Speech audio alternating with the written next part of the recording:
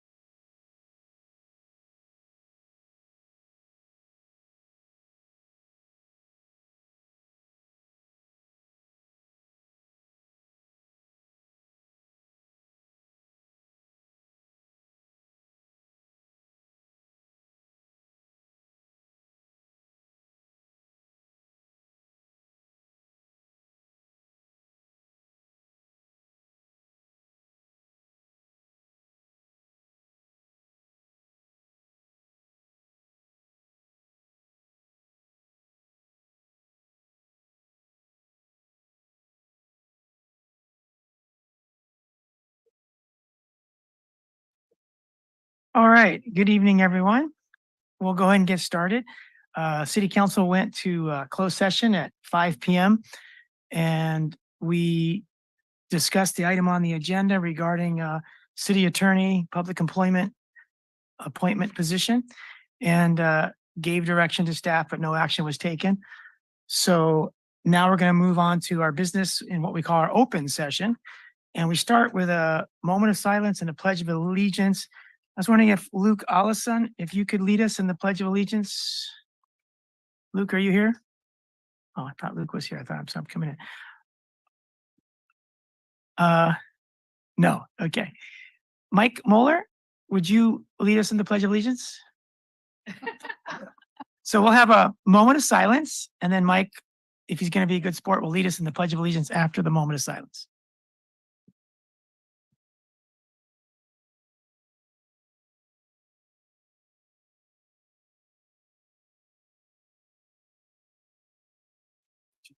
To the flag of the United States of America and to the republic which it stands, one nation, under God, indivisible, with liberty and justice for all.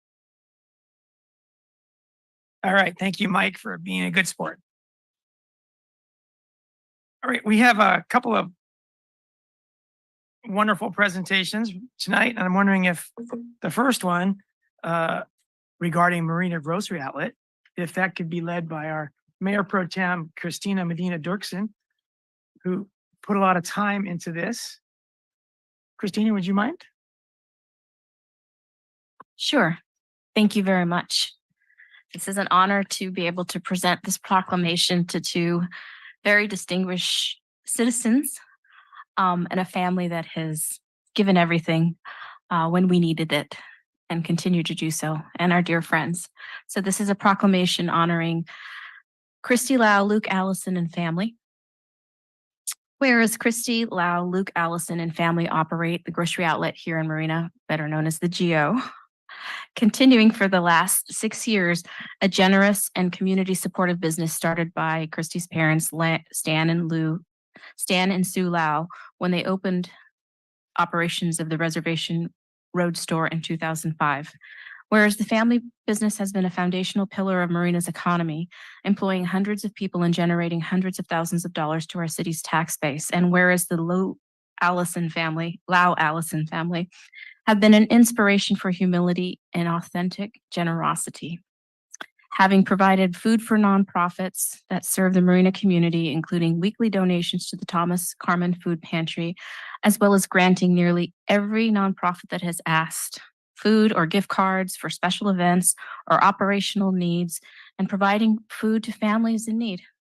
And whereas during the COVID-19 pandemic that made shut-ins out of the most vulnerable, Christy and Luke led their team to make their stores safe and accessible to seniors, opening early with special hours for seniors, collecting donations at the registers for those who were out of work, those impacted by COVID. In all, more than $4,000 in gift cards were deployed to families in need through the Monterey Peninsula Unified School District and out of restaurant workers and others who resided here in Marina and elsewhere. And whereas unknown to most, they more than accommodated their staff, many of them were Marina residents, continuing to pay salaries to those who worried about exposure to the disease and opted to stay home from work. They kept their store super sanitized, working late into the evening and early mornings to make sure customers felt at ease, and they made their staff and community their priority. Whereas Christy and Luke have given back not only with their treasure, but their time. Christy served on the board of the Friends of the Marina Library, having served as past treasurer and as a major supporter of Marina Youth Soccer, having sponsored the teams and served as the team mom while Luke coached. Luke, for as hard as he works, he gives back even more. When coaching Marina Youth Soccer, he provides skilled and patient direction to Marina youth. His greatest lesson is sportsmanship, showing up and being aware of how your actions impact others, the lessons we all need to learn in life. And whereas the Lau Allison family have been completely invested in community needs, from seniors to youth to the unsheltered to families in need, as they leave Marina, We thank them for their years of looking out for and taking care of the needs of Marina's most vulnerable and give them deep appreciation for all they have done as business owners, residents, and dear friends. Now therefore be it resolved. So I'd be happy to present this to Luke and Christy on behalf of this council, on behalf of this city who appreciates everything you've done for us.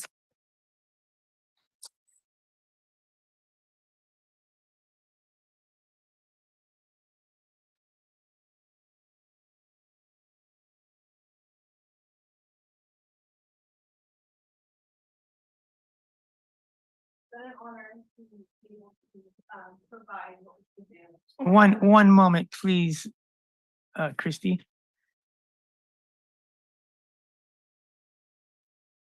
All good speeches deserve a microphone. I just want to say thank you. It has been an honor and a pleasure to be able to provide what we could do for this city. We've really appreciated everybody here that has, shopped at our store and helped us be as successful as we could be to be able to give back to the community as well. Thank you.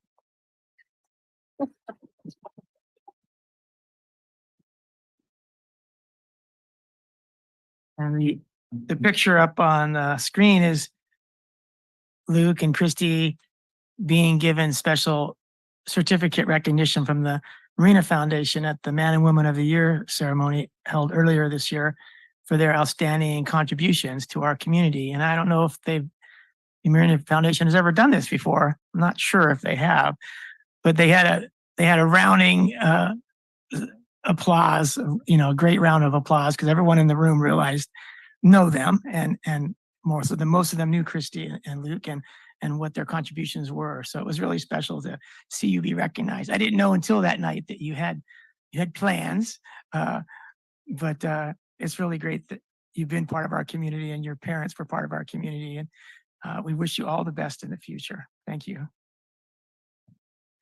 All right. Would it be okay just to announce what you're doing, or is that?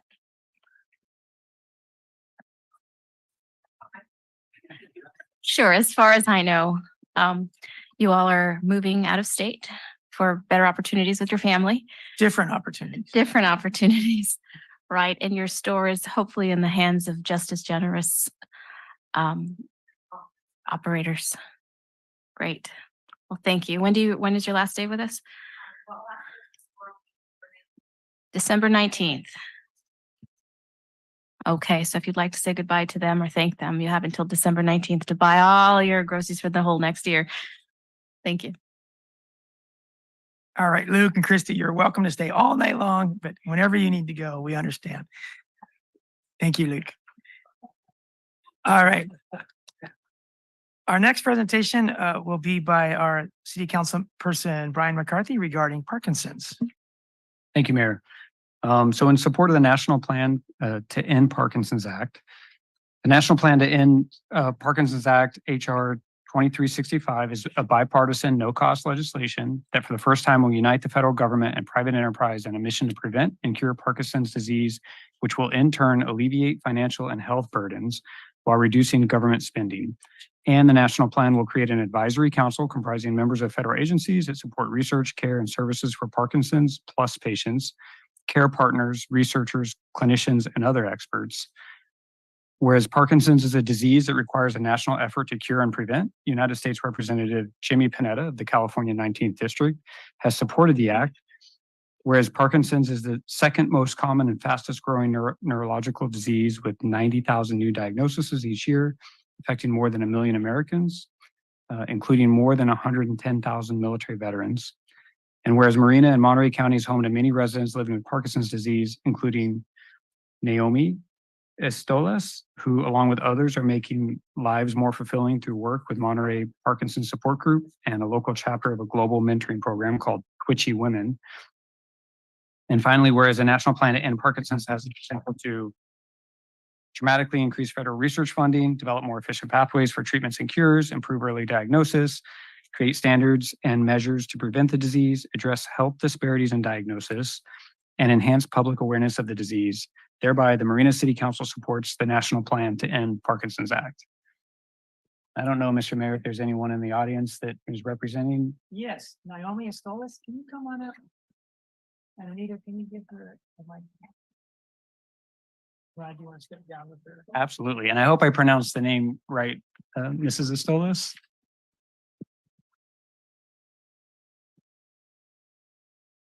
Naomi, thank you for all you've done. It's a lot of effort. We appreciate it. And thank you. Now that I'm seeing the face, I remember that you also participated in a crane making event at the Marina Library that was absolutely fantastic. We still have our paper cranes right on the buffet table as you walk in, and we're just so proud of them. And we really appreciate you helping us learn how to make that. And we learned that that was an activity that for you helped you navigate some of the Parkinson's. So I'd love to give you the mic and let you say a few words before I present this certificate. I want to say thank you to everyone. It's not easy being diagnosed with Parkinson's, and it's not something that anyone wishes to hear those words.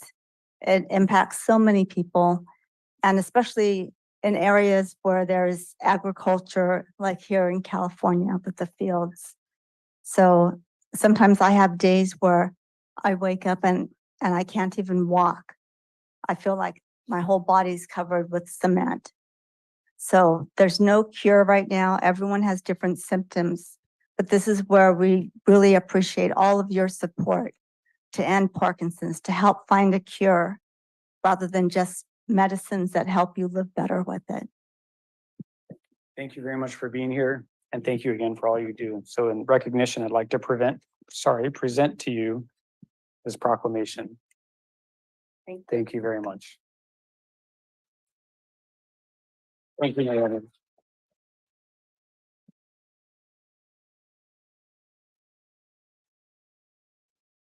Okay, so now we're going to move to staff and council announcements.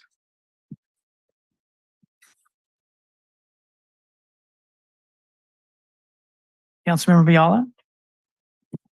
Thank you, Mr. Mayor. I just wanted to announce something that I just was aware of. My husband said, you know, when I turn on channel 25 to see the council meetings, he says it hasn't been on. So I checked with our assistant manager, and in fact, we have had some technical difficulties. And so there are ways you can watch it rather than signing into the meeting. You can still watch it on YouTube, and just on your TVs, you can just type in City of Marina 9340. And that technicality is being worked on as we speak. So hopefully, you know, very soon we'll be able to just turn on channel 25 to see the live stream for this council. Thank you, Mr. Mayor. Thank you. Let's go to Mayor Pro Tem Christina Medina Dirksen. Thank you. I just wanted to give some recognition to our recreation staff and Marina Foundation for the lighting, the Christmas tree lighting. That was fantastic. We have some new, if you haven't been out to the Vince DiMaggio Park now, there's lights in the trees. That was a wonderful addition. Maybe she'll talk about it in a little bit. And then there was a Santa run. Nobody was actually running through the streets. It was the police, the fire truck going through town, which was really sweet. The other last thing is, I attended a basketball game at Marina High this weekend, and the varsity and the junior varsity did amazing. They took on Harbor High, and it was very exciting. So I really want to give thanks to the community that made the gym happen. This is a second season. First season was winning season. They're off to a good start. So if you haven't picked up a game yet, check them out. There's a schedule for all the sports online on the Marina Mariners page, and I'll put it on my page as well. So just a real hats off to Coach July and the team members. Very exciting. A step below the Warriors, just a little bit, but it was really good. So that's all. Thank you. Excellent. Thank you. Let's go to Councilmember Vischer. Thank you, Mr. Mayor.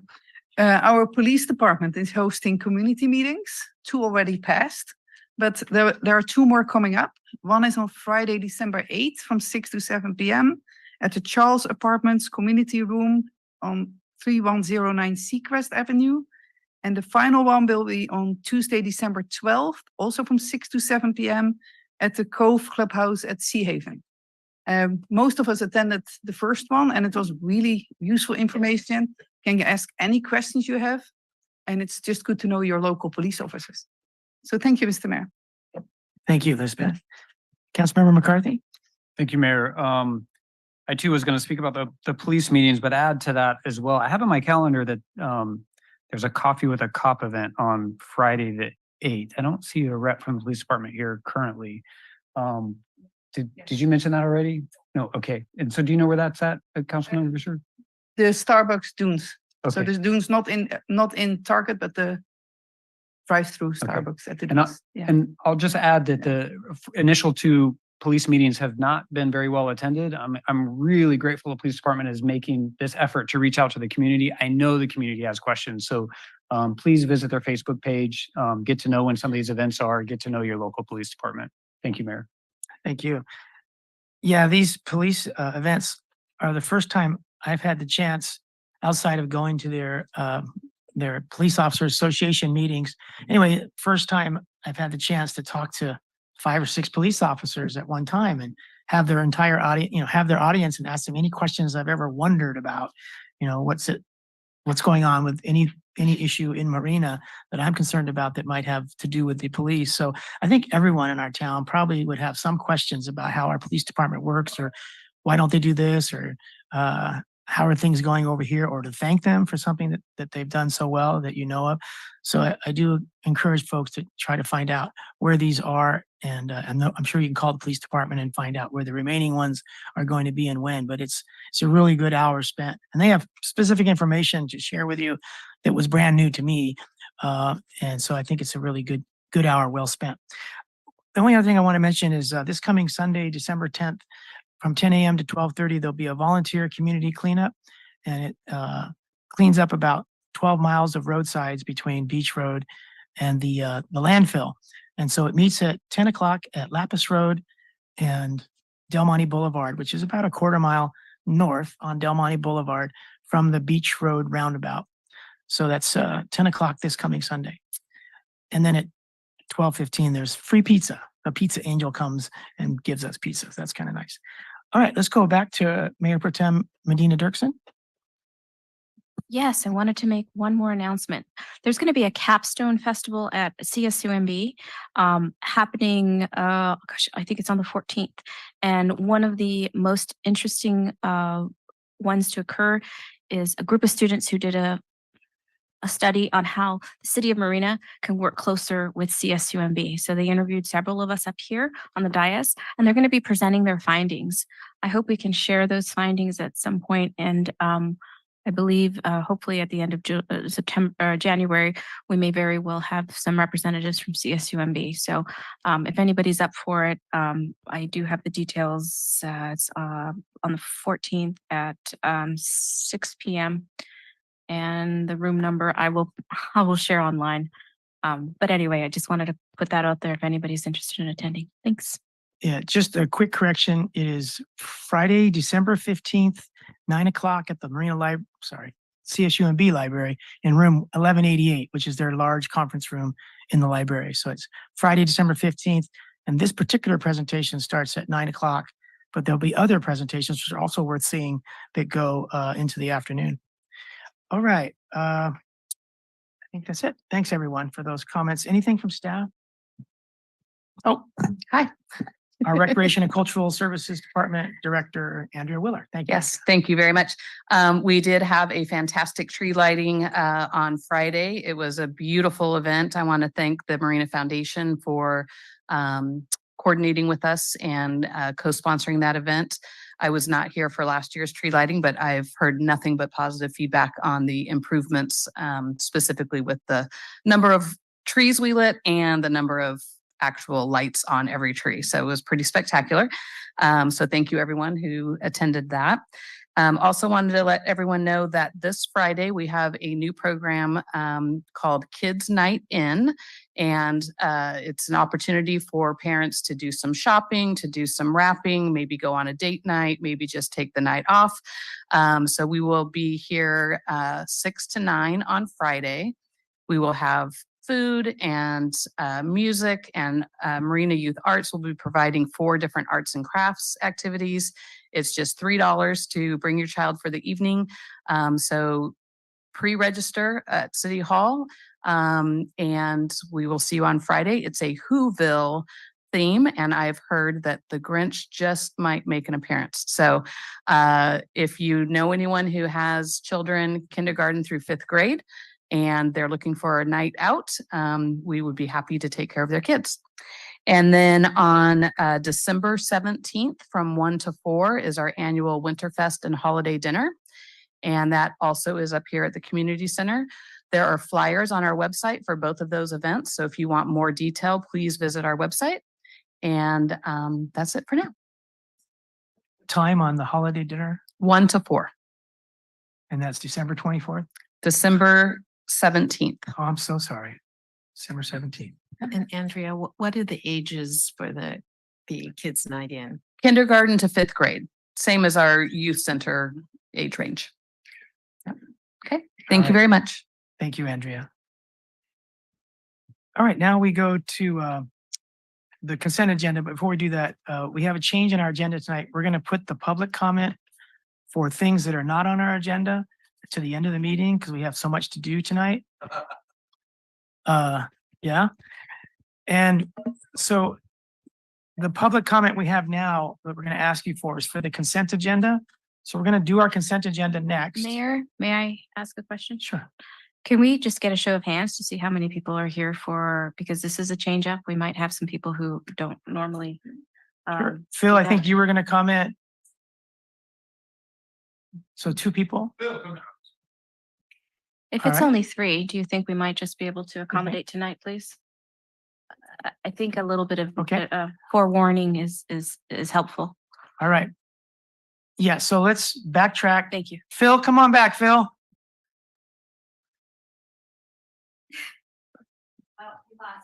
All right. So we got to go online too and see how many people online wish to speak during public comment.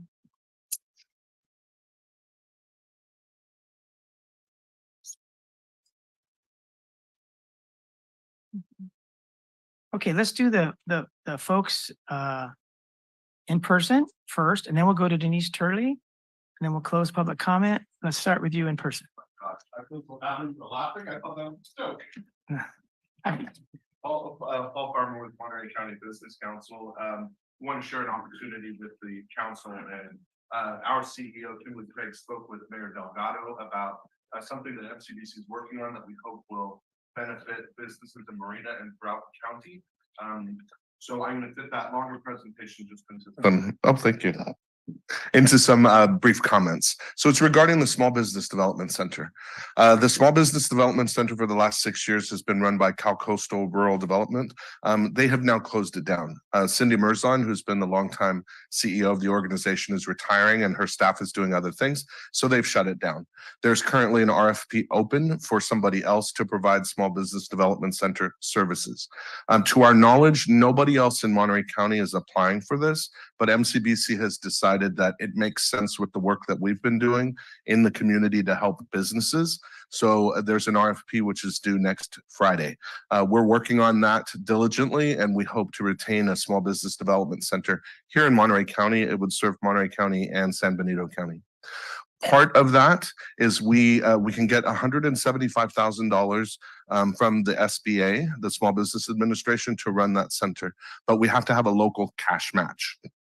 And with precious little time that we've had, we've been reaching out to our partners at the cities, the county, San Benito, as well as Monterey County, to ask for contributions toward that cash match. So we're asking each of the cities to contribute $5,000. And we have two cities for which we'll have a satellite location. That's Monterey and Soledad, which are going to contribute $10,000. We just got tonight a significant chunk from the county of Monterey. So what we're asking for the city of Marina is $5,000. You would only have to contribute that if Monterey County Business Council is actually awarded the SBDC contract. We'll know that by February 1st. The statistics for Marina from Cal Coastal SBDC, they served 46 businesses in Marina last year. But I mentioned that we are not just going to be in Salinas, where MCBC's headquarters are. We'll also have a site in Marina and Soledad. Our staff also speaks Spanish, so we'll be able to reach people in the language that makes more sense to them. We hope to partner with the city of Marina, and we could work with Mr. Long and his team to come here to Marina as well to serve businesses here. So we want to let you know about it, and we're asking for your support, because if we don't meet the cash match requirements, then our application for running the SBDC would not be served, and so we might have to have SBDC services out of Merced. So we're hoping that you'll support that. If Mr. Long has the wherewithal to sign off on 5K, we just need a thumbs up from the council. So that's our request, and thank you for your time. And again, sorry for my laugh. No, your laugh was great. It's good to laugh. So Lane has been in contact via email with Kimberly Craig. And you don't have to. And he'll give you an update later, because we're not supposed to have the back and forth anymore at this time. Okay, so we had one more person, I think, that you wanted in person. Oh, my mom wants me to take you to dinner. That's not public. Mr. Mayor. Where is he going to take you? Oh, Mr. Mayor, could I just ask and see if Naomi Estolas wanted to speak? Because I told her to speak in public comment, and I don't know that she understands that she can now speak. Naomi, did you have more comment tonight?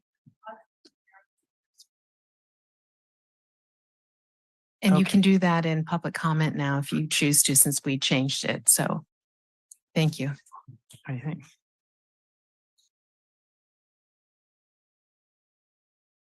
Okay, so we're limiting public comment tonight to 15 minutes, because we only had 5 people raise their hand, but then 1 left. Go ahead. Do I press anything here? Just as long as it's pushed on.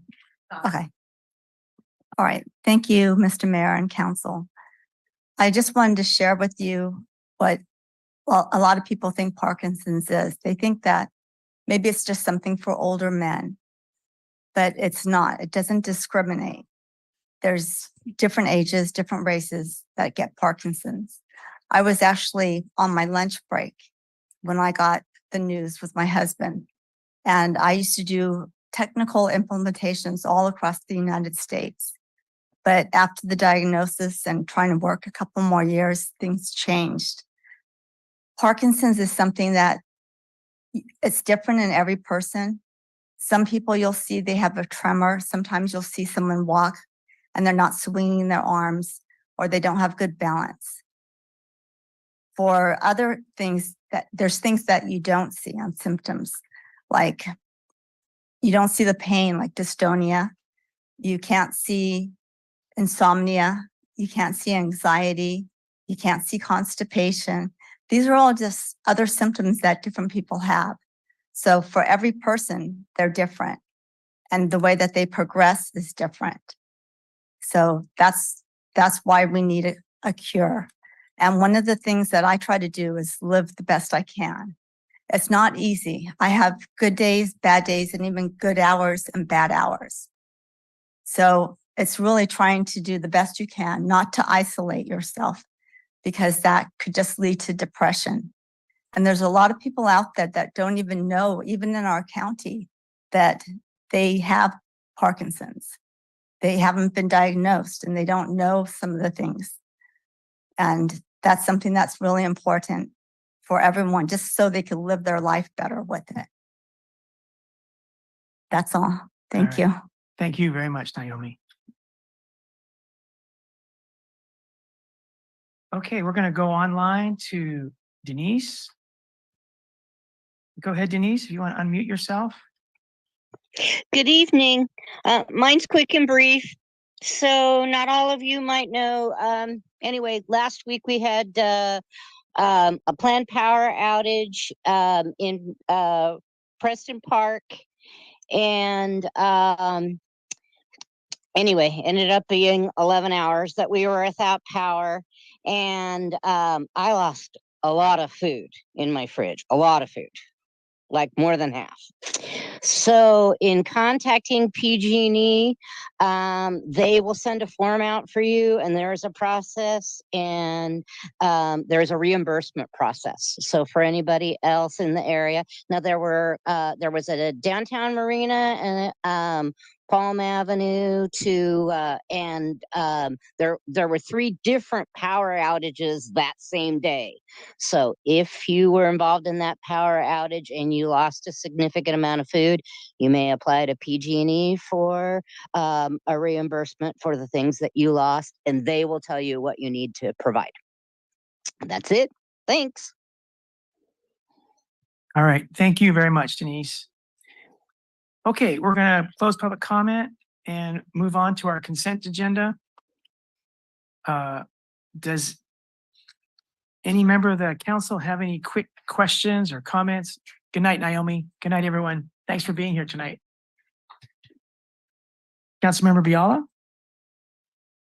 Thank you, Mr. Mayor. I'd like to pull 10F1, and I just have quick questions on 10G3 and 5. Okay, let's take the question you have on G3 first. Okay.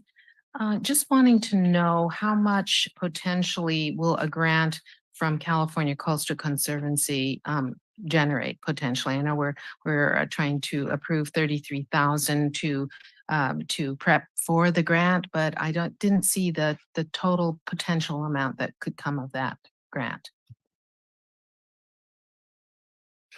Potentially millions of dollars. When we met with them on site, they said they have a lot of funding, and those 2 projects, they thought we could get a lot of funding for that. Great, thank you very much. And then G4?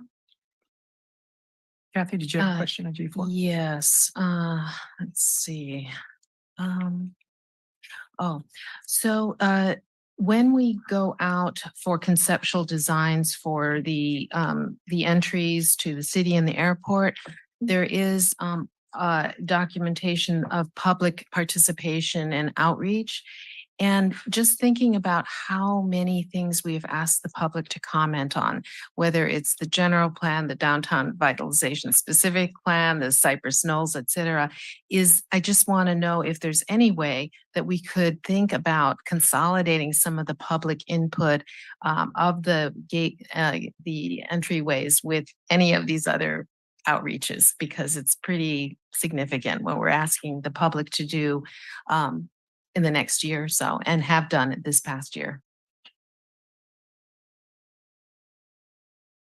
Mayor, if I may, I plan to pull 10G5, so we can answer that now if you'd like, but it may just be better to wait, because I'd like to But you pull it pull all it, together, okay. yeah.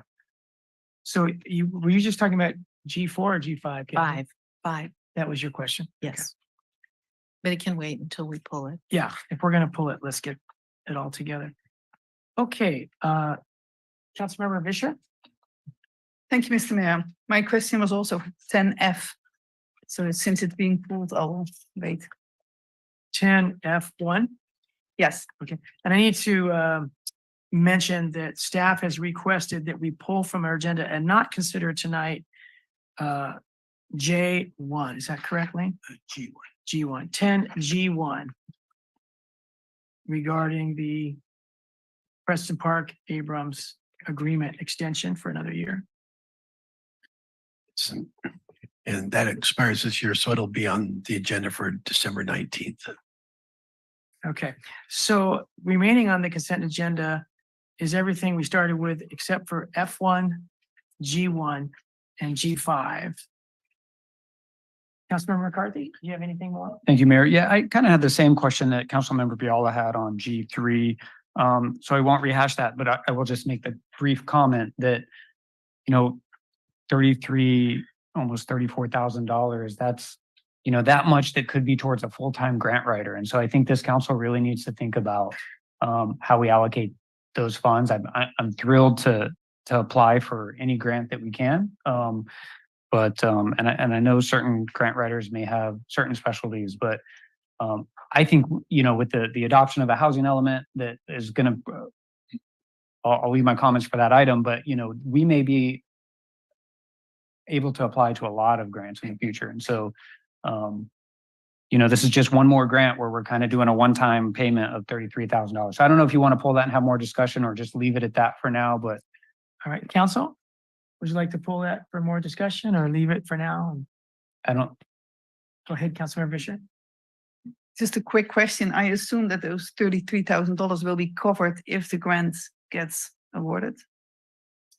No, that is strictly just Oh. the application. Let's go ahead and pull it. That's because it, our city yes. attorney's getting that sense that we should. So we will pull item G3 along with G5 and F1. Those are pulled for the later on the agenda. I don't know, we'll get there tonight. We have a lot of other things tonight. But that's okay. So would someone like to make a motion for the remainder? I'll make the motion. A second. Kathy seconds, no matter what your motion Yeah, is. that's right. Okay, the motion is to approve the consent agenda minus the G1. Hold on. Oh, sorry. Yes, F1, G1, G3, and G5. And you're correct on the G1. That was tabled, so that won't be part of your motion. I think, okay. That's Yeah, correct. Kathy, that's what you Yes. expected. All right. Any final comment before we go to a motion? Vote. All in favor, please say aye. Aye. All right, that motion passes unanimously. And we go to our public hearings. All right, so our first public hearing, we have two, regards our housing element update. And I'm assuming Guido is going to lead us through this. That's correct, Mr. Mayor. And Matt has my presentation.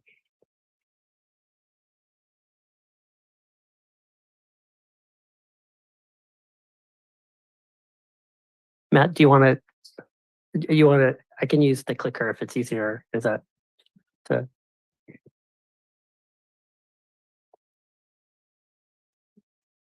Oh, okay.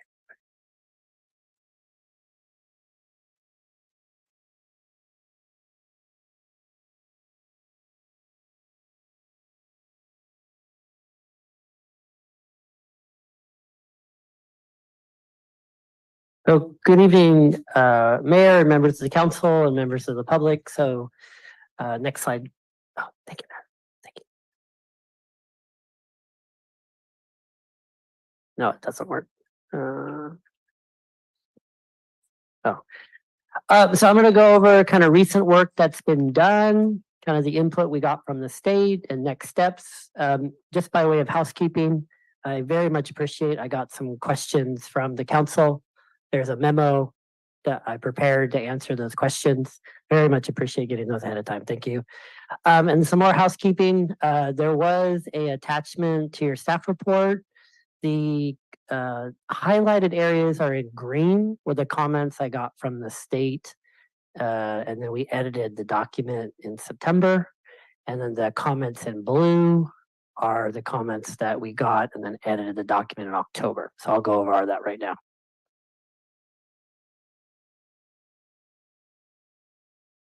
So we met with the Planning Commission in June. We had the City Council meeting July 5th. I had over 188 public comments between the two public hearings and the various letters that we received. It took a while to tabulate all of that. That also is on your dais. July 31st, we submitted to the state. September 14th, at the 45-day mark, we met with HCD. They gave us some great edits. So October 5th, we met with them again. And so on October 26th, when we actually got the official letter from the state, it was relatively clean. Other cities and horror stories from other city planners, they were getting 16 to 20-page letters. Our letters was 3 pages, and it was very technical and straight and to the point. And so the real message for the council and the community is, if the council recommends we push this forward to the state as is, we have reasonable certainty that we will get the housing element certified. Can't guarantee, but reasonable certainty. I'm not going to go over all of the comments we received. Those are in your packet. I'm just going to highlight 2 or 3 just for educational purposes. So the council's aware that this housing element cycle, there was a real focus on affirming fair housing in terms of breaking up patterns of housing. And so the state wanted a little bit more information about our family status and the percentages of families and where they're located throughout the city. And so we provided that. That's on sheet A25 of your hard copy document. Marina Station, there will be a significant number of building permits issued during this housing element 8-year cycle. So the state just wanted a little bit more information about when the building permits will be issued. And there was language added to program 1.1, just directing city staff to monitor the big 3 projects, Marina Station, the Dunes and Sea Haven, and continuing through the 8-year cycle to make sure we have adequate sites through this 8-year cycle. Oh, I'm sorry. The next one was this council and the commission have looked at the ADU ordinance a couple times. We have to come back again.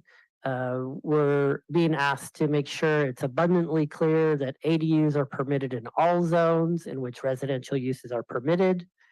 We've done that, but we failed to do it in 3 different zoning districts. So I will be bringing back a zoning text amendment in the next year, year and a half, just to clarify that. And so next steps, we did meet with the Planning Commission. They recommended unanimously to push this forward to council. We're meeting today.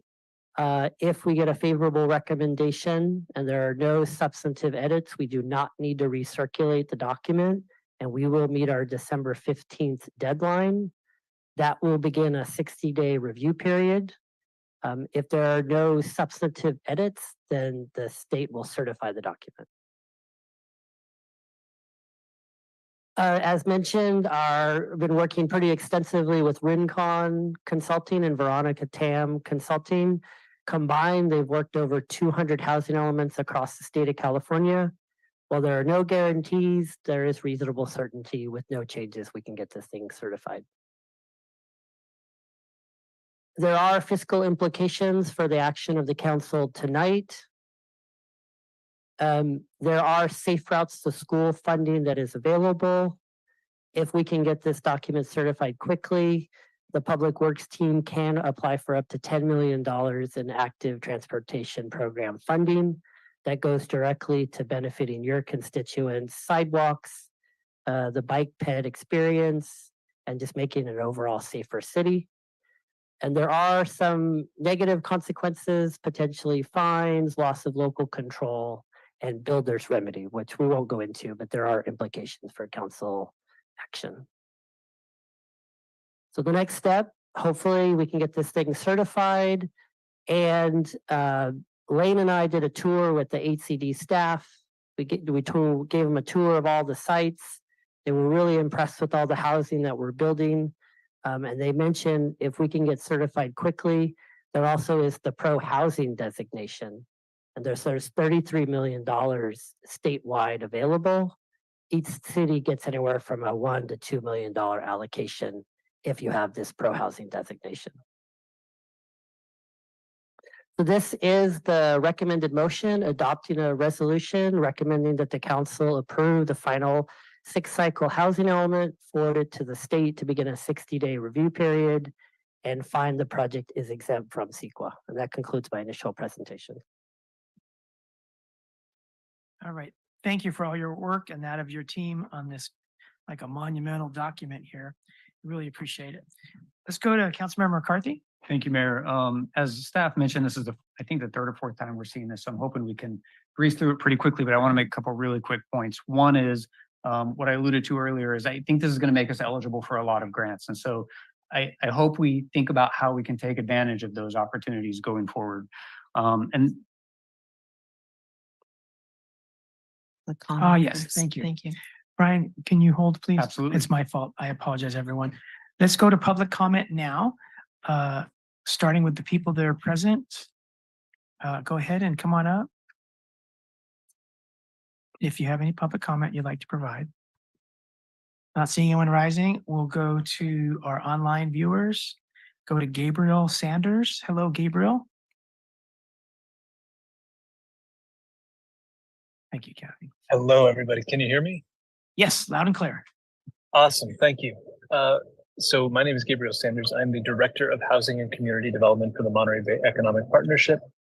And I have been watching the city of Marina go through the housing element update process for probably the last year or so, under Guido's leadership and under the careful eye of the council and the planning commission. And it's been one of the most pleasantly surprising processes to view across the county.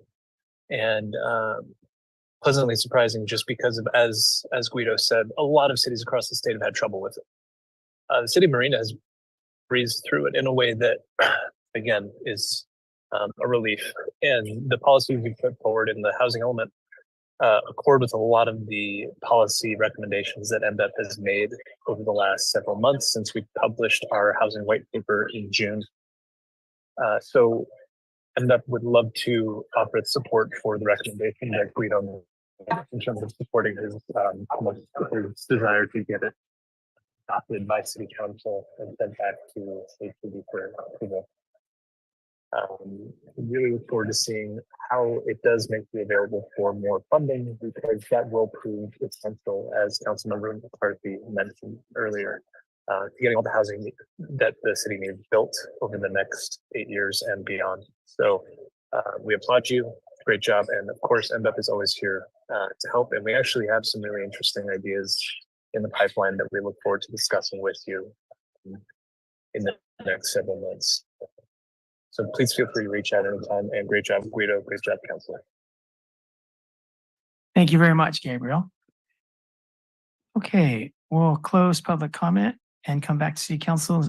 If you could resume, Councilmember McCarthy, and thank you for your patience. Thank you, Mr. Mayor. Yeah, I think Mr. Sanders' comments kind of speak for themselves. I think that it's a reflection of the incredible job not only that our staff has done, but really the value of this council. And so I thank this council for, despite all of us having our reasons for wanting to throw roadblocks right into the plan, I think we've also said housing is such an important thing for the city of Marina. So the last thing I want to do is just kind of put it into perspective. The city of Salinas, who by many metrics has done a really good job on their housing element, they exceeded their RENA numbers by 20%.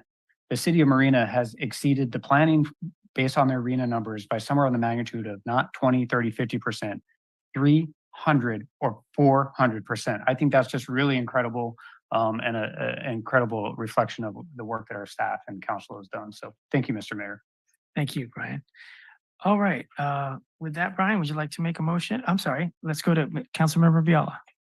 Thank you, Mr. Mayor, and I totally echo what Councilmember McCarthy said. And I want to just read for the public this one statement that says it all to me, and it's on the housing element page.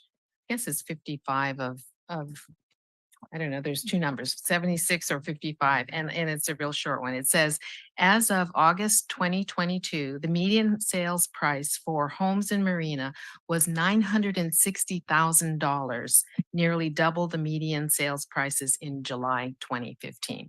And that's why we have our housing element, and that's why we work so hard to get affordable.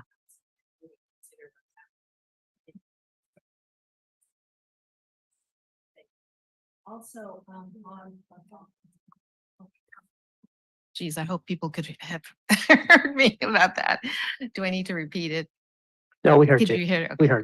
great. Okay, and then I want to give kudos to the racial and ethnic composition chart.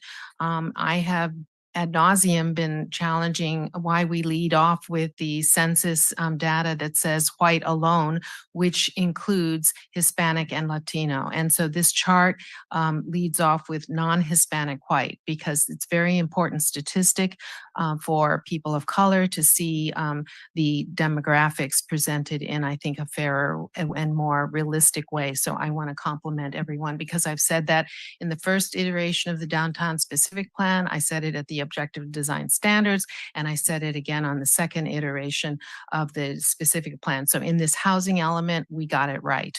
So I'm very pleased with that. So thank you very much for that.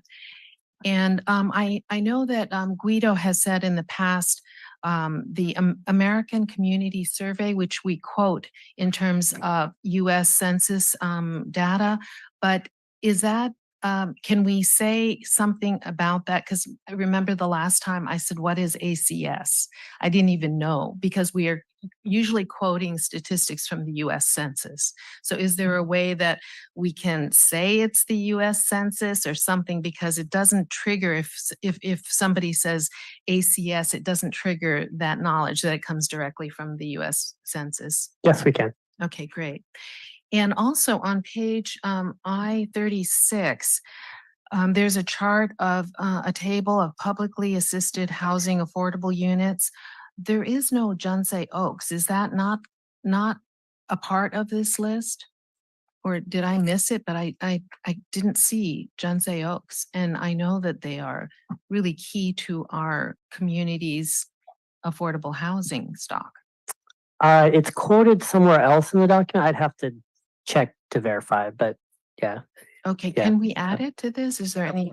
Yeah, because I think they have a significant number of project units, and that would really help us get the better picture of what Marina has done. And also, I just want to compliment you on how you posed the water issues for the city of Marina. I think that my comment in the last specific plan was that it was a little, it wasn't as mentioned as prominently as it should have been, but the paragraphs in this section were really good. So I want to say that kudos to you, and also that we might want to replicate this kind of statement in the other documents, whether it's the general plan or the specific plan, et cetera. Absolutely. Thank you. And that's all I have. And I think it's a wonderful document. It's dense. You have put so much work in it, and it's magnificent. And HCD also recognized that it's an amazing document for us. So thank you all, your staff. Thank you. All right, let's go to Mayor Pro Tem Medina Dirksen. Thank you very much, Mr. Mayor. There's a lot of reports that come before us that are exactly that are dense, and it takes you one or two tries to really get to the meat of it. But this is a document that I actually really enjoyed reading from the community perspective of our demographic information. I actually passed it on to a potential writer who's going to be working on something for us. Just because it gives us as a snapshot. So I really want to give the kudos to staff. Was this something that, did we have an outside consultant assist? Yeah, I can't take credit. I'm managing the project, but Veronica Tam from Veronica Tam and Associates and Ryan from Rincon are on the phone. So they did the bulk of the writing. So I just want to put it in perspective for those that are the 26 attendees plus in here. I'm trying to remember how much this cost us. Is in excess of $120,000 in consulting fees. Is that about right? A little bit more than that, but yeah. So because they helped us with the affordable housing overlay and the fifth cycle. Okay, so maybe 175,000 or so. It was about 300,000 got added to the contract. 300,000. And I started because we were behind on our fifth cycle. So $300,000 worth of work. This is probably at least 2 years worth of work. And if we go to, I just want to let anybody who wants to know about this, it's on our website, cityofmarina.org. On the website has a whole tab about it, and it is chock full of information. The one thing that I would add, if it's possible, is to add some of our meeting links, because we've talked about this multiple times. So if you don't have the time to really sit down and read it, maybe you could watch it while you're making dinner or drive home from work. So that was something I want to point out. The other thing, going back to what Councilmember McCarthy mentioned about our housing, well, I guess you did, about our housing stock here. One of the things that Councilmember McCarthy brought back to us about 3 months ago was possibly a white paper on our housing stock as it related to the unsheltered, missing middle, because we often get told, we are not doing enough. We always can do more. And there's a comment here about ADUs and also emergency shelters. I'm wondering, Guido, how will this report play into what we've asked to come forward before us at some point, is sort of a stock of where we are and a snapshot of how many, I don't want to say beds, but what we have available. How does this play into what we may have asked to come before us again? Was this the blueprint for it or? So there's a lot of really dense resources in the document that can be used when that white paper is prepared for council review. So it definitely can be used as a resource moving forward. So Okay, good. I wanted to point that out. What else? I just really urge the public to take a look at this. This is really a framework to provide the assessment of our current and future needs. And as far as housing goes, and as Councilmember Biala said, you know, that $960,000 is so elusive for a lot of people, but we have so many different ways of getting into housing in our area, from the unsheltered to the missing middle, those making between 111 all the way up to $200,000 per our Sea Haven first time homebuyer program, housing that we own at the Preston and Abrams Park. So I think Marina is we're in a good place, everyone. As a city, as a state grapples, we all grapple with housing. I think we're doing a really good job. So I want to thank my colleagues for all the work, our city manager, and of course our staff. So thank you. All right, thank you. Councilmember Fisher? Thank you, Mr. Mayor. I'll surprise you. I don't have questions, but I just would like to also say thank you very much to staff and consultants for getting our city into compliance. You're Thank you welcome. for having worked so hard on this. You're welcome. And thank you for the staff report, which caused me not to have any more questions. You're welcome. Thank you. Thank you, Mr. Mayor. All right. And as always, thank you for getting your questions in advance to staff, so it gives them time to do it right as far as their best responses can be. All right, so would anyone like to make a motion? Councilmember McCarthy? Thank you, Mayor. I'd like to make the motion that we open a public hearing, considered adopting resolution 2023 approving the final 6 cycle housing element and forward it to state HCD to begin 60-day review period. Find the project exempt from CEQA pursuant to section 10561B3 of the CEQA guidelines. All right, I'm just talking to the city attorney because we had public comment, but I don't think I specified it was a public hearing. So I'm just trying to ask Heidi, does that matter? When you called the item, we did specify it was public hearing. We did take public comment, but through the mayor, I would ask if you want to modify your motion, because we already did. The motion wouldn't be to open the public hearing because we already did. It's really just to approve the housing element. Right, and my motion was a motion that acknowledging that we opened a public hearing. Okay. Is what I think I said, but I'll say it again, a motion that we opened a public hearing, or would you rather me leave that part out?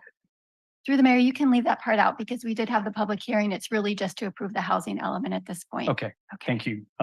City Attorney, I will restate my motion then to that we will adopt resolution number 2023 approving the final 6 cycle housing element, forward it to state HCD to begin the 60-day review period. Find the project exempt from CEQA pursuant to section 15061B3 of the CEQA guidelines. I second. Okay. And Brian or Kathy, did you have any other comments or input? No, just second. Okay. All right. Thanks again, Guido, and to everybody. Kind of a monumental moment. Thank you. Thank you. I'm talking because we haven't voted yet. After we vote, I'm not supposed to talk about the item because it's closed. So, we do this once every 8 years, and I think this is probably the best document we've ever had. So thank you. It's really a quality job. All right. Thank you. You're welcome. All in favor, please say aye. Aye. All opposed, please say no. All right, great. That motion passes unanimously. Thanks, everybody.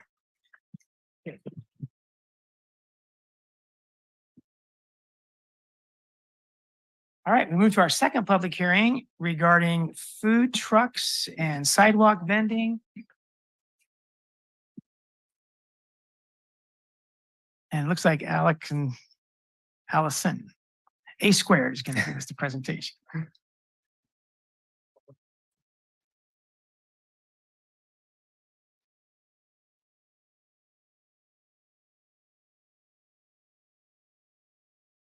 Let's give an acknowledgement to our AV expert, Chief McCowan. Thank you, Chief.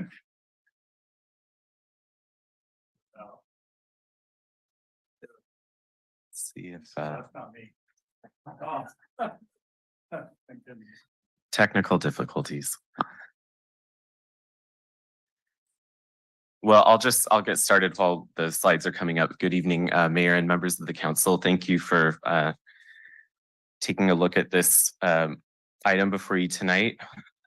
The planning staff began work on this draft ordinance in April of this year at the direction of the council.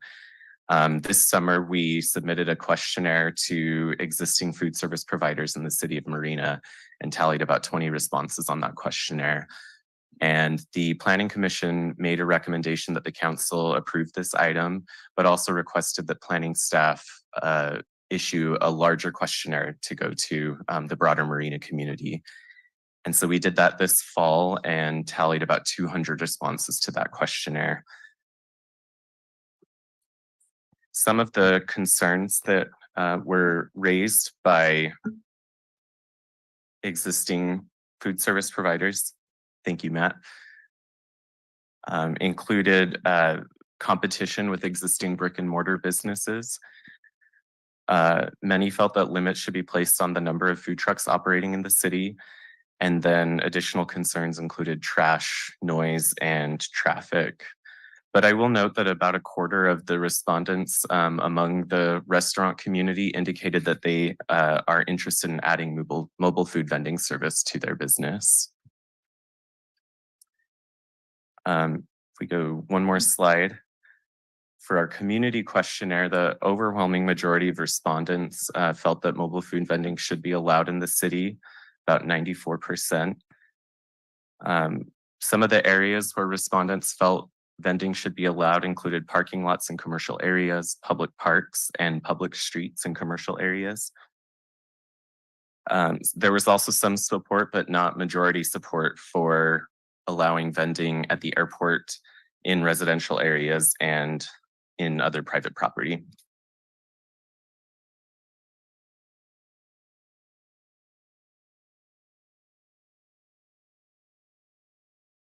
Roughly half of the respondents among the community said that vending should be concentrated in one location. A third felt that it should be dispersed throughout the city, and then the remainder of respondents generally felt that either approach was fine.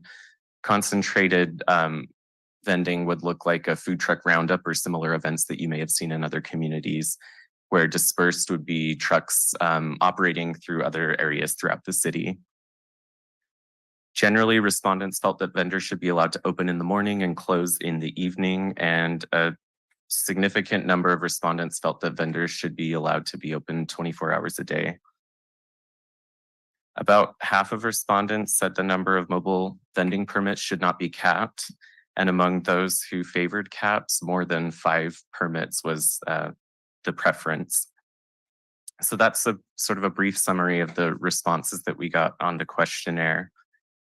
As we were drafting the ordinance, staff was guided by several purposes in looking at this, one of them being increasing access to goods provided by mobile and sidewalk vendors, an effort to allow both storefronts and mobile vendors to thrive and to broaden the economic base of Marina.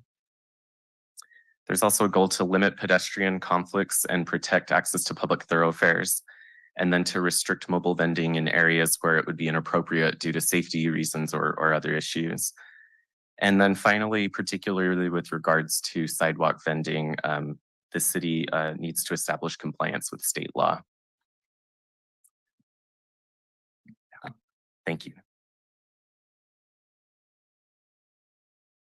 So I want to walk you now through the permitting process that vendors would undergo. First, they would go to the Monterey County Health Department for a health permit. The health permit department requires a permit for each vehicle, even if they're under the same ownership. Once they've obtained a health permit, they would come to the city for both a business license and a mobile food vending license. And to establish compliance with the health department, we would also require separate permits for each vehicle, even if they're under the same ownership.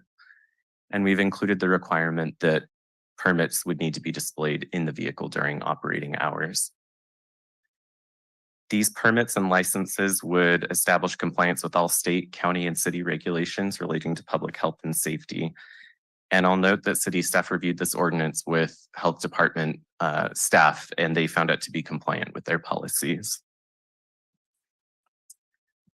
The license that would be issued by the city is time limited. It would expire on June 30th of each year to be consistent with the business license issue period and expiration period. It doesn't automatically renew. The vendor would need to apply for renewal, and it can't be transferred or sold to another operator. This is a license that would be subject to conditions. It's not a permit that runs with the land. And then there would be some activities that we've noted here that could be exempt from this license. And that includes special events at authorized city events or other assembly use facilities. Some of the general standards that would apply to all mobile food vendors include selling only food and non-alcoholic beverages, complying with all posted parking, stopping, and standing restrictions, providing waste receptacles, and maintaining a general cleanliness around the area of the food truck. We also have existing regulations in the city ordinance relating to foam containers and single-use carryout bags. So we would ensure that those regulations are met. And then the county health department has a requirement that all vehicles and foodstuffs are stored at an approved commissary. They can't be stored in residential areas or at non-approved facilities. In addition, there are specific standards that would apply to vendors operating in the public right-of-way. They'd only be allowed to operate from streets with adequate curb, gutter, and sidewalk. They can operate for no longer than 3 hours from a single location. And they can't operate within 1 block of school grounds when school is in session.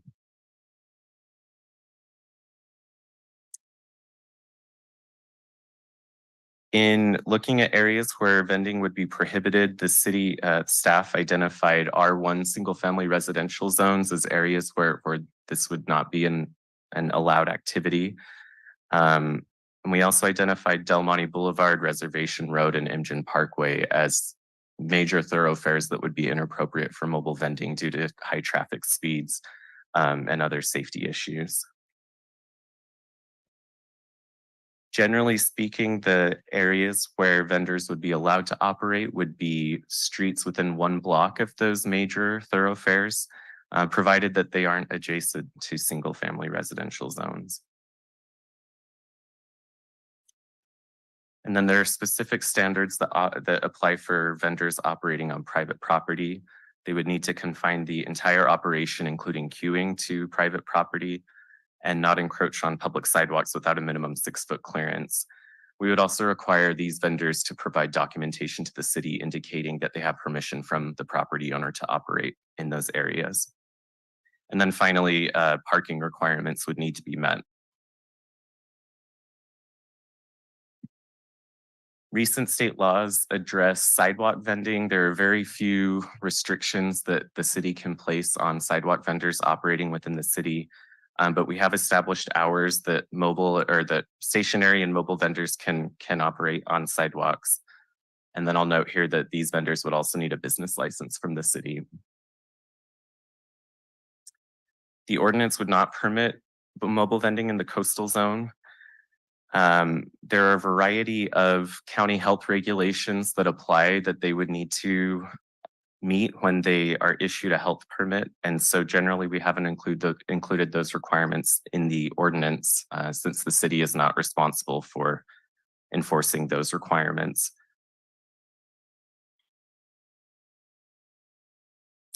And I'm happy to answer any questions that you may have at this time. Thank you. Alec, can you go back 1 slide? I was confused at the very end there about whether we need to ensure that restrooms are available within 200 feet, or did you mention that's a county enforcement issue? Thank you, Mayor. That's a county enforcement issue. So that is not included in the ordinance, but it is a state health requirement, and the county health department is responsible for enforcing that provision. Okay, so is this regarding food trucks and sidewalk vendors or just food trucks?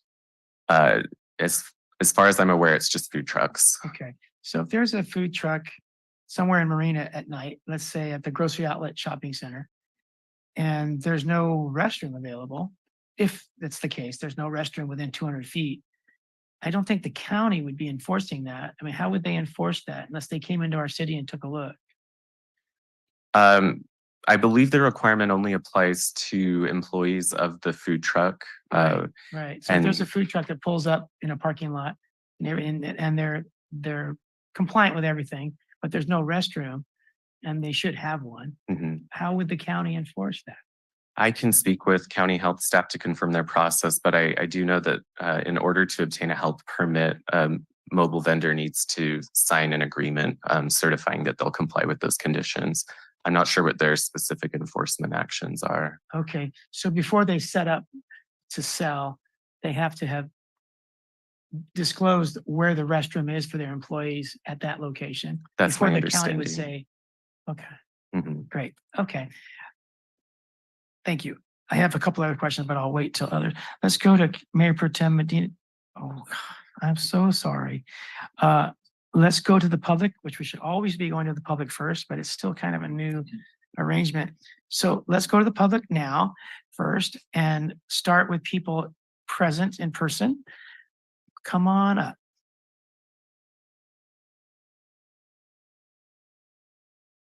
Hi, Grace Solis Santella. I'm going to ask a question for the Friends of the Marina Library.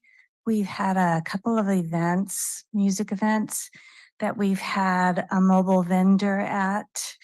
Something makes me think the library might actually be in the coastal zone, but I'm not sure about that. And I know that they have their health permit. I know that they have a business permit, but I would really hate to see us not be able to have a mobile vendor there when we have our outdoor music events. Thank you. Thank you, Grace. Anyone else in person? Okay, let's go online. And please raise your hand if you want to speak to this issue. We see Tanya. Anybody else? And by the way, we do this because of the interruptions, disruptions that have happened in other cities. And so we're trying to be proactive here by asking in advance. Who else would like to speak tonight on this issue? We have Tanya. Anyone else? Okay, so we'll close public comment after Tanya speaks. And Tanya, welcome. Good evening.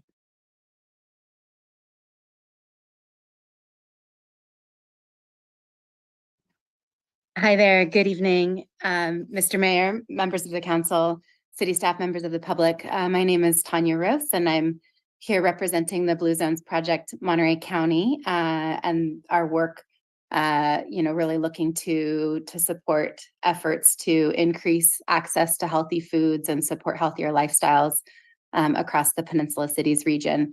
I'm pleased to see you all taking up this issue around mobile food vendors.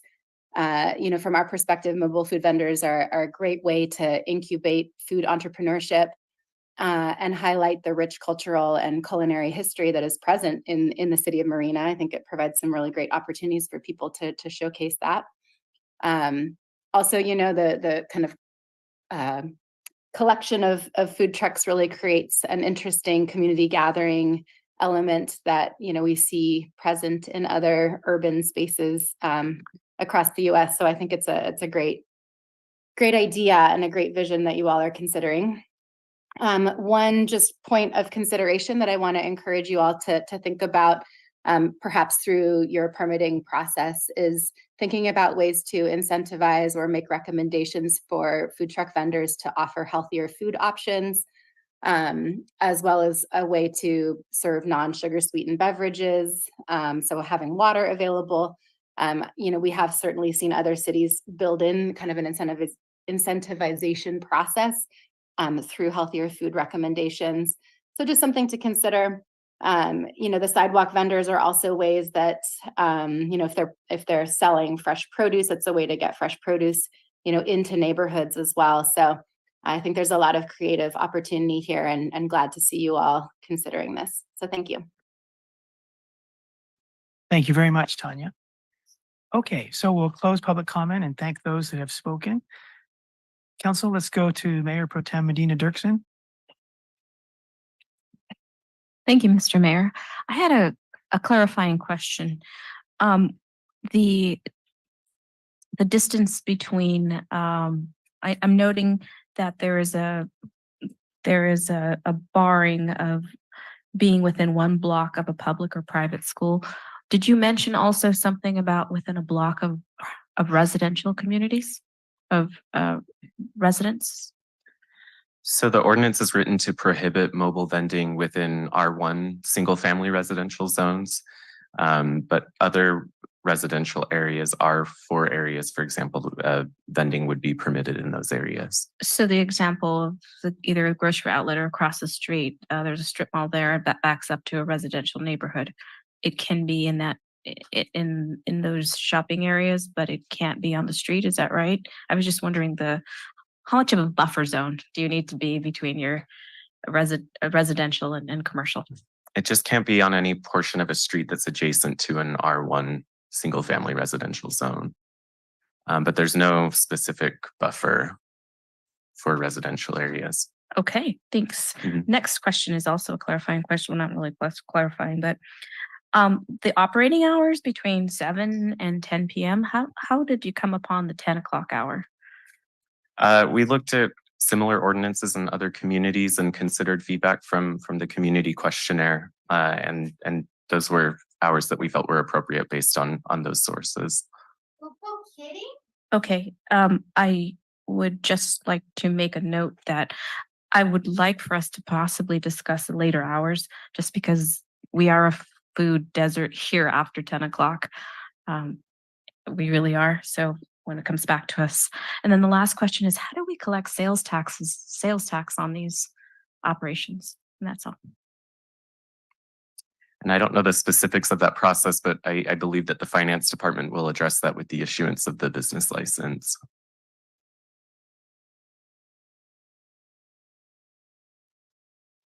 Okay, let's go to Councilmember Fisher. Thank you, Mr. Mayor. I had submitted a question to Alec, and thank you for your answer. I asked how are mobile food vendors regulated for construction sites, because I've seen them come at lunchtime, and of course the construction workers usually are very happy to have them come, but it's not included in this proposal. So as a council, we could make an exception, but I don't know how complicated that will be or what negative consequences there might be. So what would be the downside, Alec, if we modified this ordinance to allow for lunchtime service? I'm not aware of any specific downside. I'll just note, as I noted to Councilmember Fisher in staff's response, that the existing exemptions apply to events where other permits or approvals are required. And so there is some type of regulatory mechanism for those activities. If the council was looking at an exemption for vendors operating at construction sites, it may want to consider some other type of regulatory process. But that would be my only recommendation there.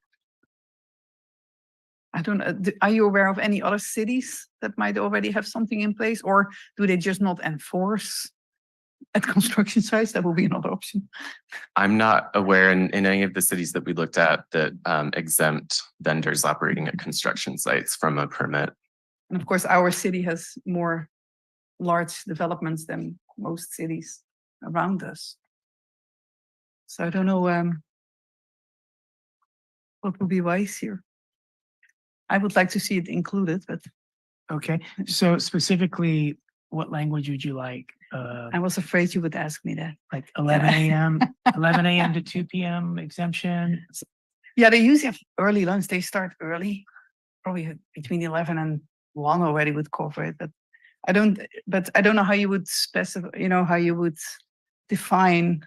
Okay, I think Allison's here to maybe help out a little bit. Thanks. Just to offer one option, there are other communities, Pacific Grove, for example, that do allow very short term in the public right of way, kind of the old fashioned like donut truck or like coffee truck that could pull up, park in the right of way for a very limited time, 2 to 3 hours. and then they have to move. So it's a little bit different than what we're proposing as a mobile food truck. What we're proposing is a more, a longer term, day after day after day, kind of you pick your spot and that's where you get to stay for a while. I know Pacific Grove did allow in their public right of way just by right, as long as you're not blocking traffic, you're not creating a safety issue. So we could certainly add in a very short term, just lunch hour or something into the exemptions if that's the I would desire like of the that, council. yes.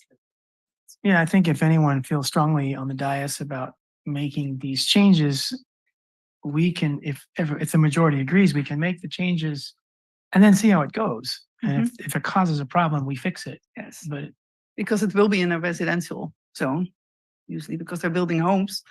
But they will move because they're building homes. You know, they finish homes and they move on to the next block. And sounds like they need a mobile vendor. that would be so good. Anything else? Lisa? Yes, I had another. Oh yes, one more. And thank you again, Alec, for already answering this one. It says about minimum 6 foot clearance for sidewalks, not blocking sidewalks. I wish that Marina had sidewalks that were at least 6 foot wide, but I am pretty sure we have quite a few sidewalks that are only 5 foot. So I was wondering if this should be changed or said, you know, if, however, our attorney might have a good way to say this, you know, 6 foot or 5 if no wider than 5 foot available, something like that. Because how can you have a 6 foot clearance if there's only a 5 foot wide sidewalk? And I'll just say here that the intent of that language is that no part of the mobile food vending operation should be permitted to occur in the sidewalk without a 6 foot clearance. So there may be instances where a vendor would be operating adjacent to a sidewalk that's narrower than 6 feet. They just wouldn't be able to put trash receptacles or queuing lines or any type of equipment in those sidewalks in that case. And where will they find that extra foot? I'm sorry, can you repeat the question? If the sidewalk is only 5 feet wide, how can they have a 6 foot clearance? Well, they just can't have any equipment related to the operation in the sidewalk in that case. But the clearance will still only be 5 feet. Yeah, so I think this language is directed at settings where you might have a sidewalk that's wider than 6 feet. You could have some equipment such as a trash receptacle or other equipment in the sidewalk in that case. I understand that. It's just that I see a problem for if the sidewalk is only 5 feet wide, they can never have a 6 foot clearance. I'm sorry, I'm mixing up feet and foot here, but so I think it would be wise to adjust the language here. Right, and I think that I think the intent of the language is on these narrower sidewalks that they don't want the food trucks parking there because people would have to walk outside the sidewalk. So if you made a change there, change would be allowing them to be on those narrower sidewalks, which would force people to walk. So I don't know if we can see that map with because now we're going to limit it to sidewalks that are at least 6 foot wide and that have toilets available within 200 feet. What is left in the city where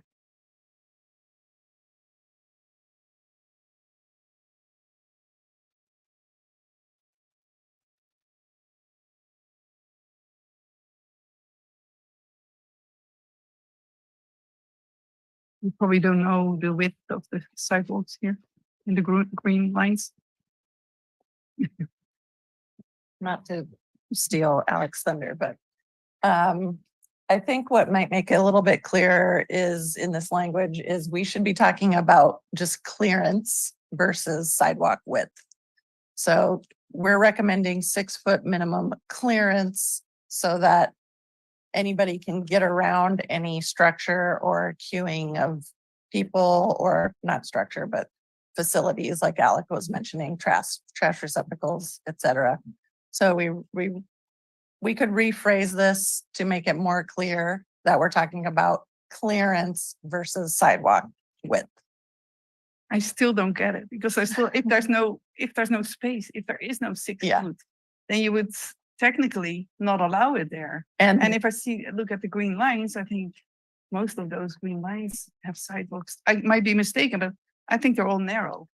So that would exclude those. And then if we do an overlay for the toilets, the 200 feet rule, what do we have left? Right. I mean, And- do we want to enforce or not? I mean, yeah, and that's a very good point. And what we're bringing to you is a pretty conservative, this is pretty conservative. And our point is we're looking at safety. So our proposal is just to make sure that if you could be on a street with no sidewalks at all. And as long as you're still within the legal right of way and there's safe passage and 6 feet or 5 feet or whatever you decide on clearance, then there could technically still be a mobile food vendor locating there as long as they meet these other requirements. But it's definitely not going to be something that's able to be just carte blanche throughout the city. There are very strict limitations on where they'll be able to locate. I would like to see it lower to 5 feet. Just to avoid, like I said, it's already so limited.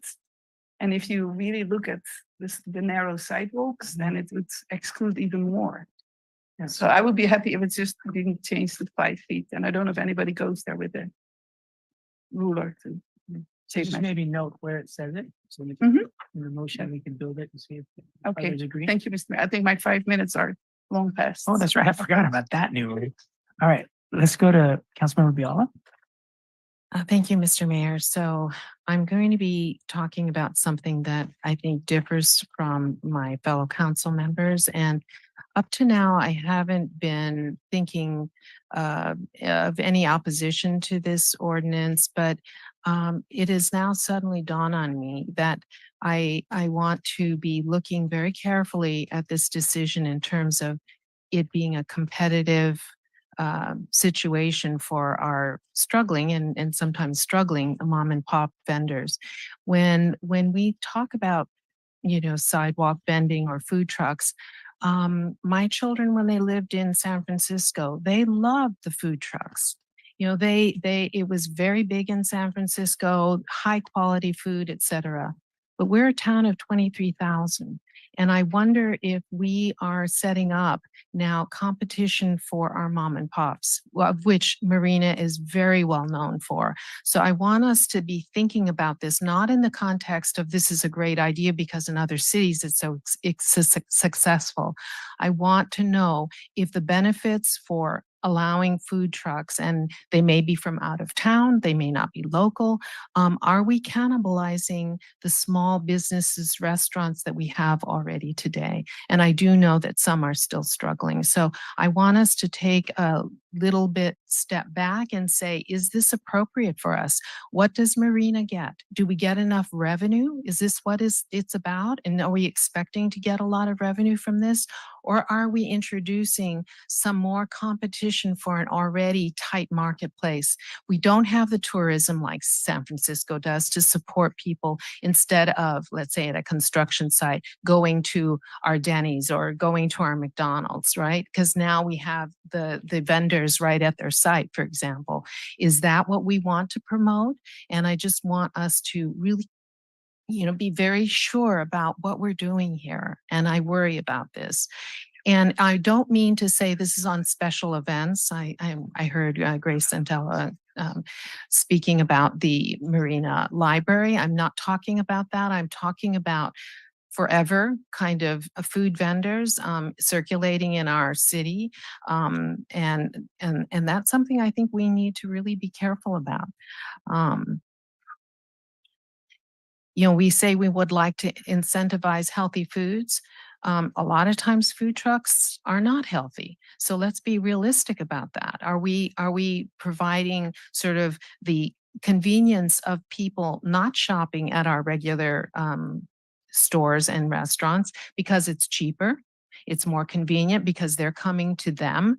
And, we feel like it's creating more variety, but what is the loss for Marina? What is the loss for our business community, really? So I hear you have the survey, but that's 200 people. I don't know if the smaller mom and pops were part of that survey. And, I'm concerned that we evaluate that from the standpoint of revenue generated to our city versus any declines in our current business climate because of allowing the food trucks and sidewalk vendors. So I hear all the details, but I'm kind of taking a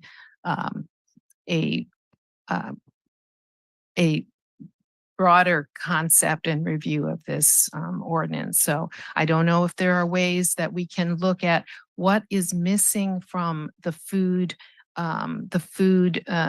accessibility for Marina. Maybe there's a way food trucks can supplement that rather than compete directly for the same people out there looking for fast, easy food. I don't know. Those are my comments. Thank you. Thank you. Let's go to Councilmember McCarthy. Thank you, Mr. Mayor. I've certainly been following this since staff's first presented it, and so I have quite a few questions. The first is I'm wondering if staff can tell me a little bit more about how this regulates sidewalk vending, and also last few times I've gone to Walmart past 6 o'clock, there's often tamale sellers. Is this something that would regulate that activity, or is that totally separate? The state doesn't permit the city to enforce a lot of regulations for sidewalk vendors. There are some regulations about hours that they can operate in residential zones, and we can require a business license, but that's about the extent of the regulations that we can enforce for sidewalk vendors. Okay, and Alec and Brian, our city attorney has some input regarding enforcement. Thank you, Mayor. I was just going to clarify the earlier question about enforcement. And when the city issues these licenses, we are requiring the vendor to comply with all of the county regulations, state law, and the municipal code. And the city manager has, or designee has, the ability to suspend or revoke a license for someone that's not complying. And we've also built into the ordinance the ability to pursue the typical code enforcement or citation process with an administrative hearing. Thank you. Please continue, Brian. Thank you, Mayor. So I guess in particular, the folks selling kind of pre-made food out of the back of their car that's been made in their home kitchens, is that called cottage kitchen? Is that kind of the same? I know I hear that term thrown around a lot, but. And I'm not aware of specific regulations in this arena, so I would need to do some research and get back to you on that. Okay. So I guess I'll just throw that out to the council. I think that's something that happens a lot in Marina. I don't know that we want to encourage it, discourage it, regulate it or not, but if the council doesn't know, that does happen a lot in Marina currently today.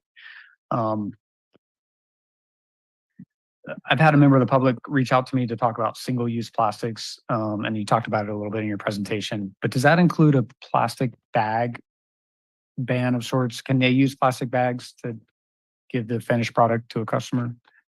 There's an existing prohibition on single-use carryout bags in the municipal code, so we would just apply that regulation to mobile vendors as well. So they could use the heavy-duty plastic bags such as the grocery stores use currently, the non-single-use. Yeah, there would be no additional prohibition in this ordinance beyond what's already in the municipal code. Okay, thank you. Let's see. You talked a little bit about bathrooms, just for the council's benefit, if you don't know, I think one of the reasons this is important is that food service providers turns out have to use the bathroom like the rest of us. And so they need a place to go and wash their hands and be sanitary. And so, I know that it was said that the county would be responsible for enforcement there, but I think it might be a good idea. We just hired a new code enforcement officer in Marina. Maybe a couple times a year, there can be some spot checks on a local level too, just to kind of ensure the safety and well-being of folks that are using these food truck facilities. An important one for me, and I'd like to share my screen, Mr. Mayor, is that the city of Los Angeles requires that all mobile food vending devices retailers have a no smoking sign. And so if I may, I just want to share what Los Angeles does. I think the language would be a little bit different for us. I recently talked to a mobile food vendor at the park because they had a no smoking sign on there. And I said, why do you have that? And he said, actually, it's for me.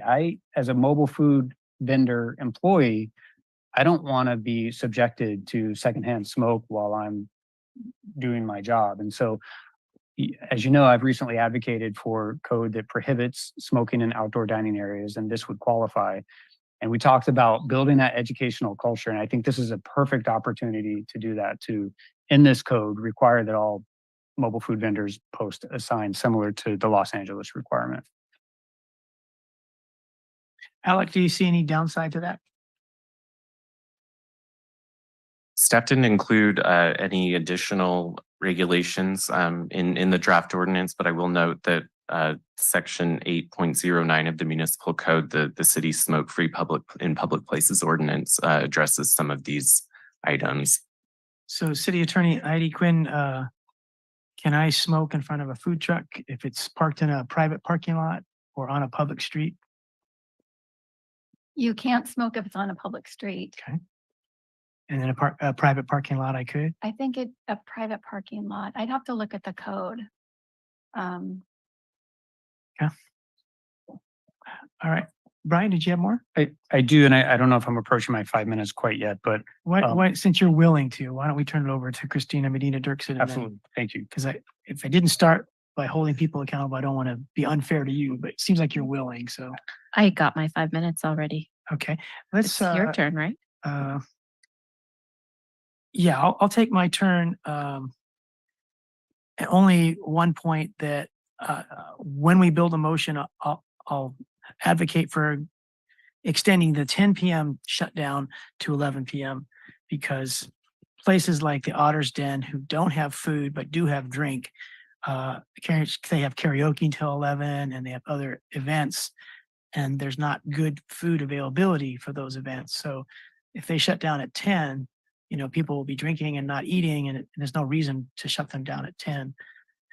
And I think there's a lot of other examples where 11 o'clock would be more appropriate and not really bother anybody because they're not in, R1 districts, but they are sometimes near residential. But go ahead. Did you have some comment on that? Yes, thank you, Mayor. And since you brought up the Otter's Den, they were actually one of our first inquiries about whether they could establish a mobile food vendor. And it was actually Aki Fresh, an existing business that was interested in locating there. And unfortunately, at that time, we had to tell them, sorry, we don't have the regulations in place to allow you to do that. But I thought it was interesting since you brought it up.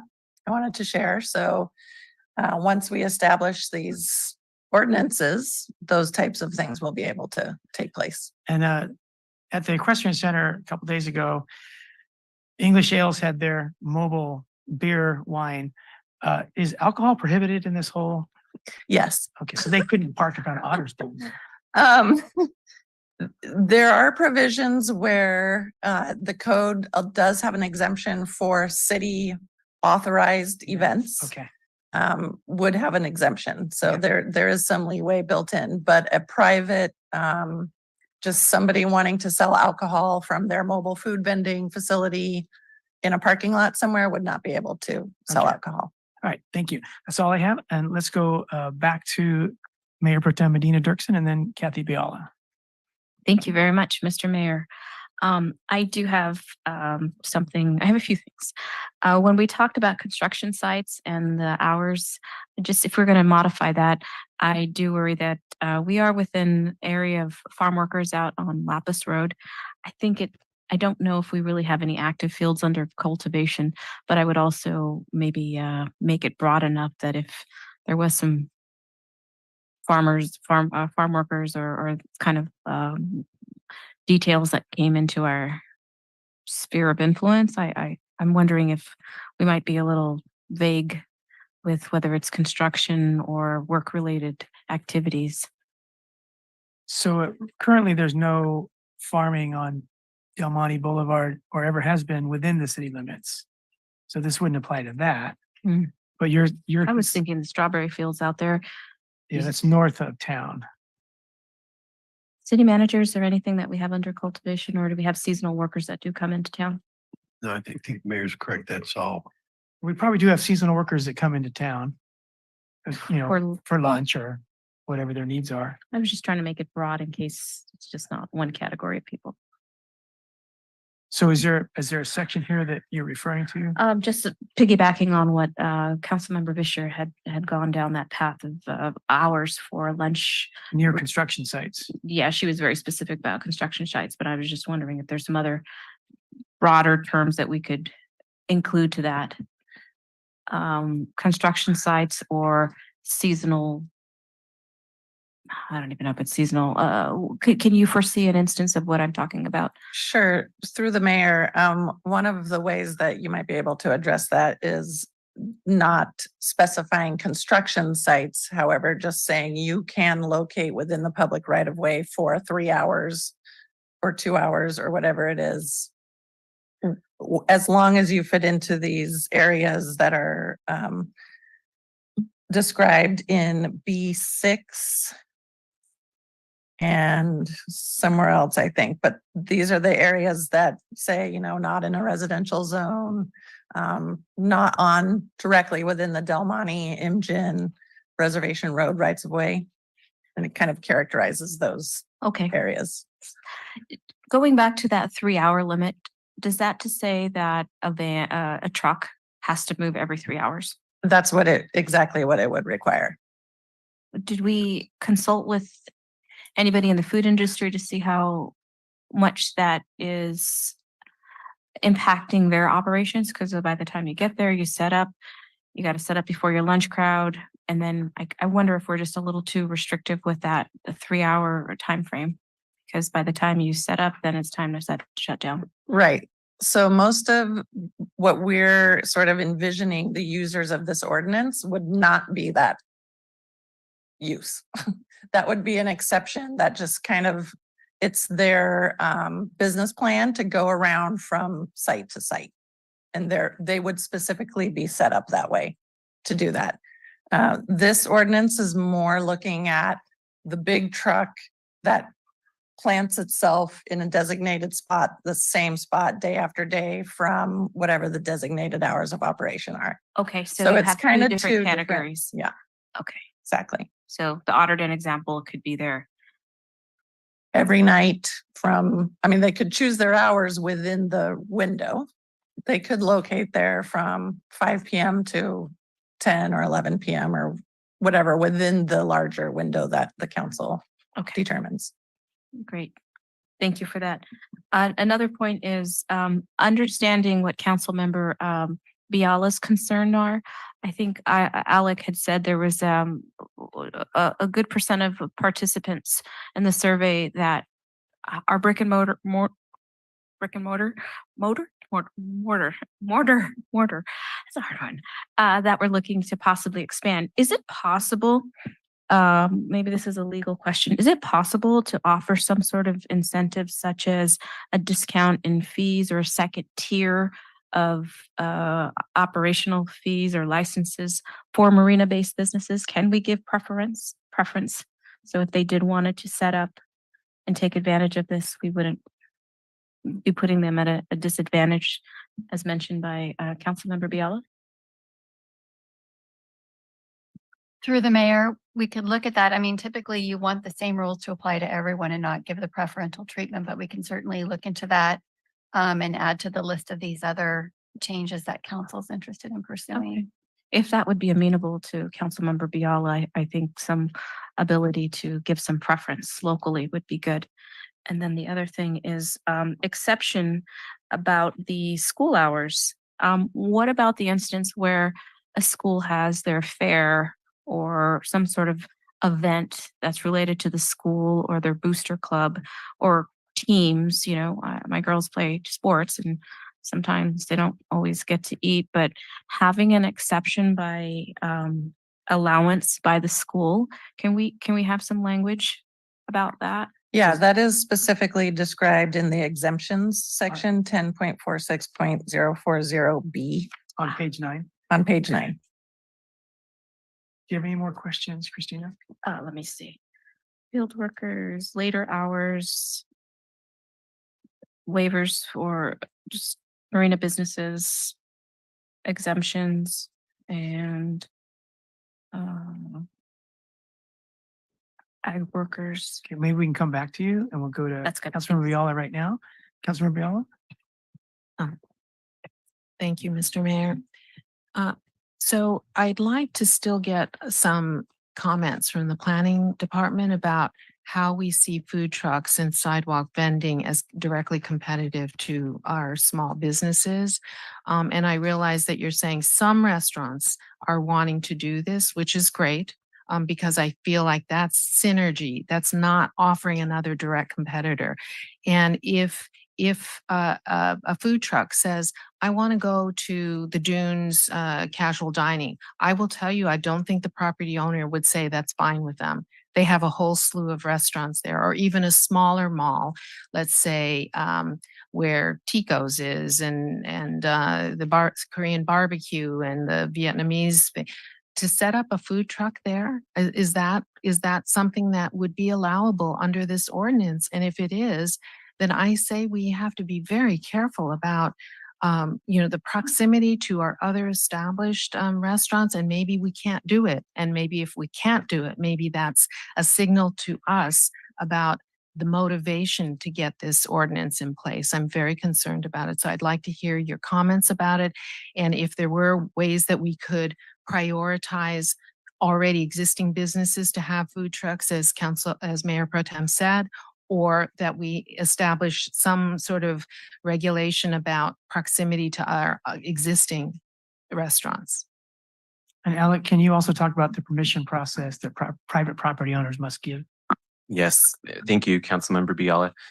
Some cities do have a proximity buffer in place for existing brick and mortar restaurants. So that is something that the council could consider. Staff did look at that and felt that the existing restrictions due to sidewalks and proximity to schools and some of the other things would make it difficult for food truck vendors to operate anywhere in the city if we had an additional restriction in place for existing businesses. But that is something that we could continue to look at. Mayor, I think you had a question about the process for operating on private property. We would simply need them to provide a form indicating that they have permission from the property owner to operate. So we would need a signature and a. So in the case of the Dunes or the Tico Shopping Center, if the property owner gave them permission, they could compete. But if they didn't give them permission, and they probably wouldn't with the lessee who's paying rent complaining. That's correct. They wouldn't be permitted to operate without permission from the property owner. But I think I'm still not understanding why we would give preference. I mean, I hear what you're saying, that you decided not to do the proximity to the restaurants because it would disincentivize the food trucks. But my question still remains, why are we giving preference to the food trucks over our small businesses? So yes, I think it complicates it. And yes, maybe with some of all the restrictions, we're saying that limits, it doesn't omit the possibility of food trucks and sidewalk vendors, but you're saying that it will create less opportunities. And I say that's good. You say it's not preferable. And I'm saying, I think that's good. I don't want to promote easy access to food trucks and that directly compete with our current establishments. So this is a matter of opinions. Thank you. And I'll just note here that we were looking at providing additional opportunities for business owners. As Allison noted, there are some existing businesses, brick and mortar businesses, that are interested in adding mobile food service within the city. Yes. Another common route of establishing a brick and mortar food business is to start first with a mobile food business because of the lower overhead costs. Sure. And then to set up shop in that community in a more permanent location once you have the ability to do so. Sure. So those are a couple of things that staff was hoping to account for in this ordinance. And I hope that the first that you said about the current restaurants saying that they would like to have a food truck. If we can encourage that, and again, it goes back to, can we give them priority? If there's a certain limit on the amount of permits or a certain lack of applications, then why don't we offer to have more outreach to our current establishments? Councilmember Biala, we will certainly do outreach to the brick and mortar as part of this process. And we hear your concern. So And I would like some evaluation of it. I think we were saying that we would evaluate it, but I don't know what the criteria would be to know if we've set up something that is in direct competition and that our current establishments are experiencing lower revenues as a result of that. yeah, and as part of a standard practice in the community development department, when these ordinances do get adopted, we do outreach. We do kind of evaluate, if we're getting complaints, if there's a surge in code enforcement, that obviously is a cause for concern for staff. So, like a lot of the policies the council adopts, we do kind of ongoing review of these. And if it does become a problem, we can certainly bring the ordinance back. But we also do want to point out that the taco truck mobile vendor ordinance was kind of a craze in cities for a number of years. A lot of these concerns we've heard in multiple agencies. And then as Alec noted, a lot of people want the permit, they establish the taco truck, they're making money, and then they actually want to establish in your community. So it can be a vehicle for small business owners. So it's less of a competition, it's more of an opportunity for small business owners. So I hope so. we will certainly monitor it. We do hear your concern. Thank you. Thank you, Kathy. Let's go to Councilmember McCarthy. Thank you, Mayor. Can we go back to the map? And I maybe should have led with this really, but it's striking to me a little bit where the food vendors are allowed and where they're not allowed. I'll start by saying notably they are not allowed in the dunes. I think I heard that from Councilmember Fisher and Councilmember Biala. I think that's maybe not the best approach. I think if I was to manage where these were, I would have started with right in my ideally, where would these be located and why would they be located there? And I think of things like across from the stadium and what will be phase, I think 3 of dunes, right? During game nights, because we haven't talked about this as a council yet, but I guarantee you people are going to park there to avoid the $15 fee. And they would love to grab a hot dog before they go into the game instead of paying $20 in the stadium, buy one right next to the park in phase 3 of the dunes and then walk over. I think of, the promenade, right? Yes, we have businesses there. And yes, food trucks would compete with those businesses. I think food trucks will compete with businesses no matter what. People, I don't think, are going to eat more because there's food trucks. I mean, they're going to either choose the food truck or the brick and mortar business. But notably for me is this green area in the middle. And you hear this from me on a lot of different issues. What does that represent? That represents our disadvantaged community. That represents our very dense housing. That represents our community that needs access to good, healthy food.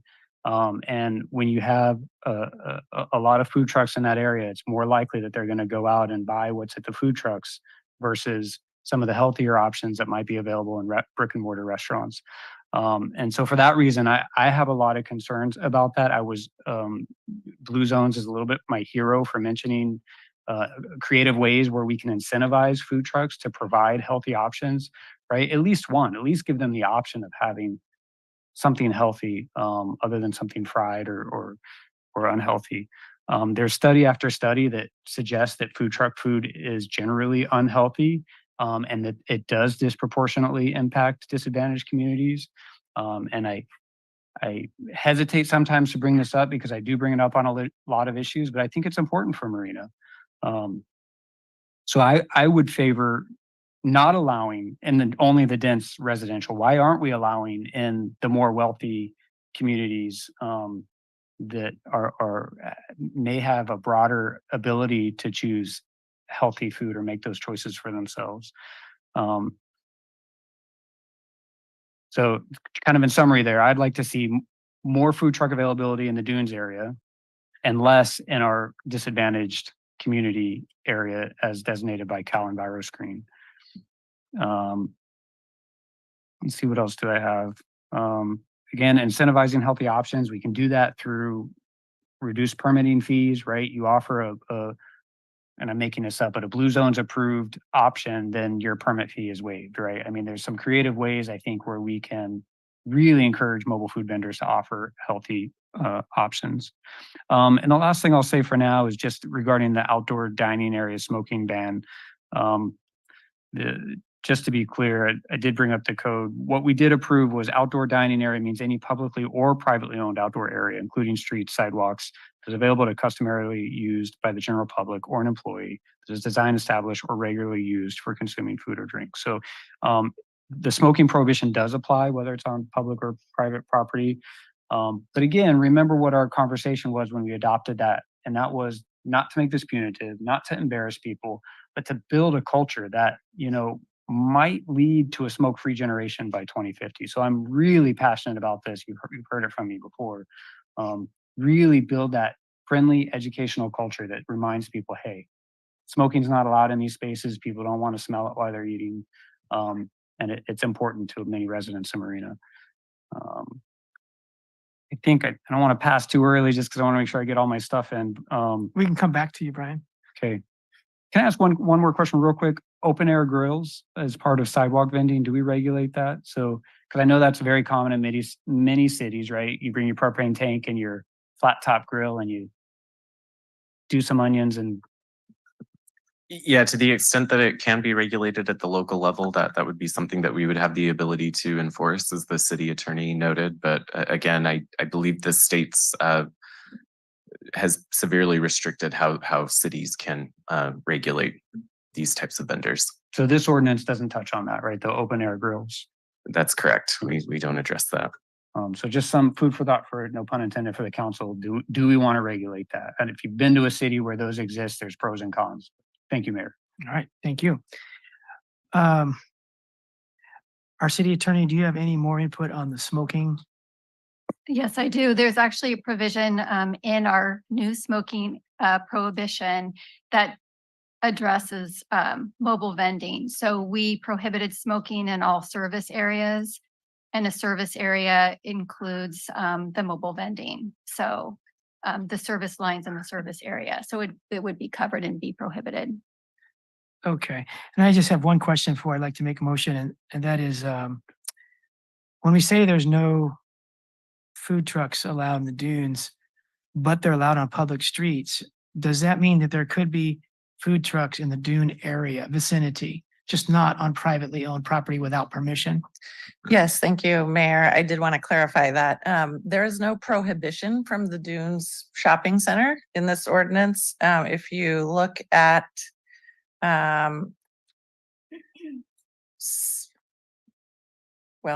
page 11, under C, operation on private property, number 4, it specifies you can only operate on parcels that allow industrial, commercial, or mixed uses. So the dunes, all of the Dune Shopping Center would fall under those allowed zoning districts. And the green lines on the map that we've been talking about are more relating directly to that subsection B on page 10. That does identify certain streets and does have that restriction to blocks off of Del Monte, Imjin Parkway, and Reservation Road for within the right of way. But on private property, they would be allowed to operate in the Dunes Shopping Center. So if your council wanted to include other streets in the operation within the public streets or public right-of-way section, subsection B, we could do that. The real impetus behind specifying these particular areas was ensuring that they would not be locating on the very large, higher volume, higher speed thoroughfares. So that was really where that was going with the green and red map. Okay, Councilmember Fisher? Thank you, Mr. Mayor. I'm just thinking now, the construction sites, are they still considered private property? They would be private property. So then we don't need a special construction workers.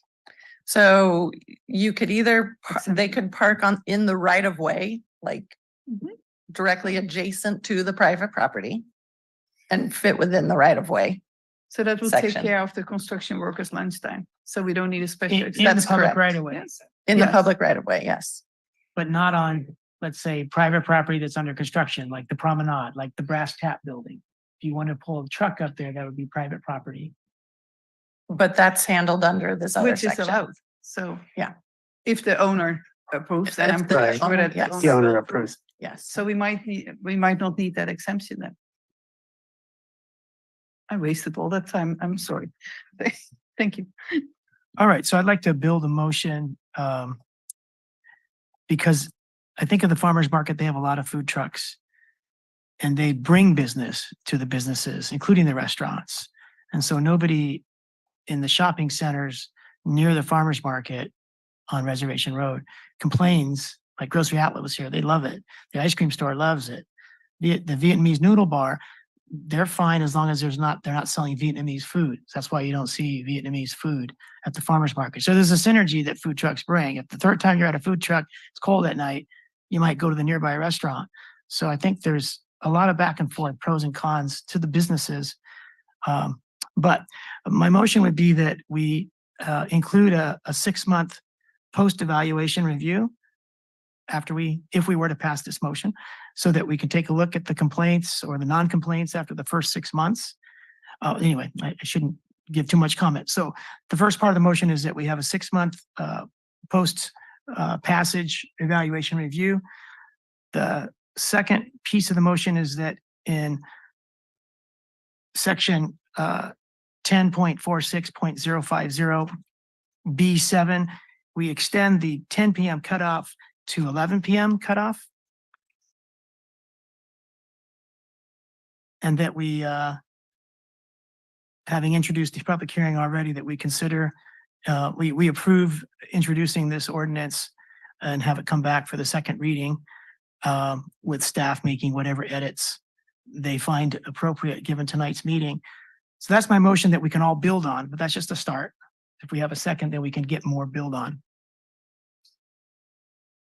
Second. Councilmember, okay, well, Councilmember McCarthy seconds. Let's go to Councilmember Fisher. Do you have more input? I would like to build on the 5 feet instead of the 6 feet clearance. I'll modify my motion to reduce the clearance necessary from 6 feet to 5 feet if the second holds. Yes.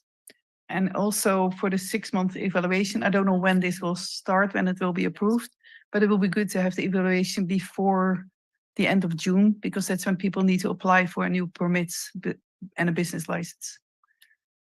Okay, so if we say evaluation May 1st, that would be about 5 months. Yeah, or the end of May. Okay, I'll modify my motion that there's a May 1st, 2024 evaluation review come to council. I'm sorry, city managers, could probably some input. So May 15th or at the nearest city council meeting to May 15th for that eval post review. Okay, there's a second hold. Yep, Mr. Mayor, I'm happy to support that, but I'm just wondering if it's worth considering 9 to 12 months, just because we know how these things go and just the priorities.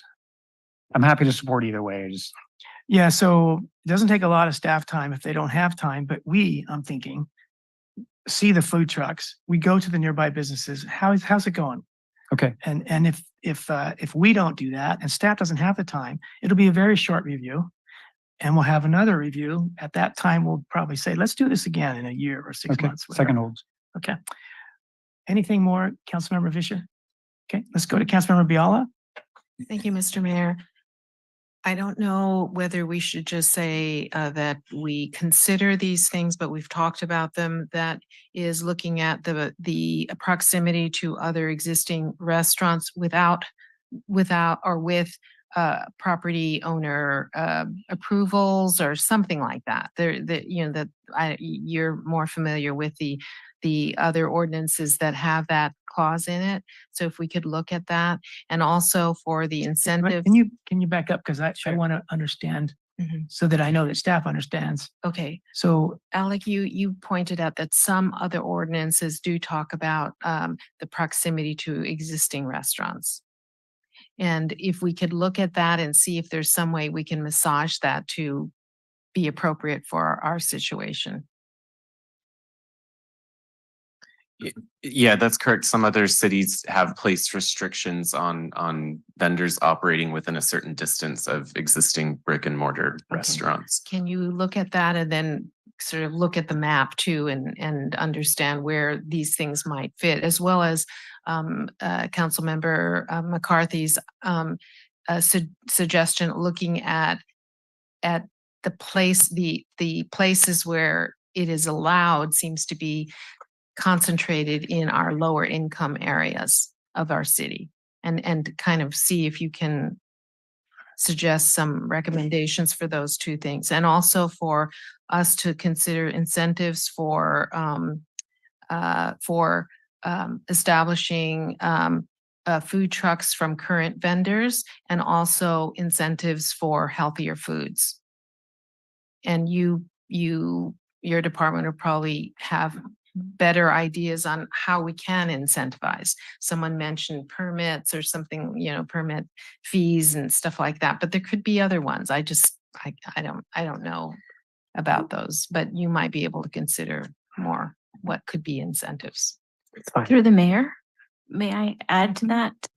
What I had written down was blue zone or health promotion incentives, and a fee structure would have some sort of incentives or preferential, I don't like that word, some sort of incentives for Marina-based businesses. Yes, that's what I was trying to articulate. Yes. Okay, so we've heard a few things here, and I think that the blue zone health promotion could take a while to get going. And so rather than put that into the motion tonight, I think at the 6-month mark, we can talk about how do we, now that we've had 6 months of 2024 behind us where we've worked on this, how do we incorporate this into the ordinance at the 6-month mark? And similarly, the preferences that we can give the current brick and mortars, it's going to take some staff time to study that. At the 6-month mark, they can say, we've had 6 months to look into this. Here are the options if you want to change the ordinance to give preference somehow, discounts or et cetera. I think that can come back to the 6-month. And then the dense area argument concern that Councilmember McCarthy and Biala have brought up. I think if that problem doesn't materialize, we don't have to fix it. But if it does materialize, we'll know that it's materializing in the first 6 months. If we see a preponderance of food trucks in dense, low-income areas, none of us are going to like that. And at the 6-month mark, we can say, this is not working. We're having too much concentration where we really don't want it. It's not socially just. But if we don't see that, because I don't know that the food trucks are going to go into dense areas. I think they're going to go into commercial areas, but I'm not sure. But with 6 months, we could have that. Otherwise, we're going to have staff go back and do a lot of work, take them away from the other things they're doing to come back with a much revised ordinance. Then we're going to have this discussion again.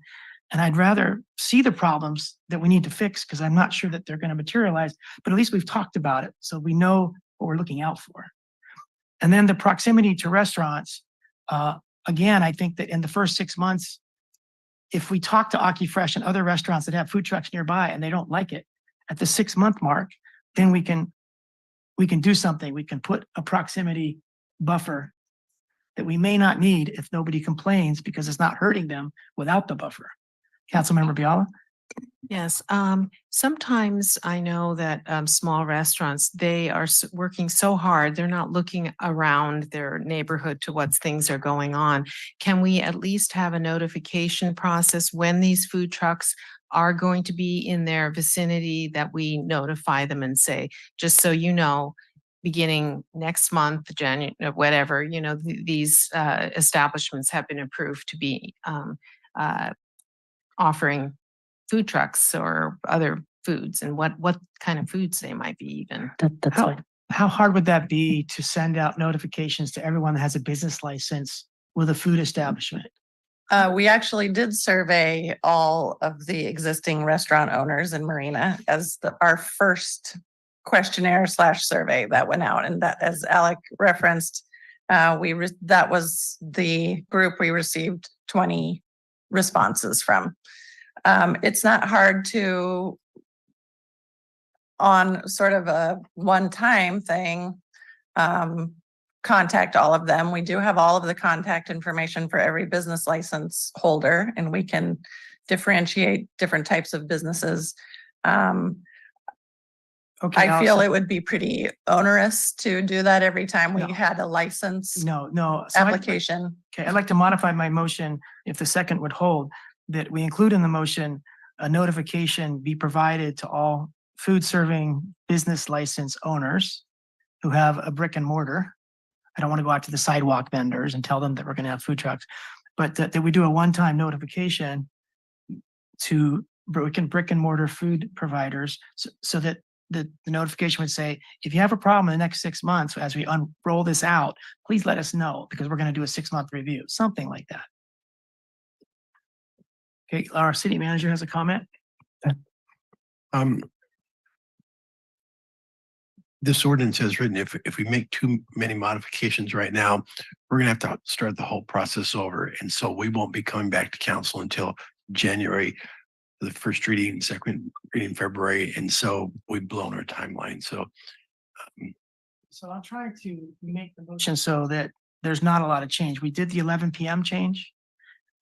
We did the 1-year evaluation, but that doesn't need to be in the ordinance. It's agreed with staff, and everything else, the notification that's not in the ordinance necessarily. I don't think it needs to be. So is there anything else that we've asked to be The changed? 5-foot clearance How can be significant is changed. that? That's easy. Okay, that was in the Yes. motion. Yes, that's in the motion. So are we safe yet from the concern that the council city manager just expressed? I do, yeah, I think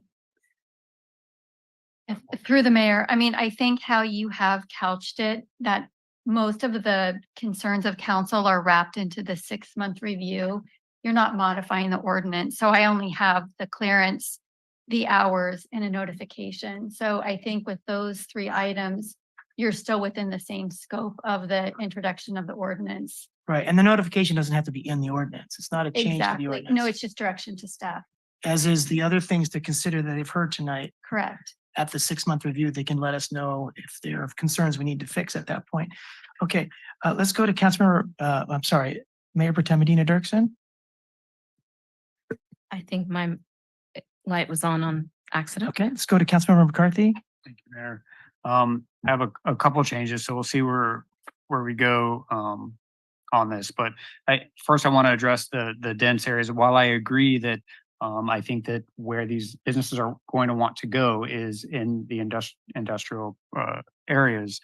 By definition, this ordinance says that we will concentrate in multifamily versus R1 because we don't allow an R1 versus. So we know that that is what's going to happen because that's what the ordinance says. So I don't know how we deal with that. A couple ideas are we just take out the multifamily altogether and we only allow it in the commercial zones. Or another option is that we allow it in R1 to add some equity into kind of what's going on. So I don't know. Yeah, I'm thinking if you were to exclude R4 proximity, then you wouldn't be able to go to some of our shopping centers because most of them have R4 nearby. But if it's a problem in the first 5 months, it's up to everybody here to note that, and then we could change it to make it more restrictive. But to make it more restrictive before we know there's a problem, I mean, that's a really big concern. But what if it doesn't react? What if it's not realized? Well, I guess my thought is how do we know if it's been realized, right? How do we know a bunch of people in R4 zones were disproportionately impacted by unhealthy food? We'd have to know that the food was unhealthy. We'd have to know that, a certain number of people went and visited the mobile food vending. So it would be really hard to quantify in 6 months. Yeah, I think a broad stroke, if there was a plethora of food trucks in R4 neighborhoods, we would know that. If we never saw them, we would know that too. Like we know where the sidewalk vendors are in town, right? We know where they hang out. And it would be the same thing with the food trucks. We would know if they're at the Otter's Den. We would know if they're on, in these city streets. Right behind us is the area that we're talking about. Will this process require that food trucks let the city know where they've been stationed? They have to receive a license from the city that For a specifies their particular location. One location? Yes. Oh, well, that makes So it even easier. we will know where they're locating if they're going through the proper process. Okay. And I was thinking even without that, we would know where the food trucks, just like we know where the scooters are. We know where things are. It's kind of a small town. Yeah, I mean, I think I'm willing to accept that, but I just want to let the council know and give an opportunity for anyone else to speak up that I do have concerns that, our disadvantaged folks are being disproportionately impacted by definition of the ordinance, right? The ordinance says, yes, you can be in R4 zones. No, you cannot be in our more wealthy, affluent R1 zones. I mean, that's what it says. It doesn't say the latter. It said there's no exemption to the dunes. Whether you're on public streets or in the private parking lot, there's no exception, no exemption. There's no prohibition. Because it's a specific plan area, right? So, but they Well- couldn't be in the residential areas of the dunes, or Well, could they? for example, they would not be able to be in Sea Haven. So Or any that may be- R1. Or any R1, And right? that's because usually R1s are farther from commercial areas, but R4s are often mixed close to commercial areas. R4 through the mayor is our mixed use zoning district. So there's by definition, there's commercial nearby R4s, not so much nearby R1s. So, yeah. Hey. So, Mr. Mayor, I was hoping to comment. So, when I started with the city 2 years ago, the bird scooter issue had already become a problem. And so we were aware of that. We tracked that, we monitored that, we brought that back to council. We modified the 1-year lease to address some of the concerns, address how the things were picked up, how the interface with staff. That was all written after it was a period of data that was bore out for the community and council. So I think the model that the council is proposing, which is adopt the ordinance, direct staff to monitor and track similar to the bird scooter, I think that's a safe model. If there are concerns about concentration, we can bring that back after a certain period of time. But I think that is a good model that, like any regulatory scheme, a city or a county or a federal government operates, that the regulation is promulgated. There are good and bad actors on both sides. We regulate it and we continually review it. I think that's the model that we're trying to push forward tonight. So. All right. Thank you, Guido. Brian, do you have more input? In terms of the dunes, is there any advantage to designating Second Avenue as a location where food trucks can be, so we've identified MGen, right? They can be located off of MGen, but not on MGen. I would like to see the availability of more food trucks on Second Avenue in the promenade area. And so would we do that? Staff looked at Second Avenue and didn't specifically list it in the ordinance due to the narrow infrastructure or the narrow right of way with the bike lanes in place. So the ordinance would allow it in the sense that it's within one block of MGen and it's adjacent to commercial, industrial, mixed use zones. But we didn't want to draw attention to that thoroughfare because there are some right of way issues there. So that's another area where I'm just struggling. It just feels very disproportionate to me. And I'm especially curious, our representative from that district, Councilmember Vischer, if she wants to speak. Do you think your constituents want to see food trucks there? Do you think they should? I know at least one who would like it, yes. But I agree that Second Avenue, as wide as it looks, it's pretty narrow with, like Alex says, there's the bike lanes. But if food trucks will be able to get a place at the Dunes Shopping Center, that's right next to it. And that would make more sense to me. The South City Park, Mhm. parks are great places for the food trucks once it goes in right there. Well, but that would be next to R1. So that, again, wouldn't be allowed. And to me, the number one perfect place for a food truck, right by the stadium, right? But am I right in understanding that the South City Park would not allow food trucks? I need to consult with Allison on this just a moment. sorry, Allison, you might have missed the question, but the question was, we're talking about the South City Park and our phase 3 of the dunes. Under this ordinance, would food trucks be allowed in that area? I would need to check into the zoning of the park if it's gonna be open space and a city park. I believe the ordinance would allow. Yeah, the zoning there is Recreational. either public facilities or open space. Yeah, So as part of the motion, can we make sure that it's allowed in that area? And then the last thing that I would want to add that I'm really passionate about is just requiring mobile food vendors to display at least one no smoking sign and give direction to staff to create an appropriate sign in the spirit of the Los Angeles template as discussed by council, if you're willing to accept that. Okay, yeah, can we do that without putting it in the ordinance? Give direction to staff to make sure that. I'd or like to maybe see that's it an ordinance thing. in the ordinance, yeah. so through the mayor, just to be clear, you're asking to add that city parks.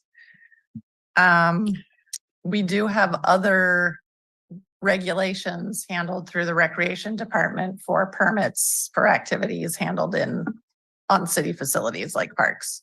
So what I'm asking is, we talked about when we adopted the smoke-free outdoors ordinance, we talked about really creating an educational culture where people knew, right? Because there's so many people that don't know.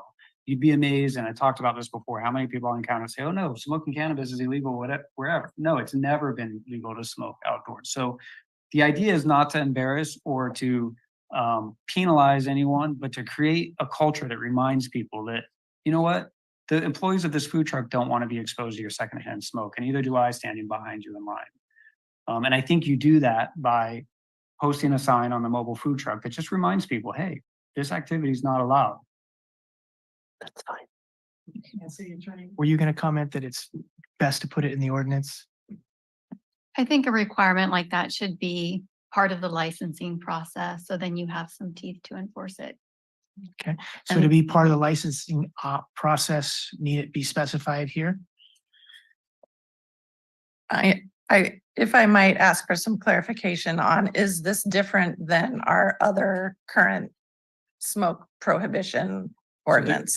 No, the code doesn't change. What this does is require, like Los Angeles has done, a reminder to patrons of the mobile food vending of our existing code. So we're not changing the smoke-free code. We're saying, hey, just like we would put a no smoking allowed in our park sign in our parks, it's a reminder to patrons that you shouldn't smoke in outdoor dining areas. And this mobile food vending facility is considered an outdoor. And that's already a requirement in our no smoking ordinance. Correct. So it would be automatically a requirement as part of this mobile vending. Right, but to post a sign would not be a requirement. What I'm asking is to make it a requirement as part of licensure that you post a sign that says no smoking. So every food truck has a sign. Okay.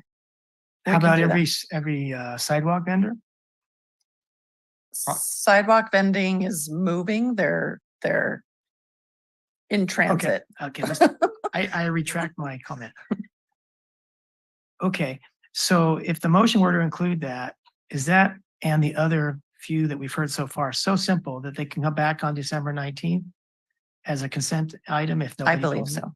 So far, we're good. So I'll add to the motion, if the motion holds to the second, that we require every food truck to have a no smoking sign as McCarthy has outlined. Is the second hold? Yes. Okay, did you have any more input? No, Mr. Mayor. Let's go to Councilmember Fiala. Yes, in response to the mayor's comment that we would know where the food trucks are, I may not, he may be able to do that, but I would like to have notifications for the locations of the approved vendors during Yeah. this test period.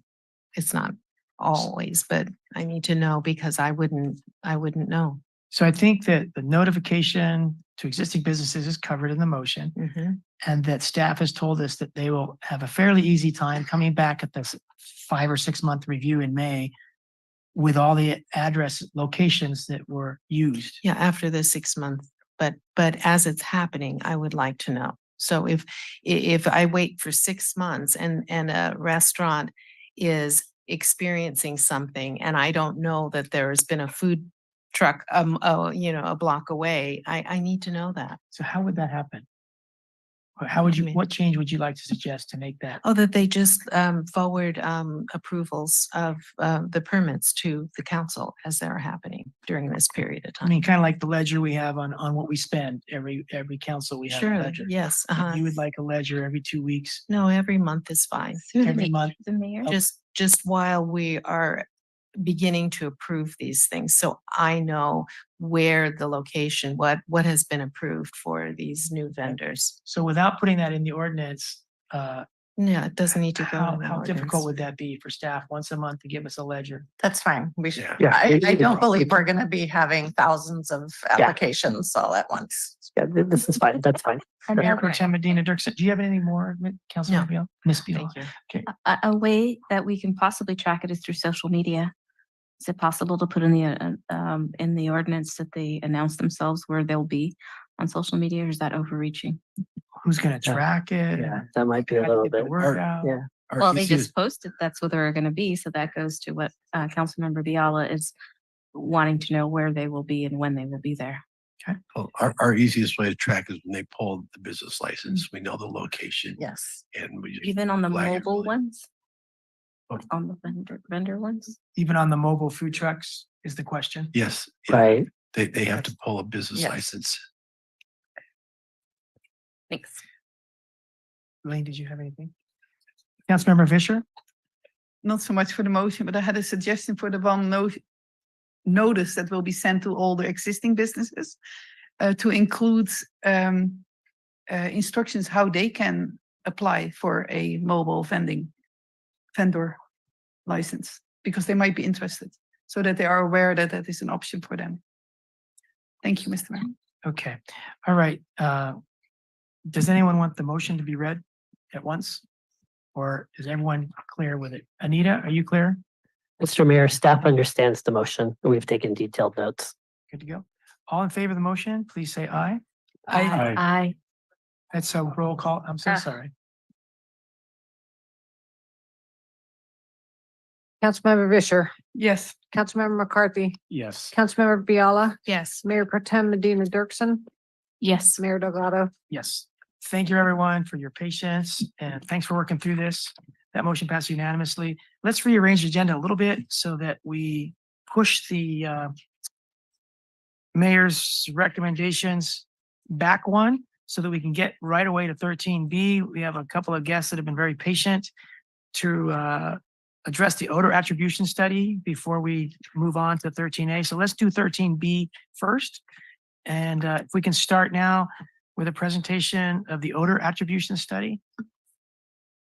Mayor, members of council, I'm Brian McMinn, Public Works Director. It's been a few years of odor reporting here in this community. It's been a kind of a hot topic for residents here. A little bit of history, reports been coming in. A little bit more of a coordinated effort to track data on them began somewhere around 2017. We had a public meeting on January 27th of 2021 where we had representatives from Monterey One, Regen Monterey, the Air District, Monterey County Health, experts on agriculture and composting. Held a community meeting where they could present kind of their perspectives and get input from the public. That ultimately led to Monterey One Water and Regen committing some funding towards a odor attribution study. And that's what moved forward, you know, a little bit of history back behind all that with the agreements that we came to with them. But it is a study that was performed for the benefit of the city of Marina by SCS consultants. And tonight we're going to have Pat Sullivan and Paul Schaefer making a presentation of the methodology of the odor study as well as the findings. Just a little bit of a caveat. This study did have a scope to it. It was not an exhaustive review of the operations at Monterey One Water or Regen Monterey or the ag surrounding Marina. There are some recommendations in there that are best practices related to operations that could be present at these facilities. and similar operations, facilities that are engaged in wastewater and solid waste treatment. So, you know, ultimately, anything coming out of this, any changes down the road will probably require some more focused studies to make sure that effective mitigation measures are put into place and ultimately would be subject to the actions of Monterey One, Regen, or the ag community, subject to the direction of their boards. But I think without further ado, it looks like we got Patrick Sullivan and Paul Schaefer are on board, ready to start making the presentation. So we'll get into that and then we can bring it back to City Council. Thank you, Brian. Welcome, Patrick and Paul. Appreciate it. Thank you very much. Thank you. Yeah, appreciate it, Brian. Thanks for the introduction. I'll just get right to it. The presentation, in regards to format, I guess I'd let you guys know when to change the next slide. There we go. So the agenda for today and for the presentation today is first we're going to go over the key goals of the project, what we're trying to accomplish, go over who the project team is, discuss a little bit about the city partnership with relative stakeholders and SES engineers, the approach we took for the odor attribution study. The first task in the study was a complaint and meteorological data review, which informed the later aspects of the study. The odor assessment field study that we undertook, the results of the odor sampling, and then some recommendations for mitigation based on the results of the sampling, and then just general recommendations for sources of these types. Next slide, please. So the key goals of the project. First goal is to identify potential odor sources, to review the unique meteorological conditions that exist at Marina and their association with complaints, and with that, a complaint analysis. Develop an ideal sampling program based upon, the goals of the project, budget constraints, and logistical constraints as well. Develop or take in stakeholder and public input as a big part of this program.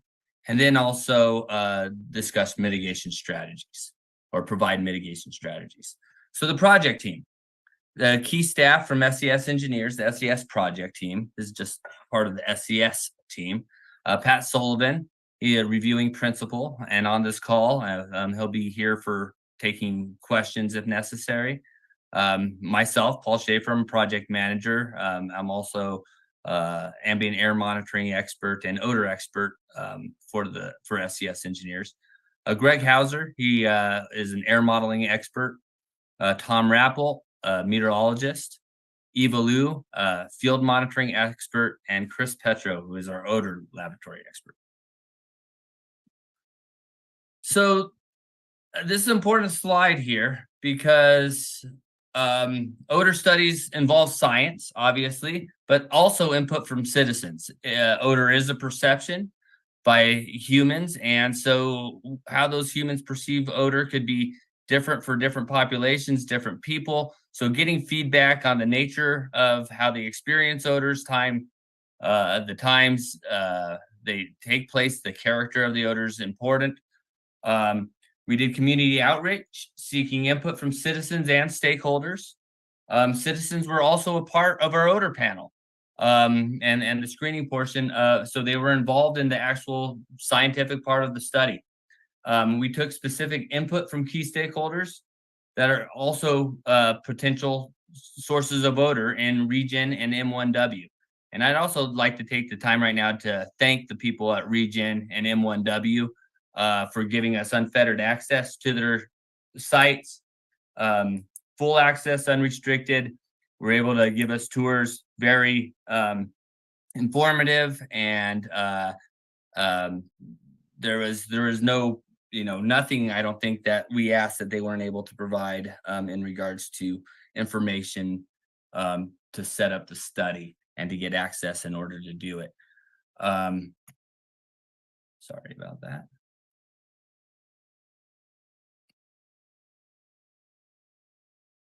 And so, yeah, it just, I think this was really a team effort among the city of Marina, stakeholders in region and M1W, the citizens and SES. So task one of the project was the initial review of information. That review included complaint data, meteorological analysis, report of findings, and updated the overall project plan. So that complaint analysis, along with the meteorological data, gave us some clues that informed the field sampling and analysis program. To that, we developed an odor investigation plan and a field investigation program, and what we were intending to report. And then the task 3 is project coordination, meetings, and outreach for this project. So in regards to the meteorological and complaint data review, there are 16 meteorological stations in the region, but after review of all 16 of those stations, only 3 were viable for use in our study. The reasons that is just data quality. Many of the stations didn't have the data quality necessary, or lack of historical data. We need a necessary amount of data, and data that goes through the complaint history for cross-checking. Temporal resolution. Some of them have too long or too short of averaging times, or the averaging times are inappropriate for the studies that we're doing. And then some of them were just not in close enough proximity to the city. There's very unique conditions that occur in the city of Marina, and the farther you get away from it, the farther, the less the correlation to the city's meteorology holds. The stations that we used for the study were the station on the region property, and the Sand City stations were utilized for the study. A finding from it is easterly winds are prominent during the morning, but taper off in the afternoon. We'll show some wind roses that kind of describe that or illustrate that. And those easterly winds move over from the city. Really, east or northeasterly winds are what drive things from specific types of sources like region and M1W towards the city. The majority of complaints occurred during the winter months and during the morning and afternoon, the early morning and afternoon hours, with morning being the most prominent time odor complaints occurred. So these are the wind roses that were generated from the region site. The one on the left being the hours of 5 a.m. to noon, essentially in the morning. Those pies show the direction as blowing from. So you have more predominantly easterly winds in those morning hours, and from noon to 5, significant shift in the wind direction as far as the prevailing wind direction. And you have much more westerly winds, onshore winds during that period of time during the day. Slide, please. So we conducted facility inspections at both region and M1W prior to conducting the study. I personally conducted those studies, and again, had great access, and the people at region were fantastic in giving me a tour, describing their operations. Really is a class 1 facility. Landfill. So the facility inspection, what we found, landfill exhibited typical open face landfill odors. I've never been to a landfill with an open face that didn't have some sort of odor from it. And I didn't get a significant downwind impact from the open face during my visit. I didn't have a significant downwind odor from the recycling facility on site either. The landfill gas to energy plant was operational, and no significant odor downwind from the landfill gas to energy plant. Former pilot study with an anaerobic digester system was known as a source of odor, which I was able to view, but is no longer operational at the site and wasn't at the time of my visit. The composting area exhibited 2 different odor characteristics from food and green waste. So they process food and green waste at the composting facility. They each have kind of different characteristic odors, and there's also commingled where they have green and food waste mixed together. During the visit, piles were being turned, and steam from the internal materials was visible. Odor in that immediate area of the composting was significant. Composting area is located on the northwest side of the property, closer in proximity to receptors and the M1W facility. The contact water pond on the southwest side of the facility exhibited a pungent odor. We were downwind from it, but we were also downwind from the composting area. It was at the time hard to differentiate whether or not the odor was coming from the pond or the composting area, but definitely downwind from both. Nice.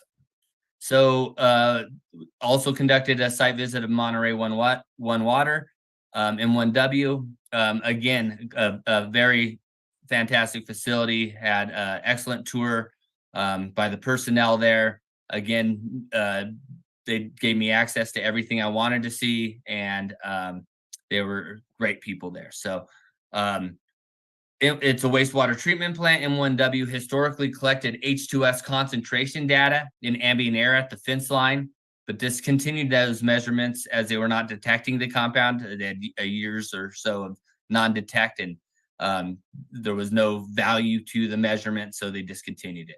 The headworks facility in the southeast portion of the facility is monitored daily for H2S with a gas meter. There is a strong odor near that equipment, but not significant downwind. It seemed fairly well contained. The rest of the M1W facility had typical odors related to wastewater, but the intensity was significantly less than that I experienced at the headworks facility. Ramco agricultural fields. Now we didn't really do a tour of the fields, but we looked around them and had some information about them. Located between the art region M1W facilities and the city of Marina. Significant portions of the ag fields began development in 2015 to 2016 by converting the Dune Terrace former ranch land to strawberry fields. This conversion included the addition of irrigation, nutrients, and compost compost materials to the soil. One sec. I'll wait for it to get back. We're having some technical difficulties with the slide presentation. No problem. There we go. Compost the soil in order to farm the land. No odors were detected during the site inspection at the Ramco fields. Note that ag operations are not consistent through the years, so odors can be variable.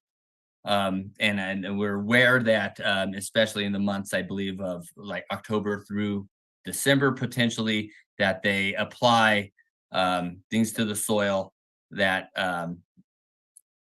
we've heard could be odorous. Next slide, please.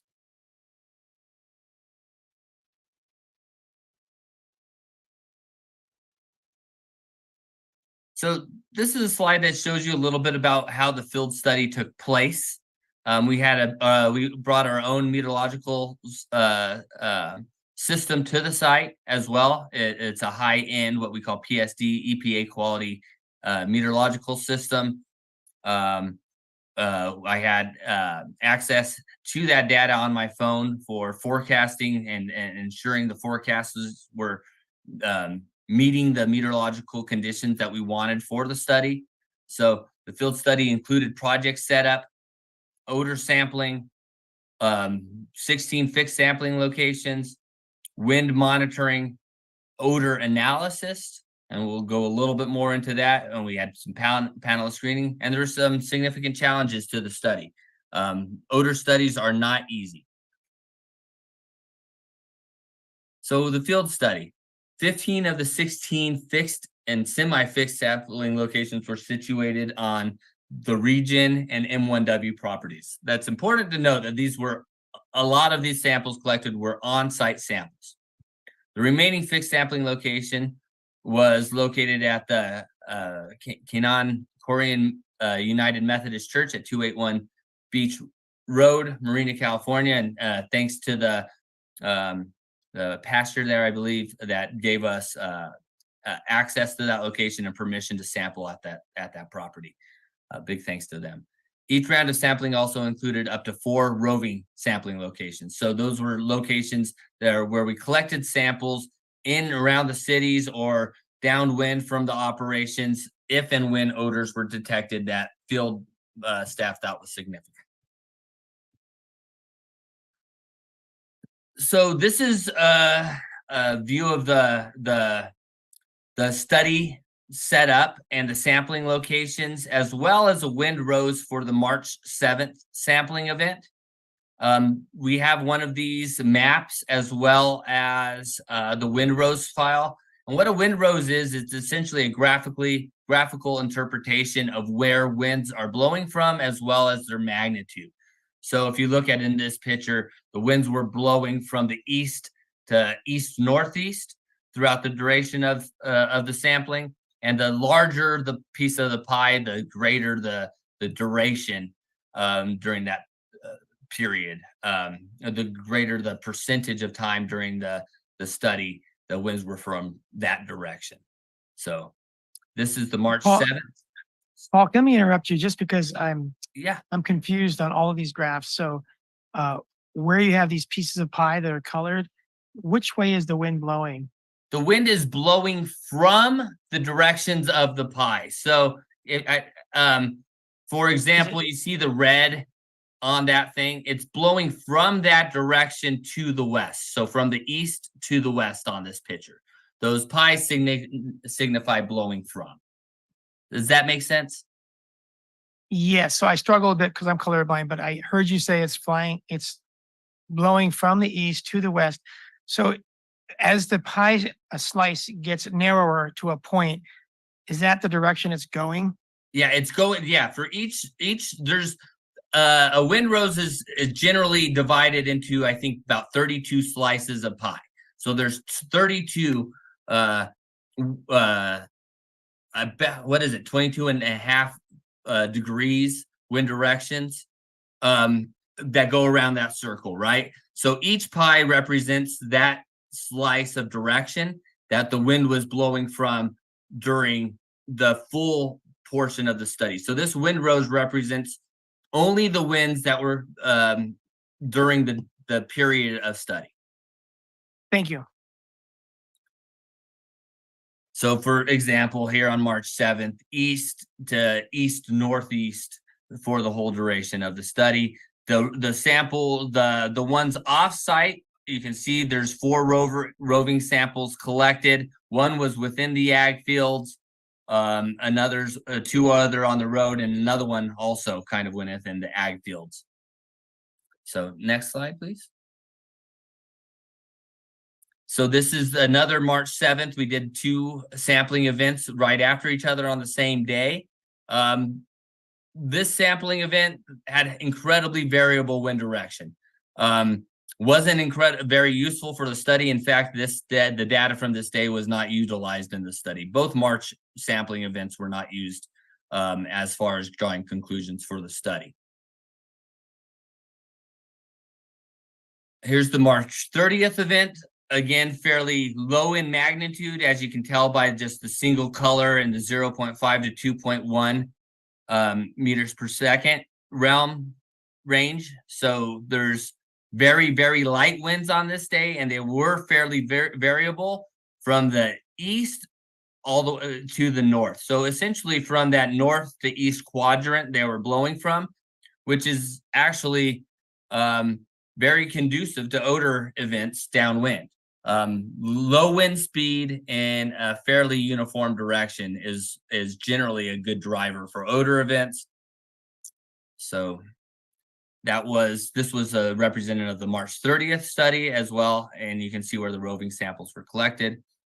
Here is a representation of the March 31st sampling event. Again, mostly from the northeast, a little bit greater in magnitude for portions of the time.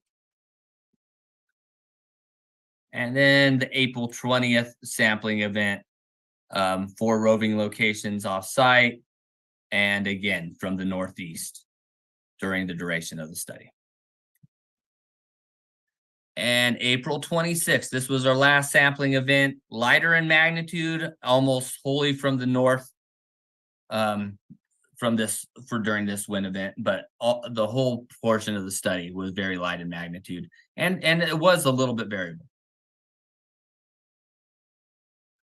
So this was a little bit of a summary of the sampling conditions on the thing. Like I said before, the data analysis was inconclusive for the 2 March 7th events, so those were not utilized in the study. But the March 30th, 31st, 20th, and 26th events had quite, I think, what is that? Over 80 valid samples for use in the analysis. So this is a full table of the results by location and the 4 different sampling dates that were used in the study. The peak concentration measured was 40,000 odor units per meter cubed. It does represent a fairly high concentration. And I think anytime you're looking at a concentration, you look at it relative to background concentrations.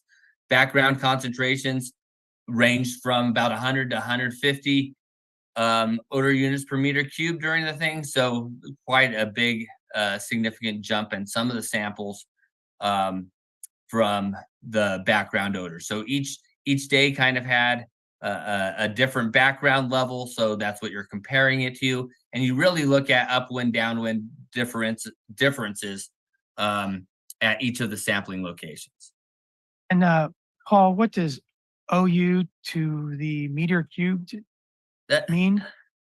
That is a great question. It's a odor concentration in terms of odor units per meter cubed. Now I can spend about 10 minutes talking about how that is derived.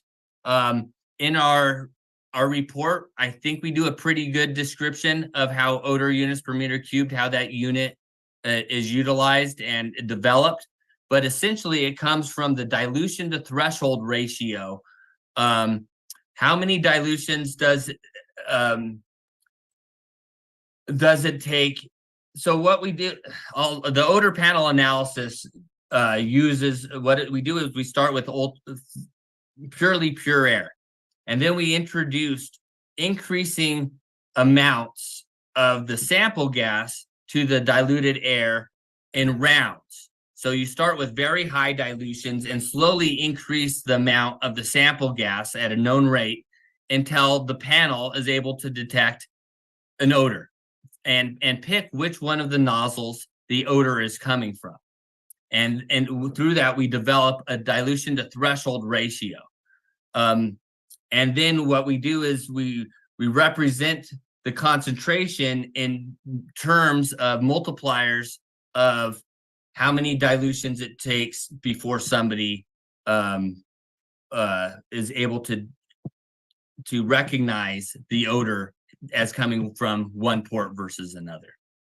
I know So I is didn't do a great job. 40,000 light odor because it took so many dilutions? That's a very strong odor, is 40,000 odor units per meter cubed. Typical odors that we generally find run in just ambient air are in between, say, 150, 200, and 2,000. And values over that typically for an odorous condition, a nuisance odor condition. Thank you. But it also should be noted that all of that, at least 1 through 5, or except for sample 10, which is located at the downwind receptor offsite, all of the other locations are located on property at the source's properties, except for the roving samples and site 10A. Next slide, please. So this is a graphical interpretation of the data that you saw on the previous slide. It just shows that a few of the locations, the same one, actually had 2 of the highest odor events, and which of the sites are trending higher relative to the background and other sampling sites measured. So just the relative strength in odor concentration by site and date and sampling event. Paul, why don't you kind of explain why we take samples on site as well as in the neighborhood? Because the idea of identifying characteristics and the magnitude of the odor near the sources, and then being able to match those to offsite downwind odors. Yeah, so there's a few reasons why we measure on site, and one of them is essentially to try to bracket a specific type of source or subsource at a facility with samples to see how much this particular source may be contributing to an increase in odor, and then also to develop that concentration to assess potentially what may be impacting downwind, and does that character of the odor hold on a downwind sample relative to the same character of the odor that was measured at the source. So, Pat, if you do want to expand a little better than I did, but let me know if I covered it. No, I think you covered it. I think the point I was just trying to make is that there's a reason why we wanted to sample on site. And because remember, the study was to attribute the odors to specific sources. So it's a combination of looking at the sources at their source, so on site at the individual facilities where we believe there's source of odors, as well as then additional samples in the neighborhoods that are downwind to look at impacts and being able to correlate that. And Paul talked about the numeric methodology of quantifying odor and the odor units and how they're derived. But during that same analysis, there's also descriptions of odors that are developed in terms of those characteristics. And we use both the concentration and the characteristics to help us match up odors to their source. Thank you. Thank you. So a few conclusions from the sampling project. So significant odor impacts were measured downwind of composting operations for 3 or 4 of the 4 sampling events that we utilized the data for. Every sampling event showed elevated impacts downwind of the M1 sludge drying ponds. And then also significant odor impacts were measured downwind of the region landfill open phase for 3 of the 4 sampling events. Right downwind from the open phase, that was, not a real surprising find. Okay, next slide, please.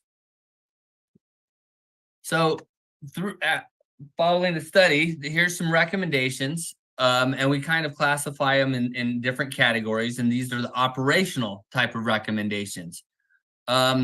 Clean out ponds and sumps, specifically the pond associated with the compost operation, and potentially use aeration as subsequent measure. When I visited the site, there was no aeration taking place at the pond. I'm not sure if historically there was or if it has since, but aeration would help reduce odors from the ponds and sumps. Understand how wind and met conditions affect odor. So the sources, if they understand how wind and met conditions affect their odor and how they affect the populations, they can identify the best and worst times to accept odorous loads or conduct activities that cause odor. We recognize that this is very hard to do and potentially not possible for certain types of loads or certain types of activities. Adjust the timing of waste acceptance and disposal potentially accordingly. Those morning hours with very low wind speed and potentially temperature inversions that exist are conducive to odor events downwind. So if there's a possibility of adjusting the timing of a waste acceptance, it's a possibility. I'm not sure if that is a viable. Specifically, light winds 0.5 to 5 miles per hour, right? From the north to northeast would move odor impacts into the city. Operational continue. Limit the time periods for stockpiling and processing of odorous materials, and especially for food waste. Conduct compost pile turning during times of day and or under weather conditions that will result in the least offsite odor impacts. Use enhanced procedures for handling of odorous loads at the active phase. Some physical type of recommendations. Barriers or windbreaks. Vegetative windbreaks are great and fairly inexpensive ways of reducing odor. Vegetative screening could be added to the perimeter of both region and M1W facilities. These would be especially useful on the southern boundaries such as the south of the sludge drying beds.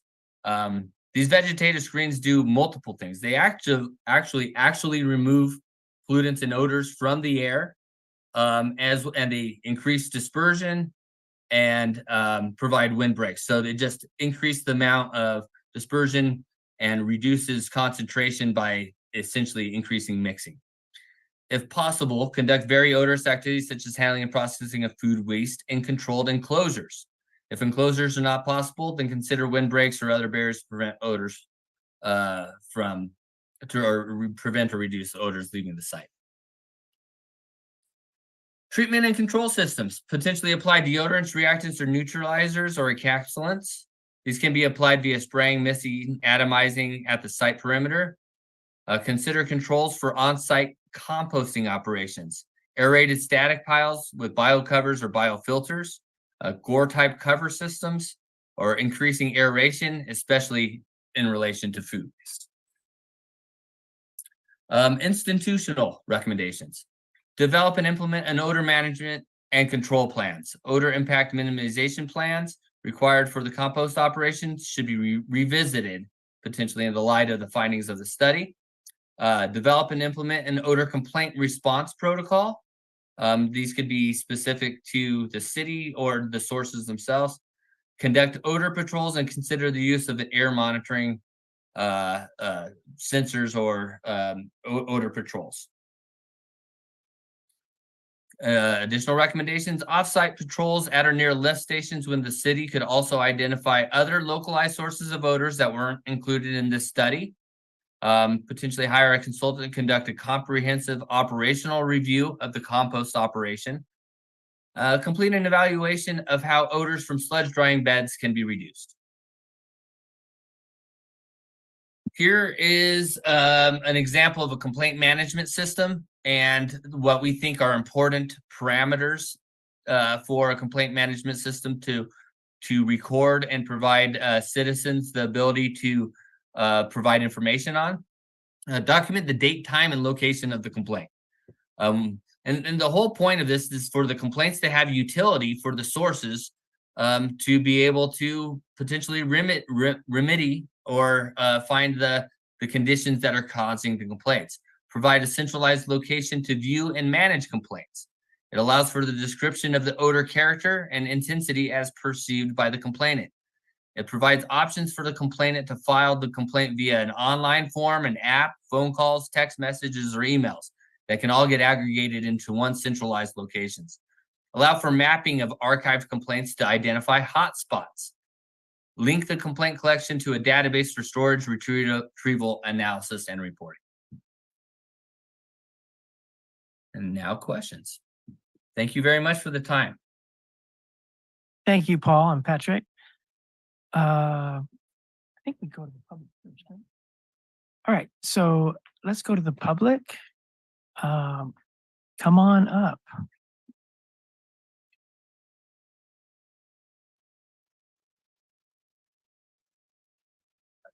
Good evening, Mayor, Mayor Pro Tem, council members. My name is Felipe Melcher. I'm the General Manager at Regen Monterey. Regen Monterey has been serving Monterey County since 1951, landfilling since mid-1960s, composting since the late 80s, landfill gas energy since the 80s, recycling facility built in 2017 and put into operation, biochar in 2023. We continue to be an essential service for the community and Monterey County and cities like Marina and the other peninsula cities. We're pleased that the city took Regen's recommendation to conduct the odor study. We appreciate the work from SES Engineering to go out there and perform and ask many questions of our agency, and we were very cooperative with them. We provided access to our site. We gave them data. We gave them information that was required so that they can conduct a proficient study. We want to continue to support and give suggestions to the study and the study results. Regen has also reviewed the recommendations given by the consultants, taken into consideration into our daily operation. There are items that we do have in place. We do have an odor impact minimization plan, and we will revisit it. We will look at it and see if it is refined and meets all the expectations that we're looking for. We look forward to serving the community for decades to come, as long as there is a need for waste disposal. We'll continue to work with the city, the staff, elected officials, and residents to be good neighbors. We'll continue to work with federal, state, local, and regional agencies to be compliant as we are today. And we want to make sure that our efforts to collaborate to reduce and mitigate odors for the city of Marina and anybody else that is close to our facilities, that we are doing our best job to achieve the goals of mitigating odors. Thank you for having me tonight. Thank you, Felipe, for all of your involvement and that of your staff.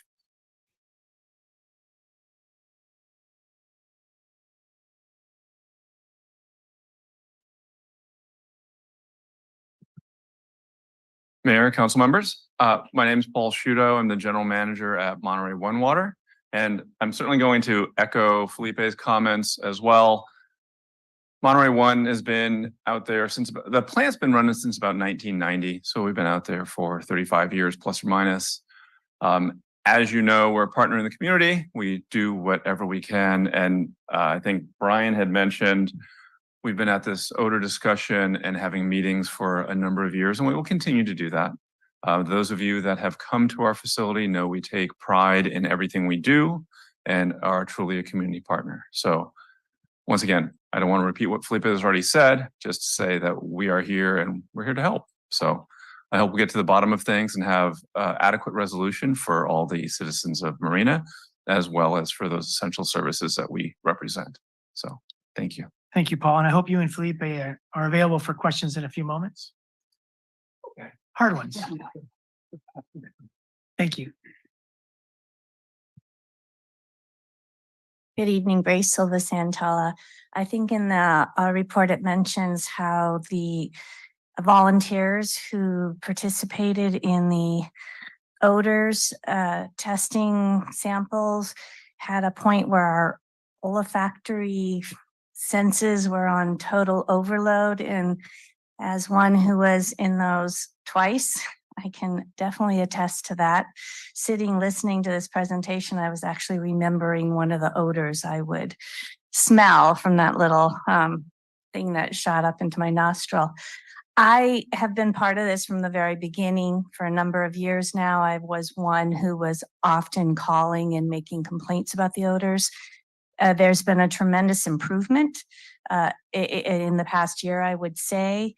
Our good friend Greg Simmons, who was very, very active in working with Brian, coming up with a team that you have here that worked with you, unfortunately is out of the country. I don't know, he might be on Zoom. He's back east. It's pretty late for him. But he was very happy with the report, he told me. And I just want to say that it's been a long time coming.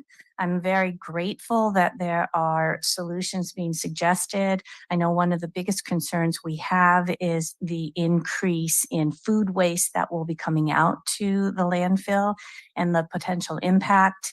And given that one of the suggestions is how you monitor that type of waste coming to the landfill, the timing of the day that it comes, I would see is going to be a big challenge. But as one who has lived in Marina for 34 years and plans on continuing to live in Marina, I am looking forward to permanent solutions to the odor problems that we've experienced for many, many years, and appreciate that of the two government agencies that are here, the three, City of Marina and Regen and Monterey One Water, are clearly sounding like they want to work together on solutions, and I appreciate that. Thank you. Thank you, Grace.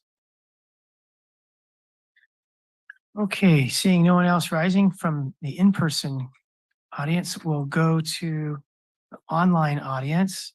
Please raise your hand if you'd like to speak tonight on this odor attribution study that we're discussing. We'll give everyone a couple minutes. So sorry, a couple moments.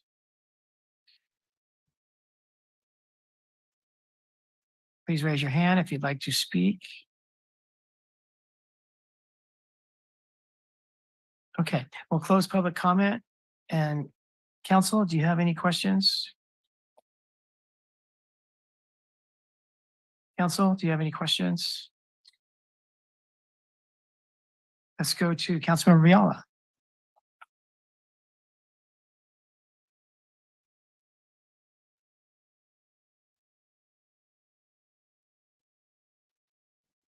Thank you, Mr. Mayor. Gotta get organized here. Thank you for that wonderful presentation, and I agree with Grace. I was one of the testers, and when I saw this report, I was getting a little PTSD, you know, having to remember those awful smells, you know, for so many hours. So thank you. Maybe this is very naive, but I have to understand this. So I understand that the collection of the odors at different sites, and we had those very large bags full of odors, and they were plugged into the machine. Why did we need the testers? Like, couldn't we just take those sample bags and then just see the concentration based on, you know, where you put it and the wind and all of that? Why did we have to have all of these human testers? I mean, I'm just kind of understanding. I don't quite understand what our role was in it. Could somebody answer that? It might be obvious, but I don't know. I need to unmute myself, apparently. Hi. Ah. I'm famous for that, talking without my unmute button on. The reason we need human panelists is because odor, there's no one chemical surrogate for odor. Odors are perception from the brain, and it's caused by multiple chemicals in your nose and creating a thing to the brain. Different people observe odors in different ways, where somebody might find one objectionable, one might not. And people have, and there's multiple compounds that are causing those odors from various different sources that release different chemicals causing the odor. So there's no such thing as odor monitoring device. There's no machine that actually measures odor. There might be companies out there that sell you that try to sell things like e-noses, but all those are electrochemical sensors or sensors for chemical pollutants that they then try to translate to an odor index. To this date, the best method for measuring odor is to use human odor panelists to determine what we call the dilution to threshold ratio, which is results in an odor concentration, using human panelists as the measurement device. We use multiple odor panelists, generally 8 people per test. So to normalize the results, we also screen every odor panelist utilized to show that they have an average to above average odor detection capability. So that's why we use odor panelists, odor people, because there's no chemical surrogate for odor, especially when you have a combination of sources that could potentially be contributing to an downwind odor. Yeah, and I think that's really surprising, because you could say, well, in that bag of odors that you collected, couldn't you say that sulfur, if, for example, is generally, you know, not a good substance to smell, and say, does this bag contain this much sulfur or whatever? But you're saying it's much more complex because there's huge amounts of variety in that bag of air, polluted Absolutely. air. So for like one odor source, hydrogen sulfide may be the dominant factor. Even from landfill gas, hydrogen sulfide, there's other sulfonated compounds that contribute to the odor. From an landfill open face, it'd be different chemicals, potentially ammonia, butyric acid, fatty acids, some other compounds, other different types of VOCs. From the treatment ponds, it'd be a totally different other chemical or combination of chemicals that leads to that distinct odor from that facility. Okay, thank you. And you mentioned Ramco. It's more Regen and Monterey One Water, but so the small places where you've mentioned Ramco, are you saying at this point, because of the factors of the different times that they might use fertilizers, you haven't implicated them in the odor study, but you're not discounting them. Is that kind of where I'm at with this? That I think that's pretty much the summary. Yes, absolutely. We did not detect significant odors directly from the Ramco facility at the time we sampled, but we know that they weren't applying things to their fields during those periods, and they could be at other periods of the year. So no, we're not necessarily finding a silver bullet that Ramco is a cause of odor, but we don't have enough data. We didn't do long enough the study to say that they're not a part or a portion of the odor issue in the region. Okay, thank you. And I have one last question on this first round of questions. So this maybe goes more to Felipe and Paul. Of the kinds of recommendations that are being made, there's a huge list. What are the price tags for you guys to try and handle this? And does that then impact, like, if you were to prioritize which ones you could handle right now based on money, time, effort, whatever your criteria is, can you give us a sneak preview of like where you think you might go first?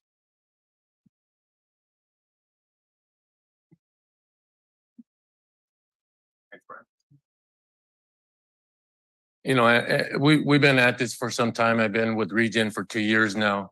Initially, right out of the gates, I was able to meet with Brian and a few other community members from Marina and really address our goals that we had in our strategic plan. So for us, the biggest tackle that I see on the list is the compost yard.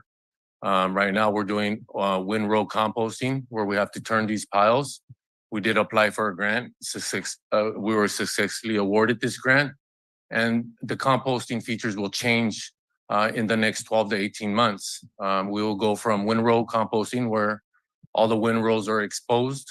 It was one of the items that SES put out there as a solution. So we are going to go to a cast, a cover, aerated static pile, meaning that there will be a membrane covering all these piles of compost, which was the bigger driver of downwind odors. And so we feel that we could mitigate some of the odors, maybe not all of them, but a large portion by just covering the piles with a membrane. And rather than turning piles, we'll direct inject oxygen to get the same result in a shorter period of time with less exposure of that compost to the elements. It'll be under a covered membrane. So that would be one aspect that we can tackle. There's other items that we tackle regularly. The pond itself, we spread the water over piles, and we also just added aerating windmills to that pond as well so that we can keep aeration in there. So all the considerations go into effect.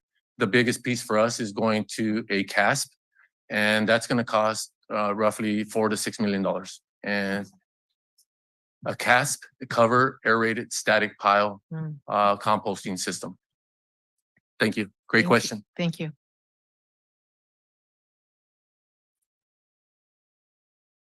So thank you for that question, Kathy. So at this point, most of the recommendations in reference to Monterey One Water were in reference to the sludge ponds that we have out there. So 2 points on that. One is there are regulations out there that we need to change the way we handle our sludge because we can't just take those organics to the landfill per AB 1383. So that is going to change in how we handle it. However, regardless, I think we would want to look at to make sure the solution we would go towards makes economic sense for this community. We don't want to do something that maybe near us, the odors will be better, but at the fence line, it doesn't change. So, to SCS's point of maybe more odor monitors, more odor monitoring data, that may be prudent to help direct us towards a cost-effective way to handle whatever we are producing. We just want to be careful from an engineering economic perspective that we're not encumbering our customers with undue costs without the results that we're all looking for. So that's sort of a way of me to tap dance and say, we don't know yet. Other than we are going to change the way we operate our sludge ponds in the coming years. Okay, thank you. Absolutely.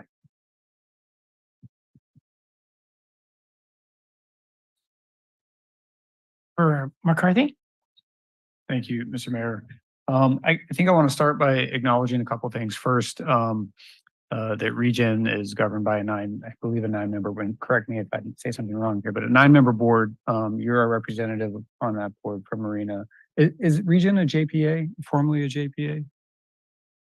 Yes. Special district. Okay. Is it different than a JPA? It's a special district, sorry. And I want to reflect back to a meeting from several years ago. It may have been 3 or 4 where Mayor, you spoke very passionately about our residents, and it was just a very touching moment that I will remember forever for 2 reasons. One, how passionately you spoke about how our residents are being impacted by these odors. The other reason I remember that meeting is that everybody else on that board seemed to say, well, odors could be from anything. And I was just so shocked. We're talking about a landfill that is known to produce odors, and there was a large unwillingness to acknowledge that at that time. And I'm hoping that paradigm has changed a little bit in the years that have followed. I may be wrong, but I've been doing this politics thing for, attending meetings for 15 years. And that was just one of those meetings where I couldn't believe it was happening. There seems to have been an unwillingness to acknowledge that there are certain institutions they're just known to generate odors. And I think that's such an important starting point. It's unfortunate that it has taken 2 years in this study to kind of bear that out, but here we are. I'm a little less optimistic that our community will all of a sudden have a lower percentage of odor complaints in the near future. I hope that I'm wrong, but having said that, and hearing some of the comments from the leadership at the landfill, I think of all of the recommendations that the engineers have made, one of the most important ones might be a more robust reporting system. Currently, the system is pretty archaic. You either call a number and not sure if the complaint's received, or you send an email and sometimes you get a response, sometimes you don't. I see that the engineers provided a graphic in their report that shows a really cool web app that allows anybody to report their exact geolocation, maybe what they're smelling, kind of the wind conditions of the day. So without having put too much thought into it, if I was to make a recommendation or I was to support one of the recommendations from the engineers, it would be that reporting system. And I know that MBARD has recently purchased some new software, and I only know because of a league conference and they talked about this software. So I don't know if there's some collaborations that could be had with MBARD in terms of reporting, but that's just kind of my perspective, my opinion there. Do you know, does Regen still accept green waste and different waste materials from outside of the district? So for example, San Jose, or I'm seeing a nod in the audience. So significantly. I think that's a contributor probably to our odor issue. I understand that this organization needs to be cash positive, right? Needs to generate money. And I'm not, the phrase encumbering customers was brought up, and I understand that it needs to make sense for everybody, but I would really encourage the leadership at the landfill to remember this whole environmental justice argument that Marina has argued for so long. And to me, and environmental justice means slightly different things to different people. But for me, what it means is that those folks that don't suffer the impacts should be encumbered a little bit by some of the rates to the benefit of those that do suffer the negative impacts.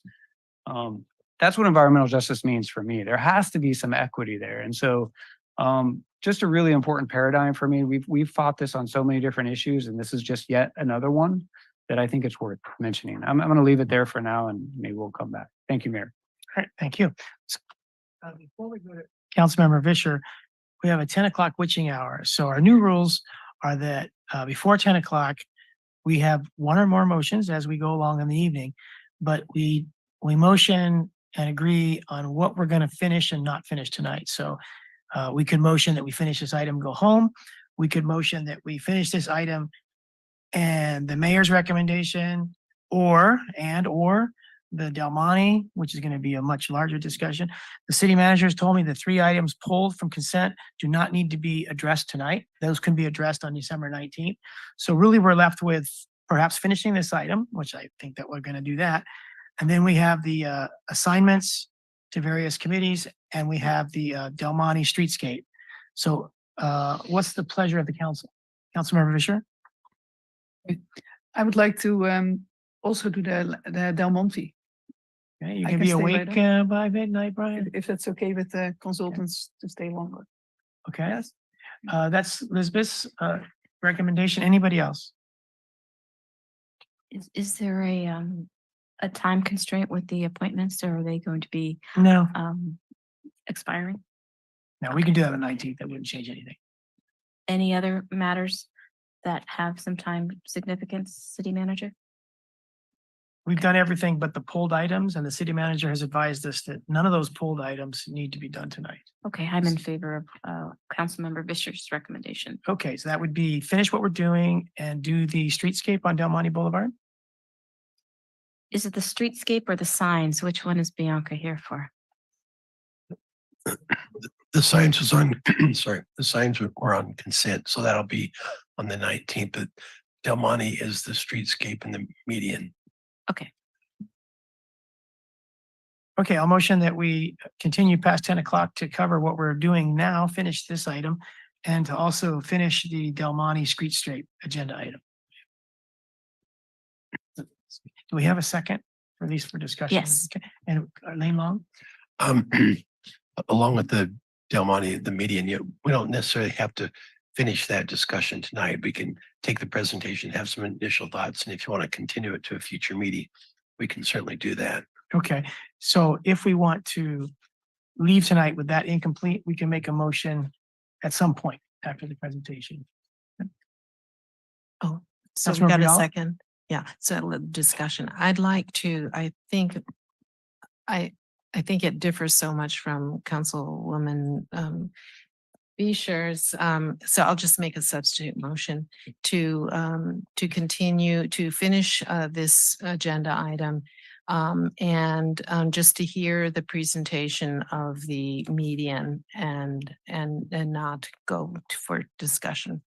Because I think that one else, this one will continue and the next one will be also as long. And I just don't, I think we're not going to finish by midnight. And I think that's a little too much. Councilmember Fisher?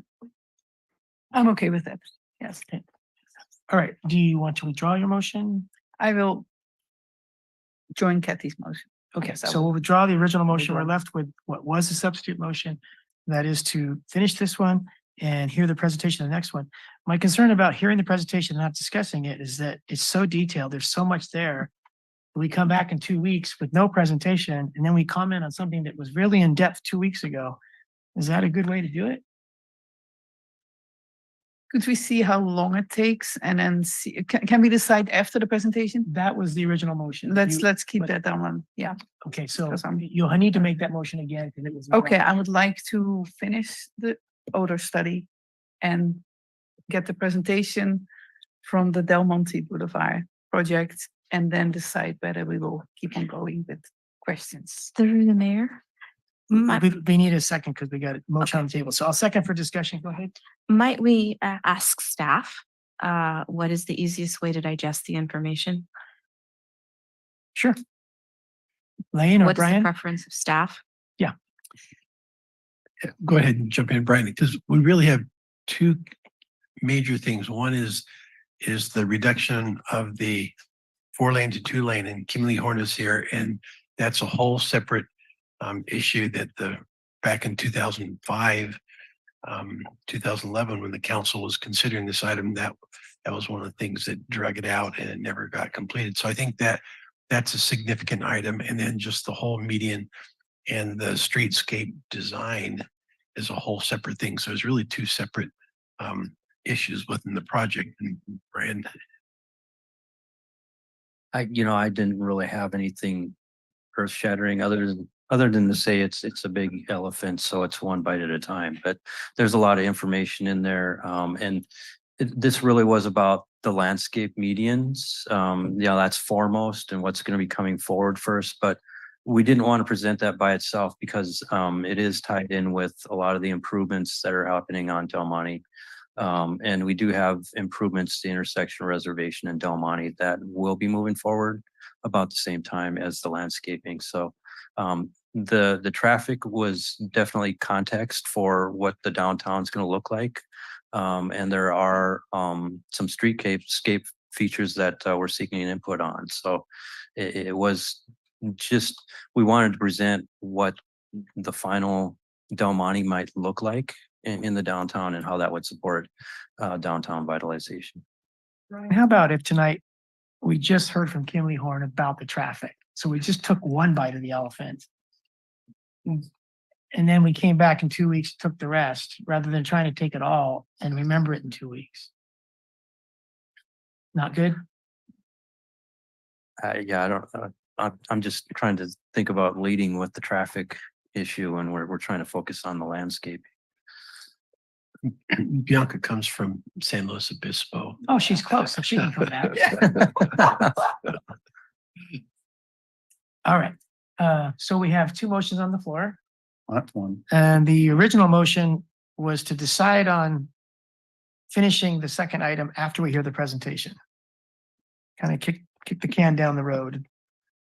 And the substitute motion is to decide now that we're only going, I'm so sorry, I forgot your substitute motion.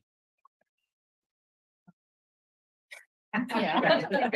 I've been thinking about another one, so, I think it was just to hear the presentation and stuff. Right. But I have a question. So does Bianca have to be, if we just heard her presentation now, or even if we put the whole thing to the next meeting, does she have to be here in person? Can she be by Zoom? So unfortunately, if we decide not to hear it today, I mean, I don't want to be responsible for saying, gee, she wasted all her time. You would be. Yeah, but I'm saying that also to listen to this at 12 midnight is also not acceptable to me. So I'm wondering if she can give the presentation by Zoom, and we've had some experts doing this by Zoom, so she wouldn't have to come down again. That'd be something that she. Lane Long? Yeah, we can certainly do that. I think this is complex enough that for the initial presentation, we really felt that they both needed to be up here. If there is an issue with time, I think after we make the presentations, and even though they're separate, they're really connected. If we get to that point, if it's an hour, then maybe we can, consider at a future meeting. And yeah, we'd have to do it again. But honestly, we expected that this would take a couple meetings to get through there because we expect a lot of questions and comments. Okay, so we have two motions. We'll take the substitute motion first, which is to decide right at this moment that we will finish this item, hear the presentation on the next item, and then we will adjourn. And the original motion is to wait until the presentation is over on the streetscape and decide at that point. So those are the motions. Let's do the substitute motion first. We have two motions on the floor. So neither motion provides any question opportunity after the presentations. Yeah, the original motion allows us to decide after the presentation if we continue or adjourn. Okay. So right now we're going to vote on the substitute motion of whether we just call it adjournment after the presentation of the streetscape. All in favor, please say aye. Yeah, was there a second to Kathy's? I'm sorry. Anita, was there a second to Kathy's motion? Okay. Is there a second to Kathy's substitute motion? I'll second, Mayor, but just as a discussion item, I'm going to be supporting the first motion because my suggestion would be hear both presentations, do 1 5-minute round of our most important questions and then adjourn. And that is allowed under the first motion. Right, right. Okay, so let's vote on this substitute motion first. Please say, if you're in favor of the second motion, please say aye. Aye. If you're opposed, please say no. No. No. Let's go to that motion fails 4-1 with Kathy Biala affirming it. Let's go to the original motion. All in favor, please say aye. Aye. Aye. All opposed, please say no. Okay, that motion passes. Councilmember Biala in opposition. So thank you for your patience, everybody. Please continue. Oh, Brian. More questions. Who had the floor? Councilmember Fisher? For the odor. So I'm glad to hear that that it's better now, that there are less complaints, fewer complaints. But what has changed? Has anything been done already? I think things that are in process of changing. Any changes that anyone wants to mention? Why we may have less? Let's start with the consultants, Pat and Paul. I mean, let's start with the consultants online. Can you inform us if you have any information about why there's been less complaints over the last 12 months? If not, we'll go on to the agency leads. Well, one of the changes, of course, was the discontinuation of the anaerobic digestion pilot scale project, which I do believe was attributed to some of the odors. And so that was in 2019, right? Yeah, it's been discontinued for a while, and I think that has helped a somewhat of a downward trend of odors. But I don't think there was anything else we identified that occurred in a shorter, more recent time window that would have attributed to a decline in odors. But remember, sometimes it's simply meteorological conditions. Remember, we had a pretty heavy winter with a lot of storm systems coming in this past year, and so we may not have had as many days that had those meteorological conditions that were conducive to moving odors, off, from the sources to the offsite. So remember, meteorological conditions have a play in a given year, and whether that's a bad year for odors or a good year. All right, thank you, Patrick. Felipe? Thank you, Mayor. One item that I can identify and associate with this odors is the acceptance list that we're taking into our compost. There were some items identified, like what was identified in the study. If you can identify what is high odorous, one of them was accepting mushrooms into our compost. We no longer accept those. So if we can continue to identify high odorous items, we can discontinue them from that composting operation and get them to a better location where they don't emit as many odors. So we appreciate it. One last item. With chicken manure, another one. There was a high Yes, chicken manure. yes, and the horse manure as well. I wanted to not forget to thank the Marina staff, Brian McMinn in his leadership role, not only on the odor items, but the technical advisory committee that helps all the municipalities really navigate through all of the municipalities managing their waste acceptance items. So thank you to staff and the Marina staff. Thank you, Brian. Thanks, Felipe. Paul, have you done anything in the last 12 months to help the situation?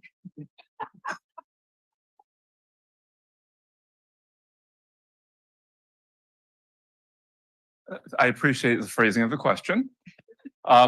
In all honesty, our operation has stayed pretty much the same when in reference to the odors that are identified in the study of the sludge drying beds and the headworks facility. It stayed fairly consistent. I will point out from something we haven't done, but you did at Region. You changed general managers. So I don't know if there was an odor change there when Mr. Flanagan left. But no, we have been staying fairly consistent for the last couple of years. And we did note in the report that there was a decrease in complaints. And I guess with the highs between 2017 and 2017 to 2020 and some drop offs, but our operation has been fairly consistent. Thanks, Paul. Do you know that Tim Flanagan's listening? I was hoping he would be. The former general manager. All right. Thank you, Paul. Kathy Biella, did you have any more? Okay. Yes, Mr. Mayor, I think it's very important to record the changes so that we know what has been changed, because it might have been the mushrooms or not. But so is that being done? Is it being reported somewhere? Are there?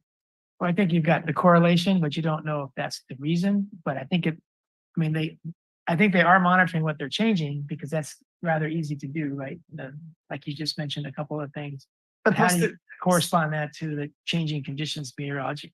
So was our staff aware of that as well? I don't know. Was staff aware of the prohibition on chicken manure, horse manure, and mushroom compost? Yeah, aware that it had been ceased at some point.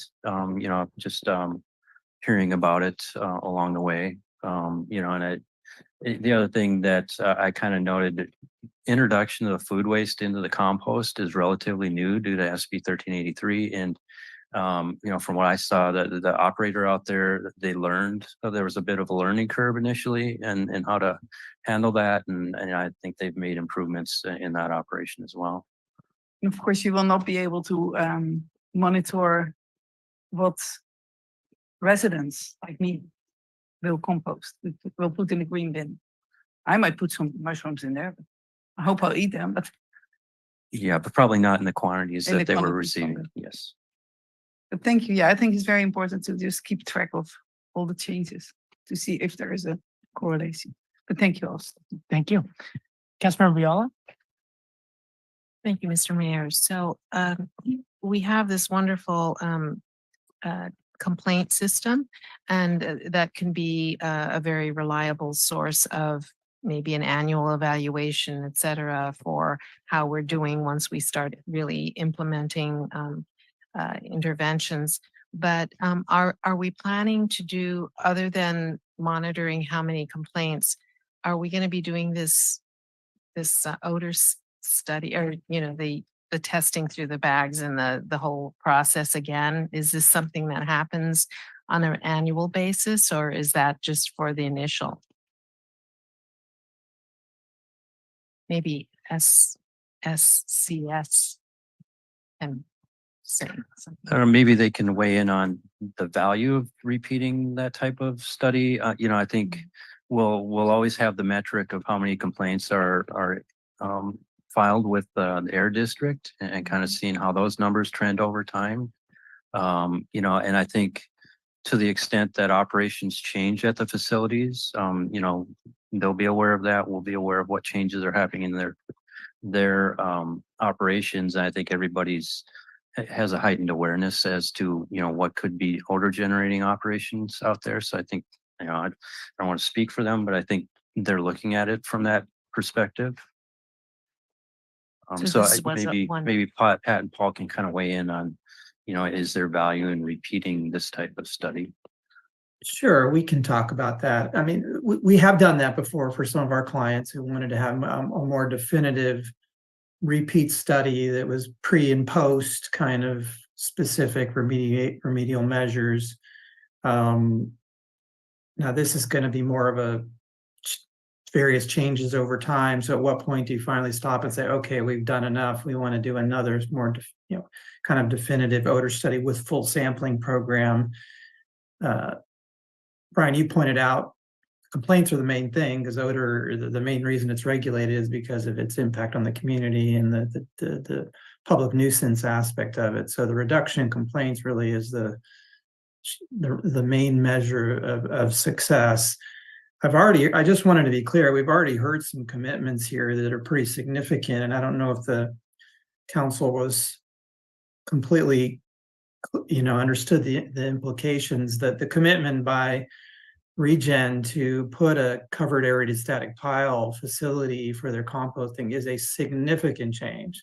That will have a demonstrative impact in reducing emissions and odors from the composting operations, which we saw as really the primary source, at least from our studies. So that's significant. You will see a 80+% reduction in odors. So I didn't want that to pass by without giving it a mention. And that's kind of the top level control we were talking about, as we gave you kind of a menu of options, and some are more operational, but putting in a full scale aerated static pile system with controls is significant. And then aerating the pond is another significant step to reducing odors from that additional source. So those are two pretty big steps that I heard this evening that I did want to make sure to mention, and that I do think will have a significant positive benefit in terms of reducing odors and ultimately reducing complaints. So I guess back to the original question, yes, we can do a repeat study to kind of give you that definitive before and after story, but you don't need to do that. And many communities don't come back and do the sampling. They just rely on a more robust complaint program and just an ongoing monitoring program of odors. So you might replace a comprehensive testing study with maybe a more of a monitoring program with odor patrols combined with an odor reporting system that's robust.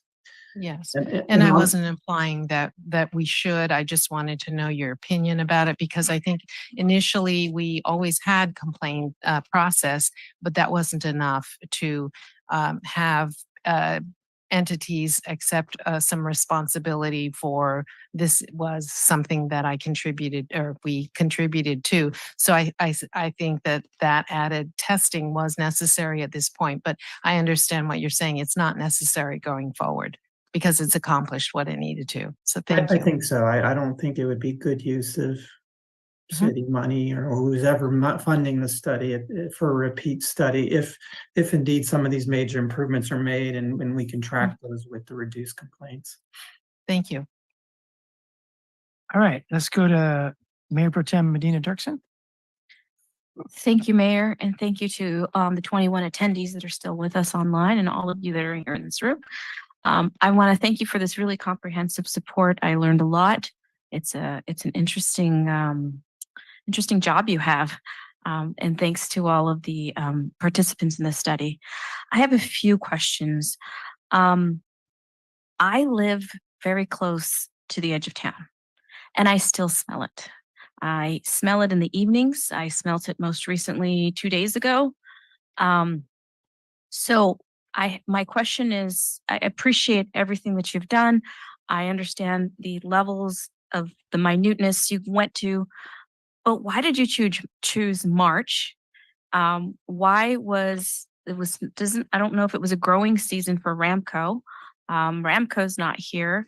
Why was it only during the day and not at night? The stench is pretty harsh at night when the air is stagnant in December. And the other question is, if there's possibility of hydrogen sulfide, are we checking those levels? I mean, are there headaches? For a long time, my daughters were getting headaches in the morning, and it just occurred to me a minute ago to think about at night and that kind of thing. Have there been any complaints of any related ailments? So I'm going to start with those questions. Is like, why was March chosen? Let's take them one at a time. Yes. And okay, yes. It was April and March, right? March, April. So the time of day and the date range of sampling was chosen based on a review of the history of complaint data, and then marrying those complaints up against the meteorological conditions that seem to be causing those complaints or being present during times when most of the complaints occurred. So we had a broad window of the winter into early spring where we saw the history of those complaints. So we picked some periods in the time. We intended to do it earlier, but a lot of weather conditions were different this winter. As you guys know, a very heavy winter with a lot of rain and storms coming in, and so those very much changed the meteorological conditions. So it was difficult to find windows during January, February that we could get out there and implement our program that weren't affected by those multiple storm systems that came through during the winter. And so that's how it ended up in March and April. But we still had the meteorological conditions, as you saw, as we tracked that during the testing. So those meteorological conditions existed during those time periods that were the same conditions that occurred during the previous complaint. So that matched to we smelled the odors when we were sampling. So we were out there and confirming those so that odors were occurring during the sampling periods. The sources are the same. You know, they're year-round sources, so they were doing their activities with the exception of Ramco Agricultural, and we've noted that they were not doing their. If I can interject, I think that's a big missing piece of the puzzle here, because you're giving us a very, very comprehensive study based on what you studied. But there's a partner out there that, to my knowledge, was still growing broccoli and other green carnivorous, I guess that's what you might call them. And I just kind of feel like this is great, but there's a missing piece of the puzzle, and I would have liked to have seen that. And I also would have liked to have seen perhaps, as I mentioned, perhaps in the evening, or just to see if it's a different concentration, which I suspect it would be in the evening, just because the air tends to be much more stagnant. One thing I would like to say is, in order to assess a source strength, it's not necessarily, you need a consistent wind direction for a known period of time. If the winds are still, we can't assess a source strength and bracket it with upwind and downwind monitoring. Also, fusion can dominate the transport, not mechanical movement, which means concentration will move from greater concentration to less, not necessarily with a wind movement. And that happens during those low wind conditions, which makes it impossible to assess a source strength, which was really the purpose of the project. So the meteorological conditions were not only chosen because they were conducive to the same events that created odor complaints in the city, but they are also conditions that we could assess a relative odor strength of a subsource or source at a facility. When there's no winds or variable winds, it's very, very hard to do so. Okay, thank you for that explanation. May I have another minute, Mr. Mayor? Okay. While I recognize, thank you very much for the CASP, but it is also something that will, I'll be a little honest, I'm feeling a little bit of, we should be glad that we're getting this. Yes, we are. We're very grateful. But I also would like to recognize, having read that there was one up in Napa, it will also do your business. It'll improve your business, because does it not add for, call for or allow for additional processing of materials at a faster rate? When I did some research, I found that out. So I just, I appreciate all of the suggestions. I would like to see the biodegradable spray. And that liner that you're going to be putting is going to be an overall operational improvement. And I don't, thank you for doing that, but are you saying, it just came across to me like we should be glad that you're doing that, and you're doing that for us. But I also want to recognize that you're going to be doing it because it makes a good business practice as well. Was there a question in there about Napa? I thought there was. Yeah, the city of Napa has one.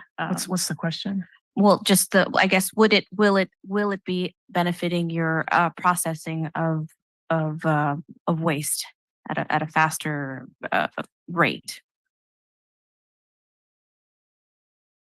And can you speak Will it to break down faster? The Napa situation seemed that it would give it additional faster rates of breaking down materials, so it can process. Thank you, Councilmember Medina Dirksen. You are correct. The CASP does improve the composting time. It does keep it under, again, a membrane or a covered tarp.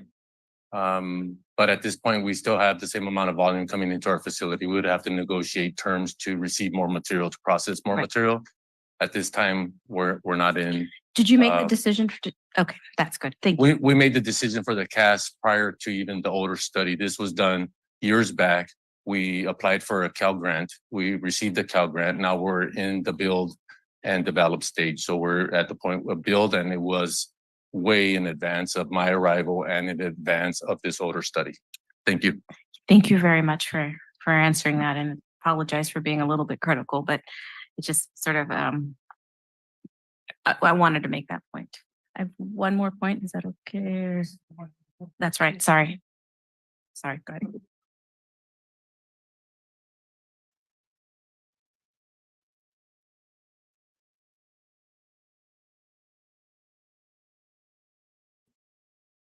All right, I sent some questions ahead of time, but staff said it'd be better to ask tonight when we had the consultants present. So my first question was, why was wind direction and wind speed were the only meteorological conditions considered? And I asked that because the public, maybe a year and a half ago, we were real strong in saying, hey, don't just study wind direction and wind speed. Study fog inversion layers. Because Greg Simmons, who's not here tonight, says that he did some research and the odors can load up with low wind or zero wind in the fog. And then when the fog disperses in the morning with just a light wind, it can just overwhelm the neighborhood. So it wasn't really about wind speed and wind direction. It was about fog inversion layers. And the consultant, I think it was Patrick, just mentioned density movement. So I'd like to hear more about that, because I think that was kind of related to what seemed like it was related to the fog inversion. So did you just do wind and wind direction, wind speed, wind direction? And why didn't you do other meteorological factors in your study? So I'll take the first part. We did look at cloud cover in our analysis, not specifically fog per se, but cloud cover conditions in the meteorological analysis. And what we found was not a definitive correlation. So there were just as many events where there was no cloud cover versus cloud cover in terms of odor events. I think part of that is because sometimes clouds also are part of a storm, and those storm conditions are different meteorological conditions, sometimes higher wind speeds that come with the storm that can create greater dispersion and actually end up reducing odors.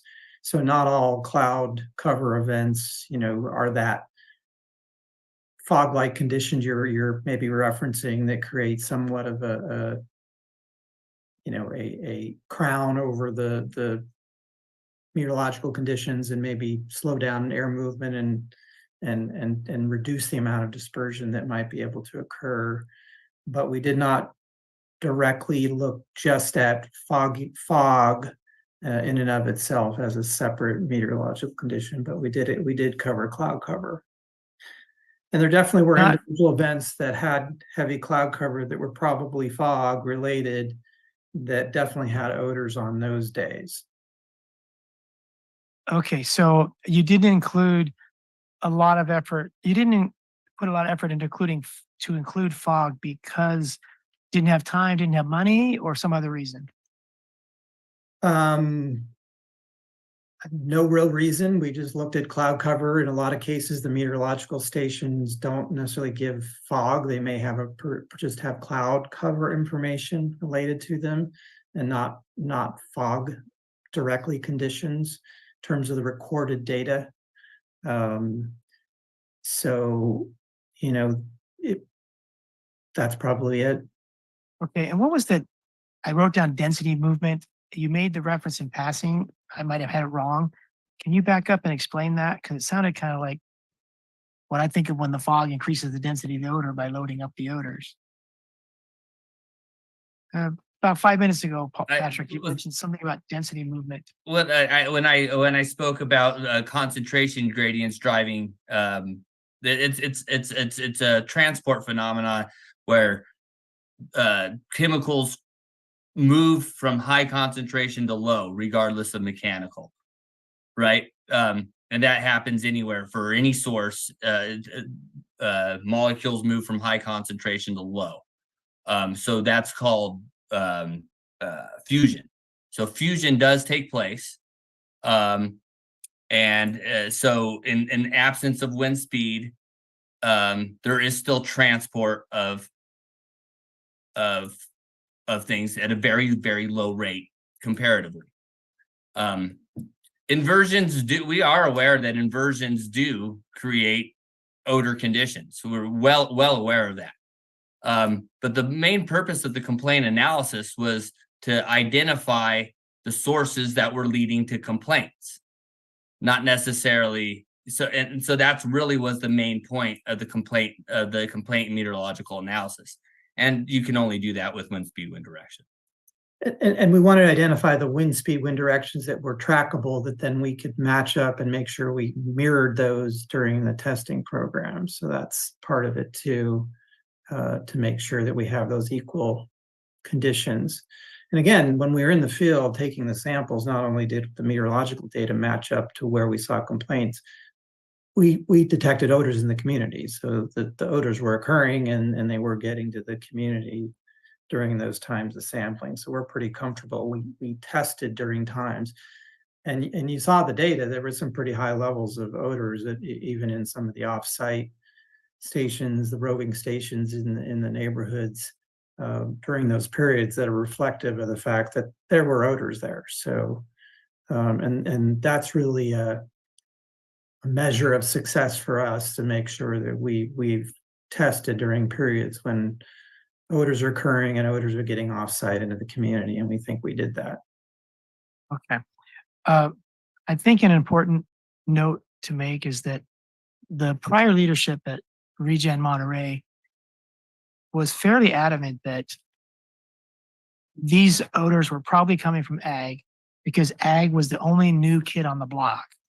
And if the odors were fairly recent, then it probably was the new kid on the block that initiated the odors that we're smelling.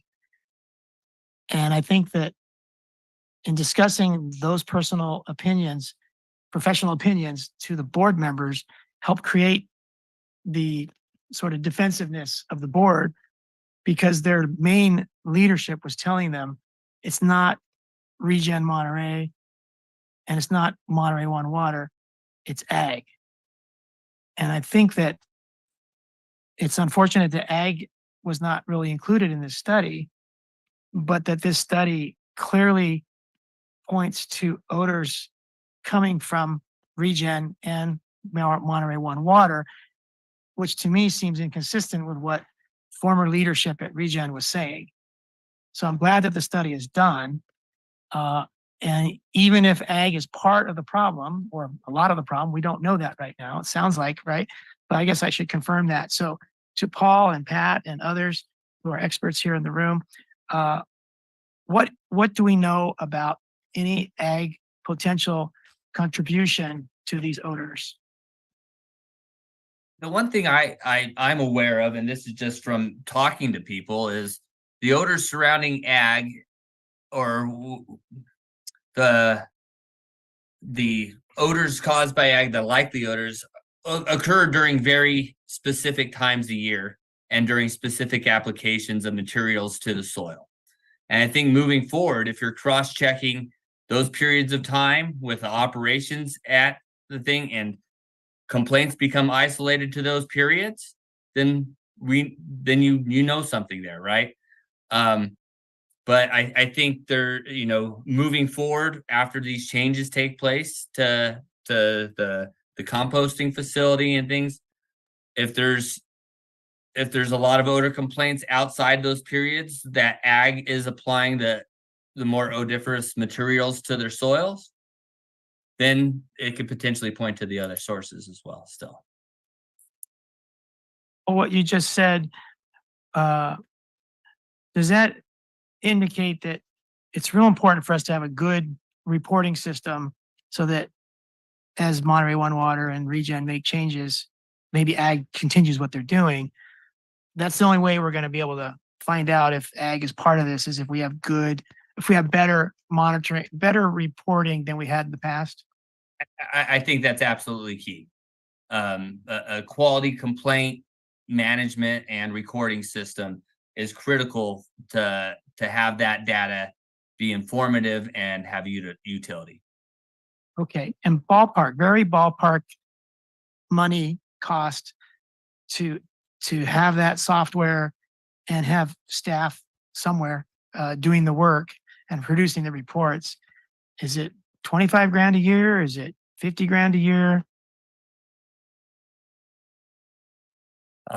Pat, do you have an answer for that? I don't want to talk out of turn here. Well, no, I mean, Something. I will tell you, I mean, the app we showed you is something that's already been developed. I mean, to be able to use that is, there's not really a big cost involved with that.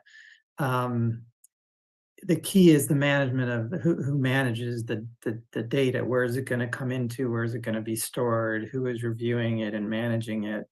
In the perfect system, not only is it coming in and being stored there with all that good, useful information, it's also getting disseminated out to the sources, so they know in real time that there's a series of complaints have come in. so that they can actually make some changes or at least investigate what they're doing during those times. And that's the perfect system. But even if you can't get to that real-time sort of feedback loop, at least if you have a great storage of that data on a site. Most of our clients, maintain those systems themselves and with internal staff that maintain that information and make sure that's kept. So whether that's at the maintained with the city and maintained on a server at the city for that data is that. But certainly we could, if you hired a consultant, you definitely could spend. Wouldn't take us 25,000 or less to analyze a batch of data, once or twice a year to give you some trend analyses and maybe give you some of the information you're looking for. For example, has the window of complaints narrowed down significantly so it marries up to specific times a year, such as October through December when Ramco appears to be applying fertilizer and other things to the fields during that period. That might be one use of that data as an investigative tool, relative to the agricultural operation. And I do want to point out, you could do a focus sampling event just for Ramco, just on their operations and just during those times of year when they are doing those activities. So without having to repeat the full study that's already been done. So, and I mean, that is possible. That certainly would be more money than what we're talking about in terms of the complaint program, but that is an option. So, All right. I have lots more questions that I will follow up with and ask them after I type them up and send them to Brian so he can have you answer those. But just one more thing on the software, where it's being done now, collected using this app and being analyzed and information distributed back to the source organizations such as Regen and Monterey One Water. Who does that? Is it a third party or is it done in-house in those other extent situations? It's I mean, it varies. Usually it's done by the facility itself, the one that's been identified as having the odor problems, and they're obligated to set up a complaint response program, and then they may set up a website or set up an app, and then they post that data. And in some scenarios, they're obligated to make that data public so that the public can actually go and view that as well as the city or county or even regulatory agencies could then go and view that information. Sometimes it's not public, it just simply goes into the private facility, the landfill owner operator. Now, sometimes those are public landfill owner operators or wastewater treatment plant owner operators. We just did a program that we helped set up for Hyperion, which is the City of Los Angeles Bureau of Sanitation. So they're managing it themselves now, and they're managing the data that comes in. We just help them get set up with the complaint response program. So in that case, it's a city-run facility that was the source of the odors and is now managing the program themselves. We haven't had too many cases that I'm aware of where the municipality manages the complaint program, but that may make sense here since you have multiple sources and you don't want 3 different reporting programs. Might make sense for it to be housed at the city, to be the clearinghouse of all of that information, and the manager of it, and potentially be the one that stores it as well as sends out complaints to the source facilities that then would hopefully have an opportunity to rectify whatever the issue is that's causing those odors at that time. Okay. All right. I'd like to suggest that at this time, we hear from staff about an idea that perhaps Councilmember McCarthy and I work with staff, meet with staff to go through all the recommendations that are in this study and talk about how we want to perhaps approach as the city, approach Regen and Monterey One Water to have discussion about the next steps. But first, we would need to know what next steps we think are most appropriate to lobby for, essentially. But what do you think about that idea? I mean, it's kind of like, where do we go from here? Yeah, I think that'd be a great idea if the council would designate a subcommittee to work with staff directly on that, and then we come up with those things and then work directly with Regen and Monterey One Water. I think that'd be a really good idea. And you'd be willing, Brian? Okay. So I'll motion that, having received this presentation, that we direct staff to help us form a subcommittee with Councilmember McCarthy and I to sort through the recommendations from this study and come up with a sort of a position ask to Regen and Monterey One Water as far as where we'd like to go next. Can I add one thing to that? Can we get a second? And then I second. Okay. Yeah. And maybe this is something that the city attorney comes back to us on, but obviously there's some Brown Act concerns with you being on a board, but from the rest of our perspective, are we free to? No, I don't think there are any Brown Act concerns with me. As long as they don't. Sorry, I'm not making sense because it's late. It's my fault. If we go and talk to Regen board members, are we free to do that and kind of share our story, synthesize some of the discussion that we've had? We're not on that board. Mayor Delgado is the rest of this council. I mean, we obviously know these folks. We participate in other agencies with them. Is that acceptable, or is that something you can come back and give us an answer on? Or I agree with you that it's late, and I can certainly come back with a fuller answer. I'm not sure. I think more about the duty of loyalty, or when you participate on a board, if you're on the board, to also be on a subcommittee, but it's not necessarily a Brown Act violation. one more specific, what I'm talking about is not related to the subcommittee, but tomorrow I have an AMBAG meeting with Karen Felito, Carmel, right? And I'm kind of making this up, but if I wanted to say, hey, Karen, we had this meeting regarding the landfill, I'd like to share some things with you. That's appropriate, right? That's not a Brown Act violation. That's not a Brown Act violation. I think when you're speaking on behalf of the council, it's whether or not you have the authority to represent the position. Okay, thank you. Okay, I'll leave it at that for now. Thank you, Mayor. Thank you, City Attorney. Sure. Let's go to Councilmember Biala. Thank you, Mr. Mayor. On those synthesizing the recommendations or the thoughts from our council and our subcommittee or task force, I don't know what we're calling it, you and Brian.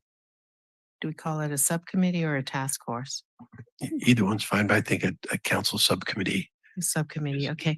I do, the sort of the potential conflict maybe for you being on board, it's that those kinds of issues that needs to be sorted out. But the one thing that I think you said, and I think is very important, is that the city of Marina becomes the sort of the caretaker of the complaint system, because we are the ones who are the recipients of the negative impacts. And there are many different players involved. And if one of those players becomes the owner of the data, it just seems like that would be a little bit of a conflict. So I would really highly recommend that both of you in the subcommittee really look at Marina's role in that data collection, because it sounds like the complaint system is going to be the major data for evaluation of the problem. So I think that it makes sense for us to be the owners of that. So I hope you put in that specific intervention. Okay, Brian, did you have comments? Just also mentioning that there is the air district that, they do take complaints from the public. Yeah, this is specific to Marina in our area, but they may have other areas in the county that might benefit from some type of system. So it might be worth talking to them as well and see how they could be involved. And that can come out of our subcommittee. Right. Okay, one thing I want to say before I forget is how much the two agencies that are here tonight, one, they're here tonight. Thank you. And two, they've been working for years, including the last few years, including the last year, the last 2 years, and things are getting better. And they're spending, millions of dollars, and they're going to spend millions of dollars more on odor control. So it's not like it's the Wild West by any means. And we have very good working relations across the 3 agencies, including our own. So I think we're in a really good place right now, and the trajectory is positive. And I think that that's in part because we got lucky with a lot of rain last year, and in part because everyone's kind of working together and taking this seriously. So I think that's a good thing. Okay. Any more comments before we vote on the motion? Mayor Pro Tem Medina Dirksen? Yes. I also wanted to mention your website might be a good place to put some of this information about the odors. You have a lot of customer facing things overall, but I didn't see anything about, if you smell something, call some, or anything like that. Oh, okay. I didn't see it on the front, but thank you very much. All right. All in favor of the motion, please say aye. Aye. All opposed, please say no. All right.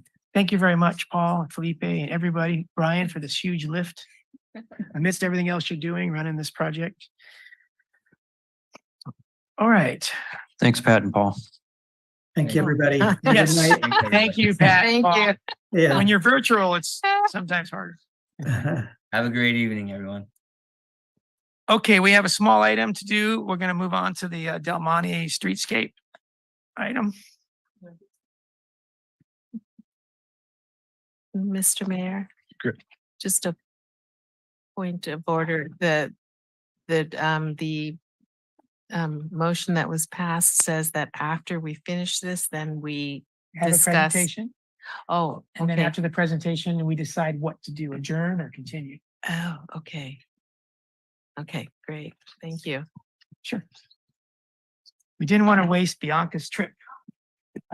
And her energy. Yeah, look how much energy she got. She is great. So I'm going to cut back. I wanted to just frame things a little bit. This project really is a transformational project in our city. We've been talking about this since 2005. Fort Ord closed in 1995, devastated our downtown businesses, and the city has talked for just forever about how do we get the downtown revitalized.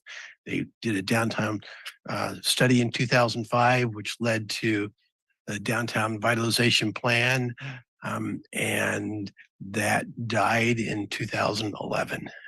And so this council resurrected that again in 2017. You have various specific on our consolidated project list. You have very specific things that are tied to this, and so this is moved up high on the priority list, and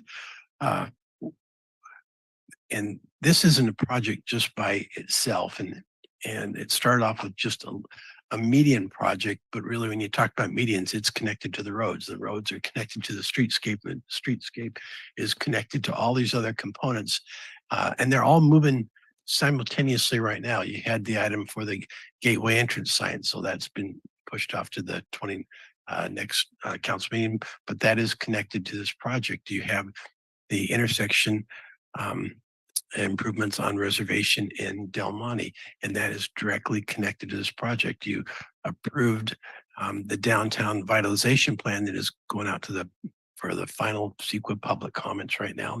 That'll be coming back, and that's the plan that started in 2005. So you figure that's been a long time, 18 years that the city's been working on it. And this council has, and the public have really pushed this home, and that downtown revitalization plan is a great plan. And so that plan talks about the medians and the streetscape, and that really is the next critical component in this whole design. And Bianca with BEK Collective has done just a phenomenal job in the outreach and working with our staff and the public on putting together some wonderful concepts, not only for the median, but for the whole streetscape design. And there's a great quote, and I can't remember who said it, but it says, "Design is not our end. goal. Our end goal is to connect people to each other. And what we have on Del Monte is this big thoroughfare of cars going fast, and we lose that whole connection. And this has been this whole project is to connect our town, connect our people, improve our downtown economically. We're growing in South Marina and the Sea Haven and the Dunes, and Marina Station is going to be growing, but our downtown, it's the time of the downtown, and this is the project to do that. And frankly, we're really excited about it, the staff, and this is really a chance for us to really make some significant improvements to our community. And I don't know if Brian had anything and to add to that. You know, I guess I would add, you're gonna hear a presentation from Bianca Koenig with BEK on the landscaping medians. We have Derek Wu from Kimley Horn is gonna present we throw the term road diet around. You know, from a traffic analysis standpoint, they've done some modeling and just trying to not lose sight of why we're even considering that. You know, we're looking at trying to take something that was designed as a state highway through our downtown and turn it into a downtown. So the reason for reducing the automobile lanes is we're trying to allocate more of that space to automobile, bicycles, and other means of transportation that are a bit more conducive to that downtown environment and interacting with businesses in the community along the corridor. So try to keep that in mind as there will look like there's a lot of emphasis on the automobiles in the modeling, but that was done just to make sure now that we're not heading towards Carmageddon, you know, as we're trying to do this. So, but just remembering why we're even considering that. And I think with that, I think we can jump into the presentation.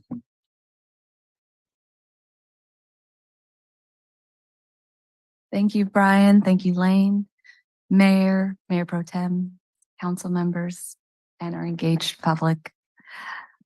Yes, we're here. Thank you so much for your time and energy. I know it is precious, especially at this hour. It's not unlike all the energy and time we have been giving to this project. We're aware it's a big priority. And so we have been working very expeditiously and in a quick, short timeline to work through all the details, the research, the outreach, so that we can get it right for the community of Marina.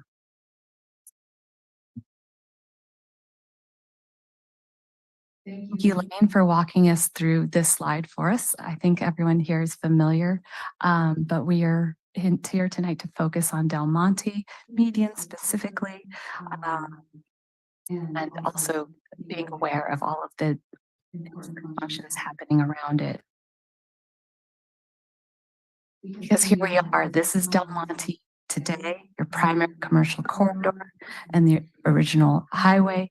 As you can see, the medians are almost like a blank palette. They're ready, they're waiting to be beautified.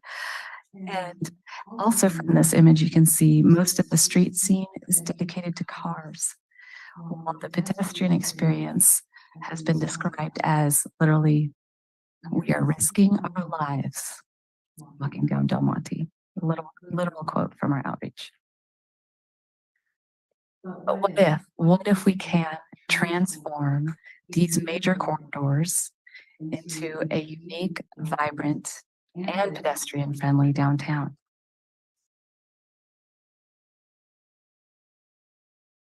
I did want to mention that before we went into design, we did a lot of research and coordination. We had discussions with the community development director. We reviewed the downtown vitalization specific plan, watched one of the outreach meetings that was available, as well as reviewed the survey plans, engine widening, and keeping pace with, as you mentioned, all the outreach going on, checking in on the results and summaries of the 2045 general plan outreach, because all of that same feedback can be applied to our ideas and insight on the median specifically. Like the food. I mean, that's the one reason folks are showing up downtown. So you gotta pay attention. Quick point of order. Something changed. I'm hearing a reverb over here. Check your computers real quick and make sure your speakers are on. Mine's off. I'm sorry to interrupt. No worries. All right, is that better? Check. Okay. So specific to Del Monte, no.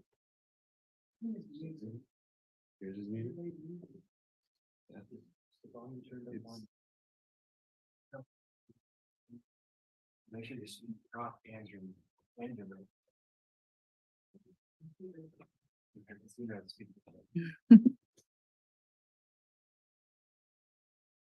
That was more than two things to check, so. Or I can talk out here. I don't Okay. So we went out and did outreach specific for the Del Monte medians. We had 2 in-person events, one during the weekend where we were able to meet folks at the Marina Farmers Market. And during that time from 10 a.m. to 2 p.m., we had 4 to 5 team members engaged in conversation and discussion that entire time. And then at City Hall is a smaller showing, but we wanted to give an opportunity for evening weekday participants. Actually had a chance to just walk on Del Monte and try to talk directly with shop owners, but you know, folks are busy working at that hour. So we did the best we can. And at the same time, we had an online survey that was open from October 18th to October 29th. So while not everyone participated in voting or surveying, we definitely connected with at least 150 people in our outreach in a very short order of time.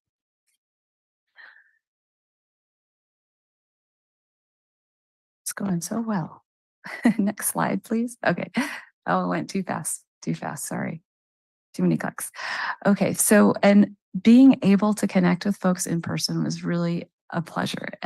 In those discussions, we could hear this history, the stories, and ideas from individuals that were both helpful and heartwarming.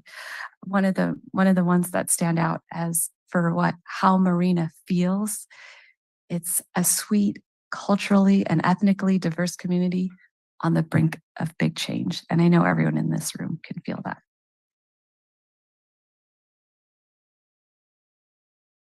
For our self-reported online survey, we reached folks who experience downtown on a daily or weekly basis and people who live, work, and study in Marina.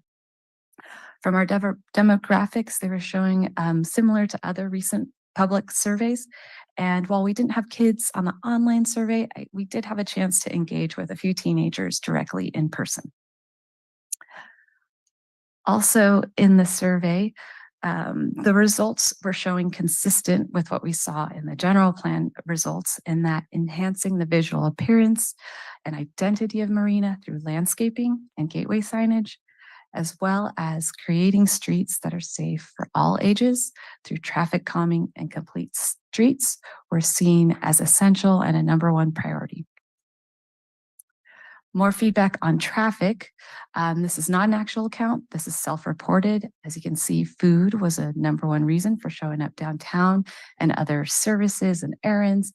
Really, you have so much already in downtown as a natural draw for folks to go there.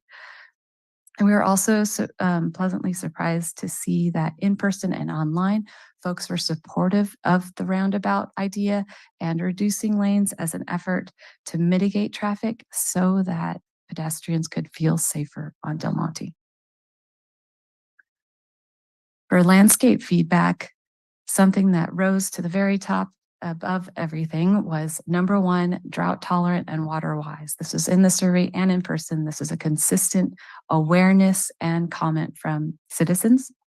And then next in line, we're California native and looks great all year. So that's our challenge, to balance those two things in a way that appeals to folks. What we heard as far as style and color, folks preferred a mixed palette, so not too formal, not too much color, but a kind of blend of some order, some color, and finding that balance.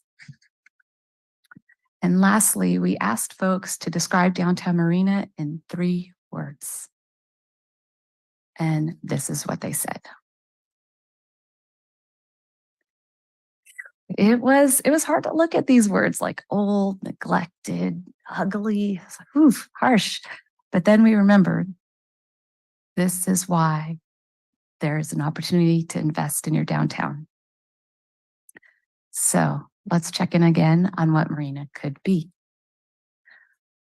A beautiful and safe place for residents and visitors of Marina to linger, to feel at home, to connect with diverse people, both familiar and new, to support local businesses, to walk and move with wellness, and to delight in art, culture, and play.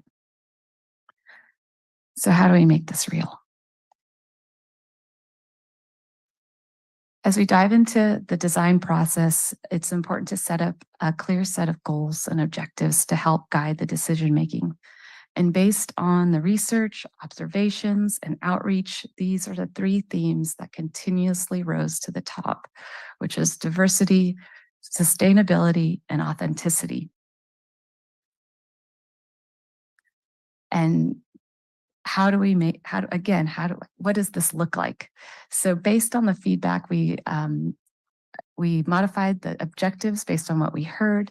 So for diversity and delight, we can provide a variety of opportunities to eat, sit, and gather. We can celebrate art and culture and have plant communities full of color and year-round appeal. For sustainability and wellness, we can design for walkability, we can reuse and repurpose materials, and support our local businesses. For authenticity and belonging, we can have climate responsive design. As we know, with the wind, the fog, and salt air, these are real components that we need to plan for, make it friendly and safe for all, and most importantly, feel like home. So now we have an understanding of the qualities and functions that we want to occur in this area. But next, we wanted to find inspiration for form and color in the design. So we looked at the beach, one of Marina's greatest assets, but also one that is difficult to directly access. So we thought, what if we could bring these qualities when you're at the beach? It's such a sensory experience of sight and sound, and color and form and movement. So bringing this as inspiration, as color and form, and also that activity is kind of beachcombing, where you're on the beach and you're looking for treasures, and everyone sees something different in the treasures that they're finding and why it's special to them, this rock or this shell. So these are kind of the moments and inspiration to help inspire the median and landscape design. At the same time, Marina has a lot of existing inherent qualities and features that we can build on.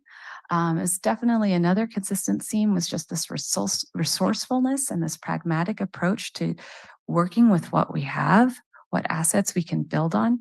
And so in the median, we already have a mortared in place cobble that could remain in place, and we just build on that motif.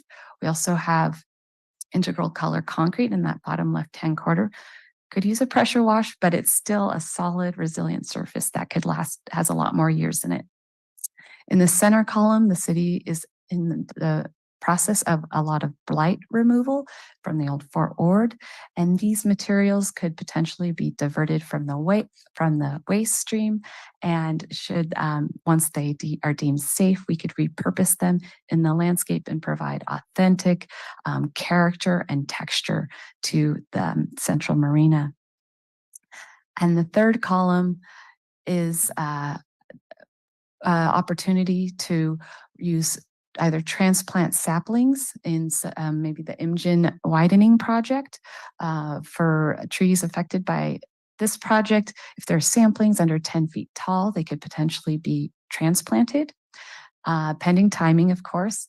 And if there are larger trees that can't feasibly be transported, perhaps they could be repurposed, their trunks, for something meaningful as well. Okay, you guys, thank you so much. You're tracking with me. So we have a vision, we have materials. Now we can apply this palette to the pieces that make a downtown. So to help kind of orient all the pieces that are disposable, we have the hardscape on the floor plane, we have furnishing and lighting on one side, and we have planting and trees on another. Through that all, we can activate it through play, culture, art. And when you put all of these pieces together, you can create that unique space that is Marina, California. It's not any town USA. This is Marina, California. So here are some examples just quickly of how you can repurpose old materials and make them new and functional and also still elegant. For site furnishings, there's still a lot of choices out there, but what we heard is that folks are interested in low maintenance and durable, affordable, and also welcoming and inviting. It's also an opportunity to introduce color to build on the sunset at the beach theme. In addition, there would need to coordinate fencing. That's another way to build on character and create a sense of identity that could work with the surf line as fencing is planned for that area. And then the big one. I know this is an important topic for the city. When we talk about plants, again, wanted to just check in on some goals and objectives that were helped to inform the following slides and preliminary plant selections. So again, looking at diversity, authenticity, and sustainability. Where possible, we can maintain existing healthy trees. We can pick plants that have demonstrated success in the region, pick plants that are appropriate for the size and conditions of the site. Obviously, water-wise and drought tolerant, number one, which is also consistent with the original 4ORD urban design guidelines, which is to be drought tolerant and as well as non-invasive. So for diversity, we are proposing a mix of species, but again, to be non-invasive and get a mix of colors and textures and styles. And in this first slide, these are pictures of plants that are actually in Marina performing really well and can work. Several of these are actually native plants that are performing really well and can kind of blend in with traditional ornamental landscaping. But we at the same time, we know that for grasses, for flowering plants, that maintenance is required to maintain typical understanding of a clean and tidy appearance. So the cutting down the grasses, deadheading flowers would be required for part of maintenance practices. So we wanted to supplement the palette with additional options of other plants that are proving to perform very well in Marina, and that can extend the bloom period, can extend color to reduce the burden on expectations for maintenance where possible. And so we're integrating a mix of additional plants, native and non-native, for those reasons.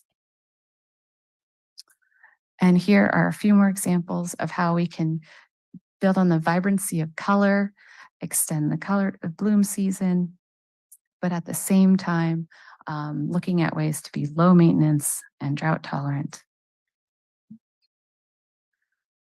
For tree selections, again, wanted to understand the conditions we're asking these plants to perform in. These are urban conditions where there's lots of pavement, where there's potential for the urban heat island effect, which is typical in downtowns with buildings and paving.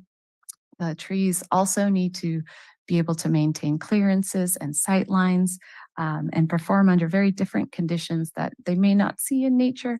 So again, here we start to integrate a mix of natives and non-natives.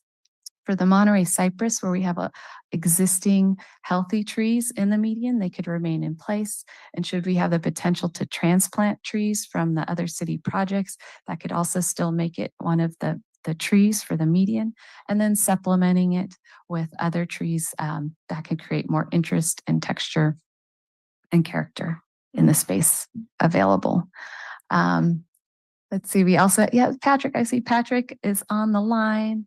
If we have questions, we're so excited to have him on the team to walk through all of these discussions and make sure we're doing our best to give you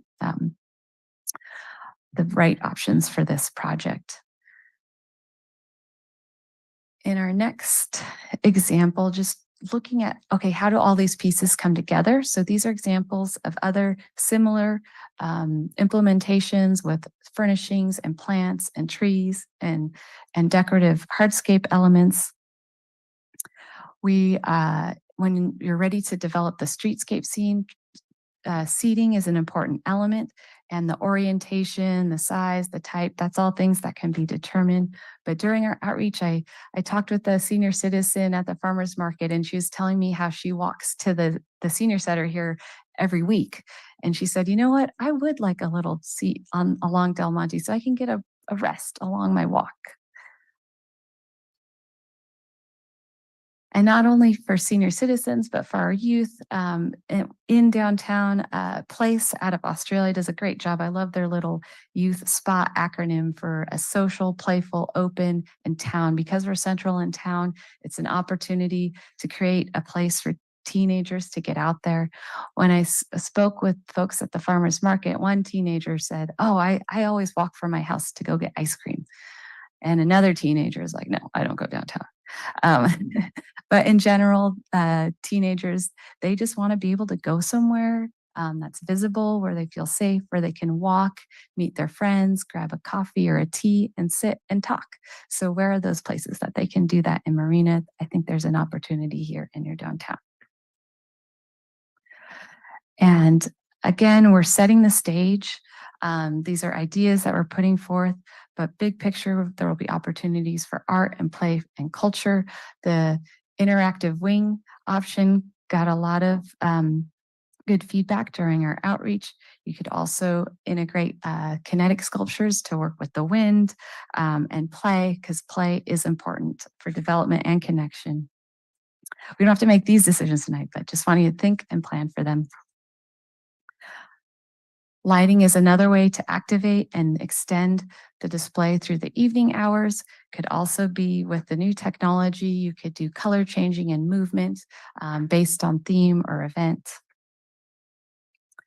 And still, we're still big picture concept, but when we're thinking of, hey, you're in downtown, we did take a pass at some identity ideas, building on the ribbons and the movement and the color of being at the beach and the wind. So these are some quick ideas, just hey, and it could be separate or compatible with your separate project, the city gateways, but sometimes it's also beneficial to, especially with a downtown the size of Marina's, to be like, hey, you are in downtown, and this is an entry welcome point.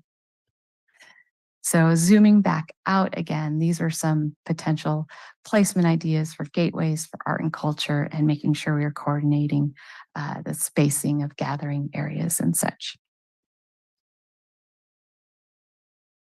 And this is me checking back in, we're covering a lot of info, but big picture tonight is to focus on the medians. And soon Kimberly Horn will be up to present the options for street improvements, because to be more inclusive in serving multiple forms of transportation and making it safer for pedestrians, we want to have them walk us through their findings as well. So let's look at some preliminary plans for landscape. This is Del Monte looking northbound, and just did a quick overlay of, hey, what does this landscape look like in this median? And what I wanted to demonstrate here was kind of that like left and right hand side, kind of similar to the one-sided Del Monte, where all the businesses are on one side, and how access to the beach is kind of like one-sided. So in this, you can see that there's kind of a hardscape side along the west, and then a planting side along the east. And Got the current condition pretty much. pretty much this is, oh, and I don't know if you could see the little planting inside, but the aerial view is off Google Earth recently, so should be pretty close. And then just zoom and looking just big picture on the plan view, this is a pass at what does 50-50 hardscape versus planting look like? Because understanding you have about 1.5 acres of area in these medians, in these existing curb spaces. So if we were to break it up so that it wasn't 100% planting to be maintained and expected to look beautiful every day of the year. So we wanted to give ourselves some grace, break it up with some hardscape elements that may be a bit more to invest in initially, but can be lower cost to maintain in the long term. But we wanted to do it in an organic way with movement and flow. At the same time, we wanted to be careful to get large enough planting areas so that plants had enough space to grow. You didn't have to be out there shearing them all the time. So you don't have fussy little planters and all these sleeving for irrigation. Okay, I'm getting too technical, I can tell. So passing on through, again, just trying to be thoughtful on planter sizes and hardscape. When the median gets really skinny, instead of doing that half and half hardscape and planting, we switched to alternating hardscape and planting. Because again, we didn't want these fussy little planting areas. We wanted to create spaces that were easier to maintain. Can you show an example of the alternating? It looks like. Oh, it's so hard to see. Let's see if we go here on the left-hand side of Palm Avenue. Can you see the tree canopies, like the 4 trees? Yep. So where you see a tree, there's landscape beneath it, but between the trees is about a 20 to 30 foot paved section. Okay. So when you're driving along, it looks mostly green, but we're breaking up that level of maintenance required to keep that appearance. There is an image, built in place image example on one of these other slides too, that we can point to later if we need to. But sorry, thanks for bearing with me zooming in. We wanted to look at how the median design and the future streetscape design could be compatible. So again, we have these sweeping moving forms. But where we are on the streetscape, on the parkway and the sidewalk where there are pedestrians, you can get closer to the materials and really engage in it in a more detailed way.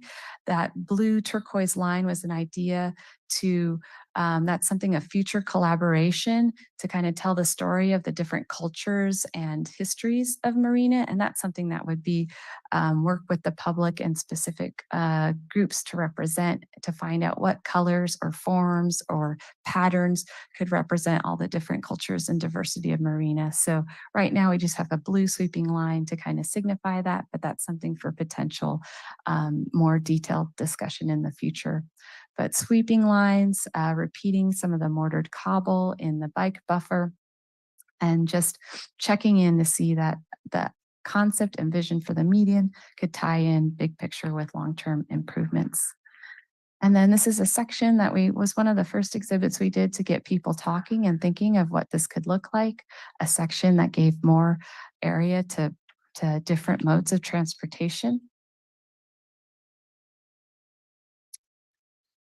And then I mentioned this is concept, right? So these are some just ballpark check-in numbers just to see kind of where we were landing, and based on what we know so far. So just some initial quick look, but again, the approach was invest in some hardscape to help minimize the long-term maintenance requirements. Sorry about that. Okay, so here we are again. Del Monte Boulevard existing and what it could be.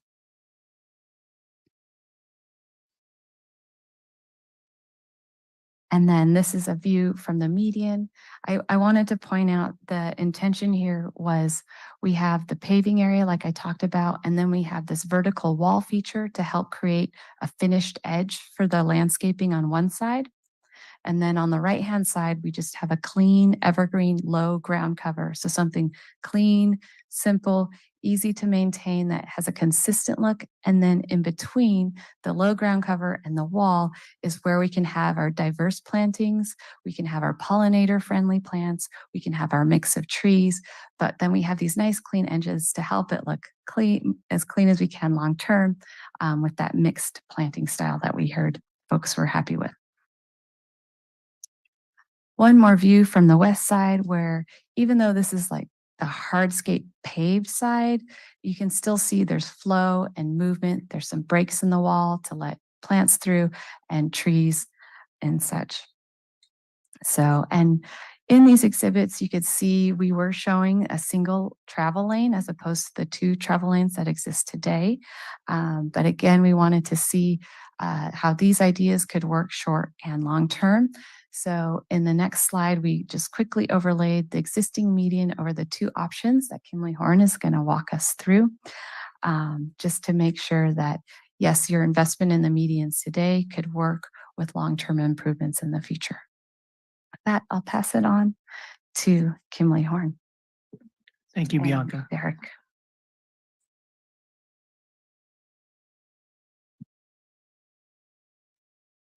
Thanks, Bianca. Good evening, Mayor, members of City Council, and everyone attending tonight's meeting. My name is Derek Wu, and I'm a project engineer with the consulting firm Kimley Horn. Yes. So I'm here to present the results of our traffic analysis of Del Monte medians and the downtown Marina Streetscape project. Also here in attendance is Project Venter with Kimley Horn. Wanted to make a note that a few of the slides we're presenting has been updated since from the Public Works Commission meeting we presented in November based on input and comments. We do have the original slides still, but they are in the back. If there's a question, we can bring that up. Derek, do you mean the Public Works Commission or the Planning Commission or Public Works Commission? Public Works Commission that occurred in November. So as you saw in the presentation by Bianca, the objective of the traffic analysis was to determine a feasible Del Monte roadway design that is consistent with the vision for a unique, vibrant, and ped-friendly downtown Marina. And so the traffic analysis that Kimley Horn conducted was to determine a future roadway design that would achieve the following goals. One is to complement the Del Monte Boulevard median project with the proposed landscape and streetscape improvements that's being presented tonight. To utilize the existing travel lanes to provide multimodal improvements such as a road diet for bikes and pedestrians. 3, create a thriving downtown environment by improving multimodal safety and access. And the final component is maintaining a balance to provide acceptable traffic operations through the corridor for vehicles. So to address these goals and objectives, we'll be presenting the traffic volumes used in our analysis. 2, review the different Del Monte Boulevard layouts. 3, share the traffic results and the simulations of the videos, and also conclude with a summary of our findings.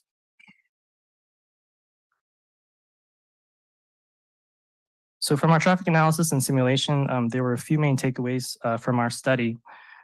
For one, we did find that a multimodal street design with road diet and traffic calming improvements is a feasible solution to meet the vision and goals of downtown Marina. In our slides, we'll show that the proposed roadway improvements will achieve a balance between improving bike and ped access, as well as maintaining acceptable vehicle traffic operations. And 2, a series of roundabouts along Del Monte Boulevard is a feasible option. The recommended roadway layout is a road diet with 1 southbound lane and 2 northbound lanes between the Rhine-Dollar and Palm intersections. At Rhine-Dollar intersection, there are 2 lanes are needed in both the northbound and southbound directions. At the Palm intersection, 2 lanes are needed northbound and 1 lane is needed southbound toward the freeway. Similarly, a series of signalized intersections along Del Monte is also feasible, and the recommended roadway layout is a road diet with 1 southbound travel lane and 2 northbound travel lanes between Rhine-Dollar and Palm. The final thing is the existing signal at the Reservation and Del Monte intersection will remain as a signal and will also include multimodal improvements from RSTP grant funding that the city received this year. So in our traffic analysis, we looked at 2 different sets of traffic volumes along Del Monte.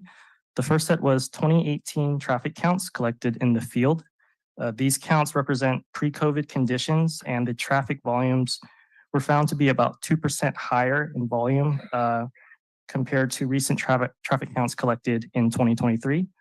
Currently, about 40 to 50% of traffic on Del Monte Boulevard are cut-through trips, meaning these vehicles just pass through the city to access the freeway and have no origin or destination with the city of Marina. The second set of traffic volume traffic volume forecasts 2040 from the regional travel demand model by AMBAG, which is the Association of Monterey Bay Area Governments. These 2040 traffic volumes are about 20% higher in volume than the 2018 counts and were used when running our traffic model. The 2040 volumes along Del Monte includes traffic and travel pattern changes from Marina Downtown Specific Plan, as well as other local and regional growth and future roadway improvements. So for our study, we analyzed the following Del Monte roadway layouts based on results from the community surveys and also input from recent public workshops. There was community interest in seeing if a road diet and roundabouts would be a feasible option along Del Monte. So the first layout that was analyzed was an existing 4-lane geometry on Del Monte with the existing signals. And this layout is the baseline and is the condition if no improvements are made to the roadway. Second layout analyzed was converting Del Monte Boulevard into a road diet and installing multi-lane roundabouts at the $1 and Palm intersections. So a road diet is a type of traffic calming feature where the number of travel lanes in each direction are narrowed or reduced, and that space is repurposed to provide additional bike, ped, and landscaping opportunities and facilities as shown in the example on the right. In our study, the optimal road diet cross-section is keeping 2 northbound travel lanes from $1 to Palm and having 1 northbound travel lane from Palm to Reservation. The southbound direction would have 1 vehicle travel lane. And finally, the third layout analyzed was installing a road diet and also keeping the existing signals at the intersections. So in our analysis, we found that having just 1 northbound travel lane would experience congestion along and long vehicle queues during the evening commute period. Thus, we recommend maintaining 2 northbound travel lanes from the $1 to Palm intersections. So one of the reasons why road diet and roundabouts are being proposed is to improve multimodal access and safety along the street, as well as encourage more bike and ped activity in this area of downtown. To achieve this, reducing vehicle speeds is one of the main traffic calming goals and is a significant factor in roadway safety.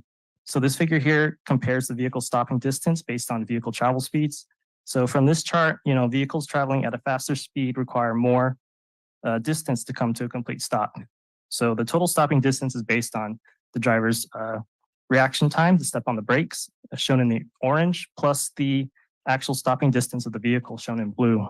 So for example, for a car going 40 miles per hour, the stopping distance is about 300 feet, which is almost an entire football field long.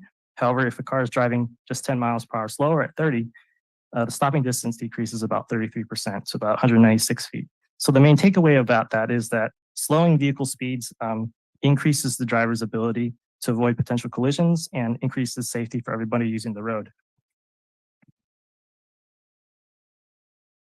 So likewise, a vehicle's travel speed also impacts the driver's visibility and on what drivers are focusing on the road. So at slower speeds on the top, a driver's field of vision is wide and able to see objects outside the road.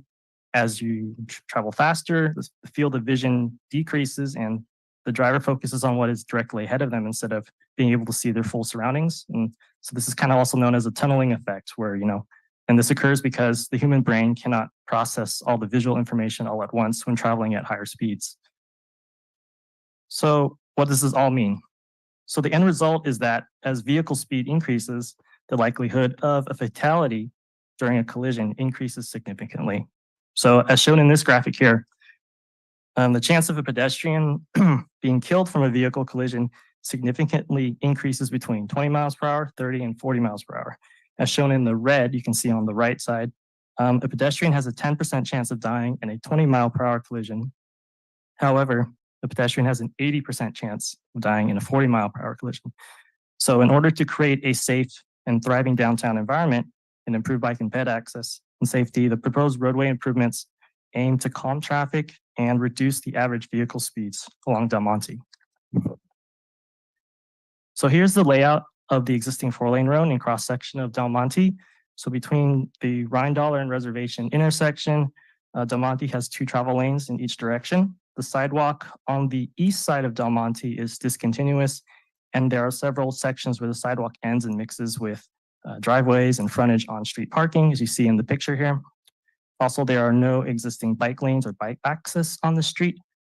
The west side of Del Monte has the Monterey Rec Trail, and access to that trail is provided by crosswalks at the existing intersections. So this slide here shows the proposed road diet layout with multi-lane roundabouts at Rheindaler and Palm intersections, and that's to maintain vehicle capacity during the peak traffic. So in this layout, there are two different cross sections. So the section between Rheindaler and Palm, shown in purple on top, proposes a road diet with 2 northbound travel lanes and 1 southbound travel lane. The vehicle lanes are narrowed to allow space for protected bike lanes with a striped buffer. The east side of Del Monte, where future downtown redevelopment would occur, would be improved with a continuous wide sidewalk with additional space for landscaping and streetscape opportunities. The existing width of the median in the center of Del Monte would remain, and new landscaping would be planted, as Bianca was showing. The section between Palm and Reservation, shown in orange, would transition Del Monte into a 2-lane road diet with 1 travel lane in both directions. Each travel lane would be designed and wide enough to allow emergency access. On the east side, there would also be space to install a raised buffer median to provide separation between the Class 4 bike lane and the vehicle travel lane. To maintain existing driveway access on the east side, the bike median would have brakes in it with green bright bike striping for visibility. And so, as I mentioned previously, the narrowing and reduction of vehicle travel lanes provides the space to implement the new bike and ped facilities and provides a traffic calming effect by slowing vehicle speeds through the corridor. So finally, similarly, the last road layout analyzed was the road diet in keeping the signalized intersections. This cross section is basically the same as the roundabout one. And the main goal is to kind of improve bike and ped access and reduce vehicle speeds through the corridor. So this table here shows kind of the difference in roadway space allocation between the existing 4-lane road that's out there today versus the proposed roadway layout.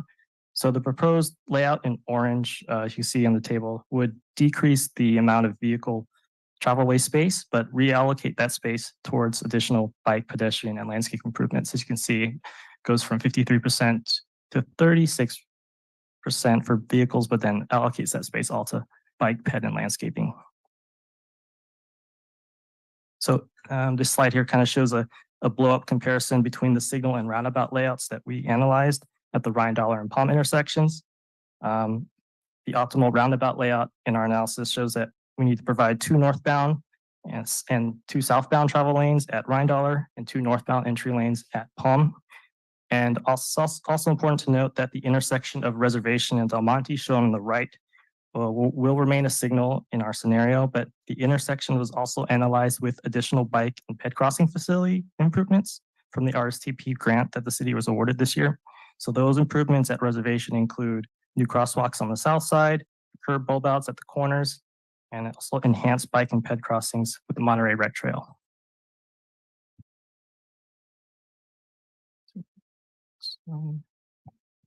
So from some of our workshops, there were several requests from the community for improved crosswalks and more pedestrian crossing opportunities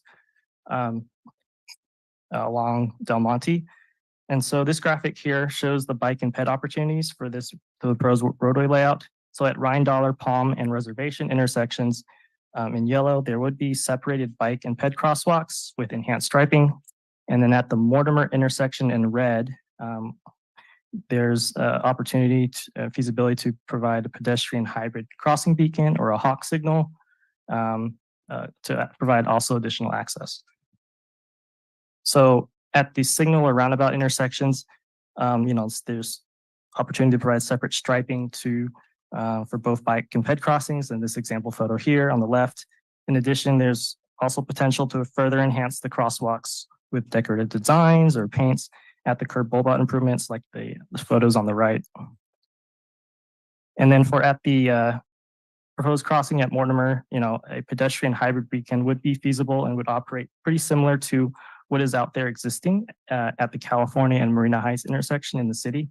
So this type of mid-block crossing system shows a series of flashing and solid lights to alert drivers to slow and stop when a pedestrian is using the crosswalk. So when there are no pedestrians, the signal is off and there's no lights. When a pedestrian activates the push button, the signal flashes yellow to slow vehicles and then changes to a solid red to have cars stop completely and then allows a walk signal for pedestrians. So after the final phase is after stopping, there'll be a flashing red, which kind of indicates that cars can proceed when it is safe to do so. So after that, after providing the layouts, then our next step was to kind of do an evaluation, traffic analysis, and simulations. Again, we used year 2040 AM and PM peak traffic volumes from the AMBAG model, and we created a traffic simulation using the software VISM. So the VISM software is a micro simulation modeling program, and it's ideally used because it provides a direct apples to apples comparison between a signal and roundabout option. And this model allowed us to, model bikes, peds, transit, as well as obtain like traffic metrics, including vehicle delays, queue speeds, and level of service. So in traffic analysis, the level of service is a qualitative term used to describe the operating conditions of an intersection using a ranking system from A to F. So level of service A represents very excellent traffic operations with no vehicle delay or very little, while level service F represents very poor traffic conditions and gridlock, Carmageddon. The level service standard in the city of Marina is level service D, as shown in the orange, which is kind of in between stable traffic flow and complete traffic congestion in this example photo. So this slide here shows a summary of the intersection level of service results between the different layouts that we just shown. The level of service results in orange is the morning AM peak hour, while the purple shows the level of service during the evening peak. In general, all the roadway options would operate at acceptable level of service during both the AM and PM peak periods. The Rheindaler intersection would operate level service B, while the Palm intersection would operate level service B to D, depending on the option, and the reservation signal would operate at level service C and D. Likewise, the average travel times along Del Monte between the different options remain very similar between the different layouts. And one thing to note is that for the signal layout, vehicle speeds through the intersection are generally higher than at the roundabout. And that is because, if the car catches green lights throughout the whole corridor, those speeds are, they can fly through those at higher speeds. For the roundabout layout, average vehicle speeds the intersection are generally a little bit slower, and that's due for cars needing to yield to other vehicles and pedestrians, and also have to slow down to navigate the geometry of the roundabout. So we wanted to kind of just show briefly the videos of the traffic simulations, and for time's sake, we're only showing the PM peak hour because this is the critical time when peak traffic occurs along Del Monte. Here, what I have running is video of the traffic with the existing four-lane road on Del Monte. This is year 2040 volumes, again, that we're seeing. This is during the PM peak. So along this, so what we're doing is we're panning going southbound from Reservation and then towards the freeway. It might be a little hard to see, but in the video, essentially, along this half-mile stretch of road, traffic pretty much flows freely without much congestion through the corridor with a four-lane road that's out there today. And then the bottom left corner is the existing cross-section of that roadway configuration.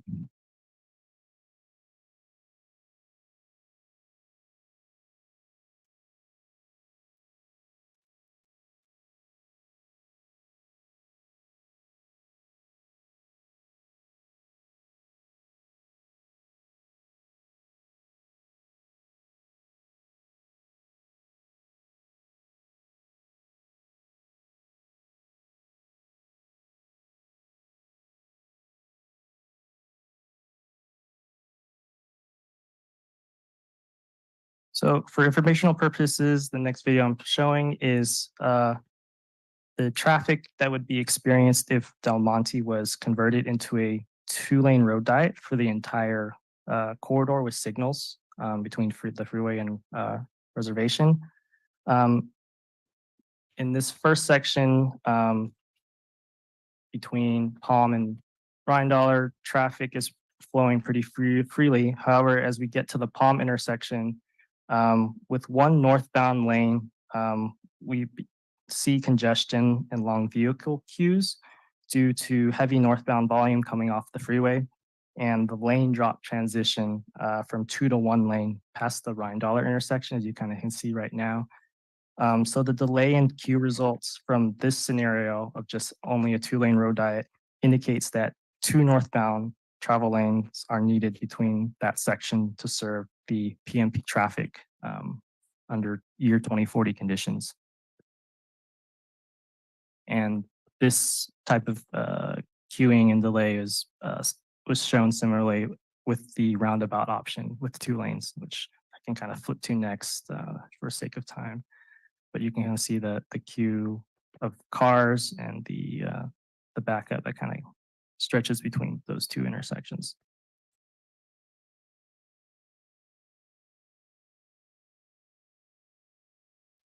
And then this is the one with, if we had the roundabouts with just a 2-lane road diet, very similar queuing and congestion that occurs in the same location between Palm and Rhine in the PM peak.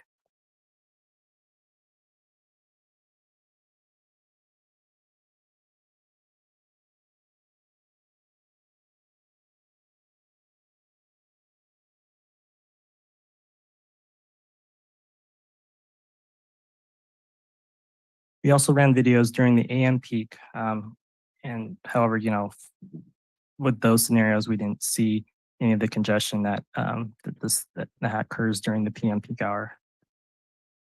So you can see here between the 2 roundabouts, you see the backup of cars, of queuing, and that's mainly because just of the high volume that's coming through during that time. And with that high volume coming through, there's less opportunities for the cross traffic on the side streets to be able to enter and navigate through the intersection and travel along Del Monte. So that kind of exacerbates the situation. So then the solution to that is to provide a road diet with 2 northbound lanes between Rhine and Palm. And so I'm going to show that right now real quick with the signals. And with that improved, recommended layout, everything flows much smoother and there's very minimal delay in queuing along that section and along the rest of the corridor. And then you can see between the purple and orange cross sections on the bottom is the different lane transition, the road diet between 2 lanes and 1 lane in northbound direction.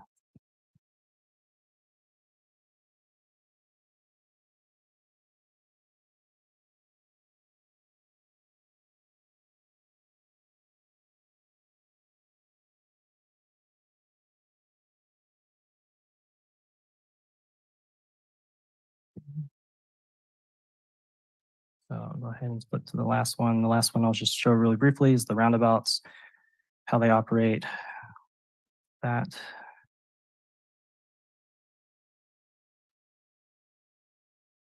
So again, we did have some questions also about the intersection of Rhine and Del Monte, of why that intersection can't be a roundabout as well, and why it's kept at a signal in our analysis. And that's mainly due to the fact of the amount of volume and the balance of the volumes. There is a very heavy left turn movement and right turn movement between Reservation and Del Monte, and that imbalance of volume, when we did our analysis, showed that the roundabout does not operate as well as a signal at that location in terms of creating the capacity that's needed for those movements. So then you can see here with the 2 northbound lanes between the 2 roundabouts that we have a very good flow of traffic and less queues and everything through the corridor.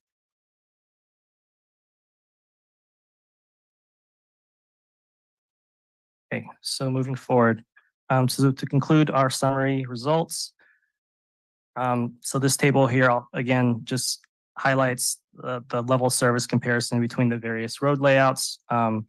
between the Rhine-Dollar and Palm intersections. As mentioned earlier, having a 2-lane road diet through the corridor would result in congestion and high delay with the signal and roundabout option. So therefore, the recommended road diet layout on the bottom in purple is 2 northbound travel lanes to Palm with 1 southbound lane, which would yield acceptable level of service operations through the corridor.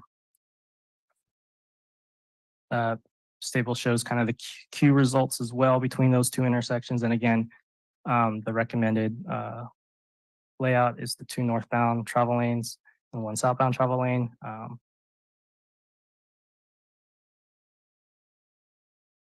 And then this table is a qualitative matrix that kind of compares the multimodal access and safety for bikes, pedestrians, transit, and fire.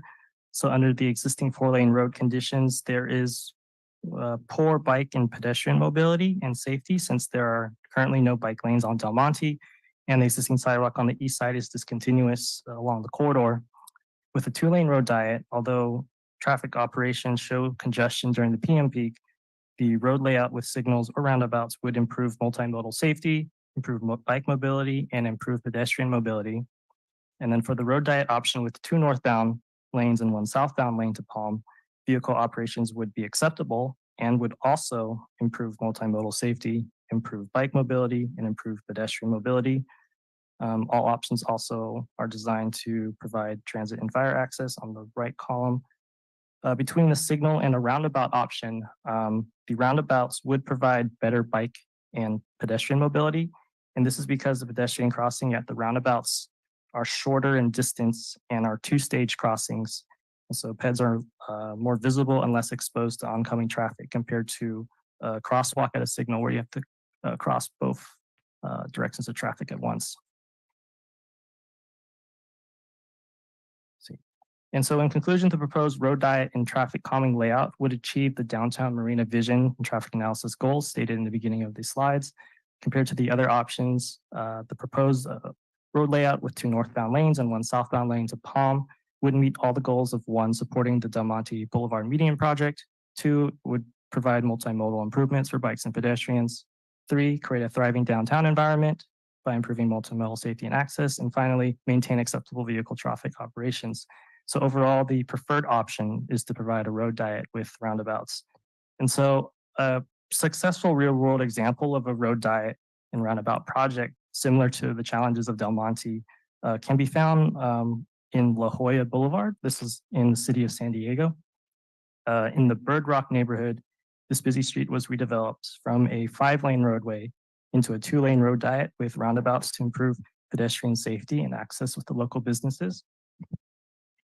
So in the comparison photo shown, the La Jolla road diet and roundabout project addressed the community's access concerns and contributed to safer pedestrian experience. The road project also created opportunities for several new mixed-use developments in the area and helped create a sense of place, which is consistent with a thriving downtown environment that the city of Marina is trying to achieve. So to summarize again, multimodal street design with a road diet and traffic calming improvements is a feasible solution to meet the vision and goals of downtown Marina, and a series of roundabouts along Del Monte is feasible and the preferred option. And so this concludes our traffic presentation. Thanks for your time. Hand it back off to Brian and Bianca. Great job. Thank you, Derek.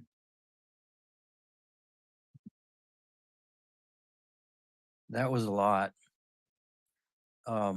But what's amazing is that was a work that was done in about 3 months. Concentrated effort, getting public input, traffic consultants doing all this modeling and analysis to provide the input that we need as a community to make these decisions and move this project forward. So a lot to digest. I'm sure there will be lots of questions, comments to come. Definitely what we're looking for at this point, and trying to get the input to move the landscaping project forward. There's a couple points I want you to be able to think about as we go on. The road diet, it all talked about 2040 numbers and PM peak. So we have the problem only at the PM peak. And so And so for those people who want to keep a 4-lane road the whole time, so you can keep that maximum B thing. So you're going to sacrifice everything for the 2040 traffic volumes and for a PM peak only. And you balance that against all the other improvements that you're going to get. So I want to highlight that point. And I also want to highlight that we have a much greater chance of getting grant monies for the streetscape portion and the roundabout portions as we narrow the roads down, as we add bike lanes and as we add pedestrian lanes. Our ability, and Frederick probably knows far more about that, increases dramatically. And so part of that is putting us in a position that we can get monies to really move the road part forward. Yes, and Frederick can probably give more detail on the scoring when we go for those grants. Thank you, Mr. Mayor, council members.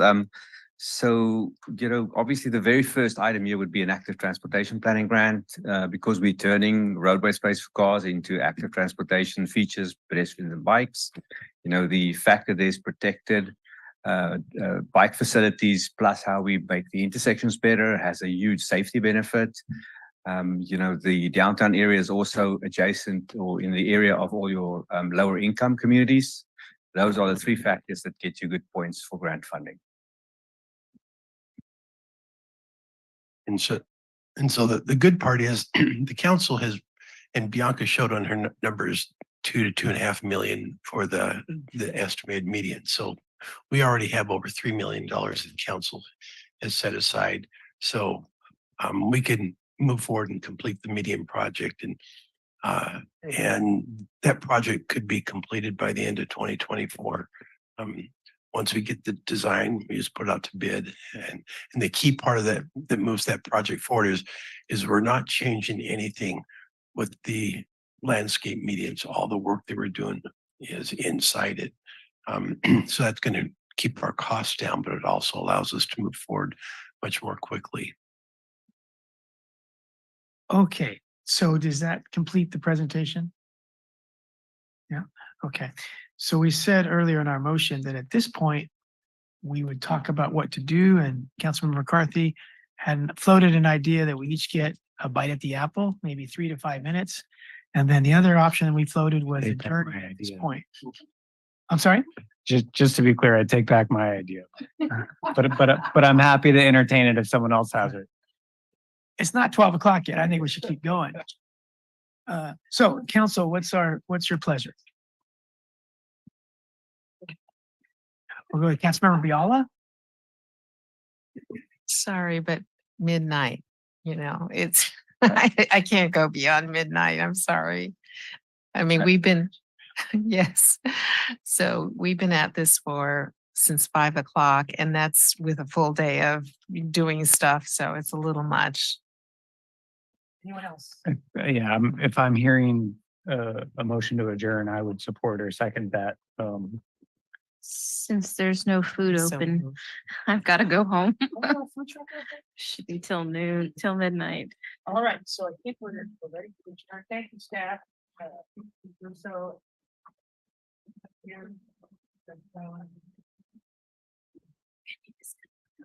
Yes. Thank you, Laura. Thank you, Grace. Good night. Thank you, Derek, Bianca, Fred, thanks. That's great.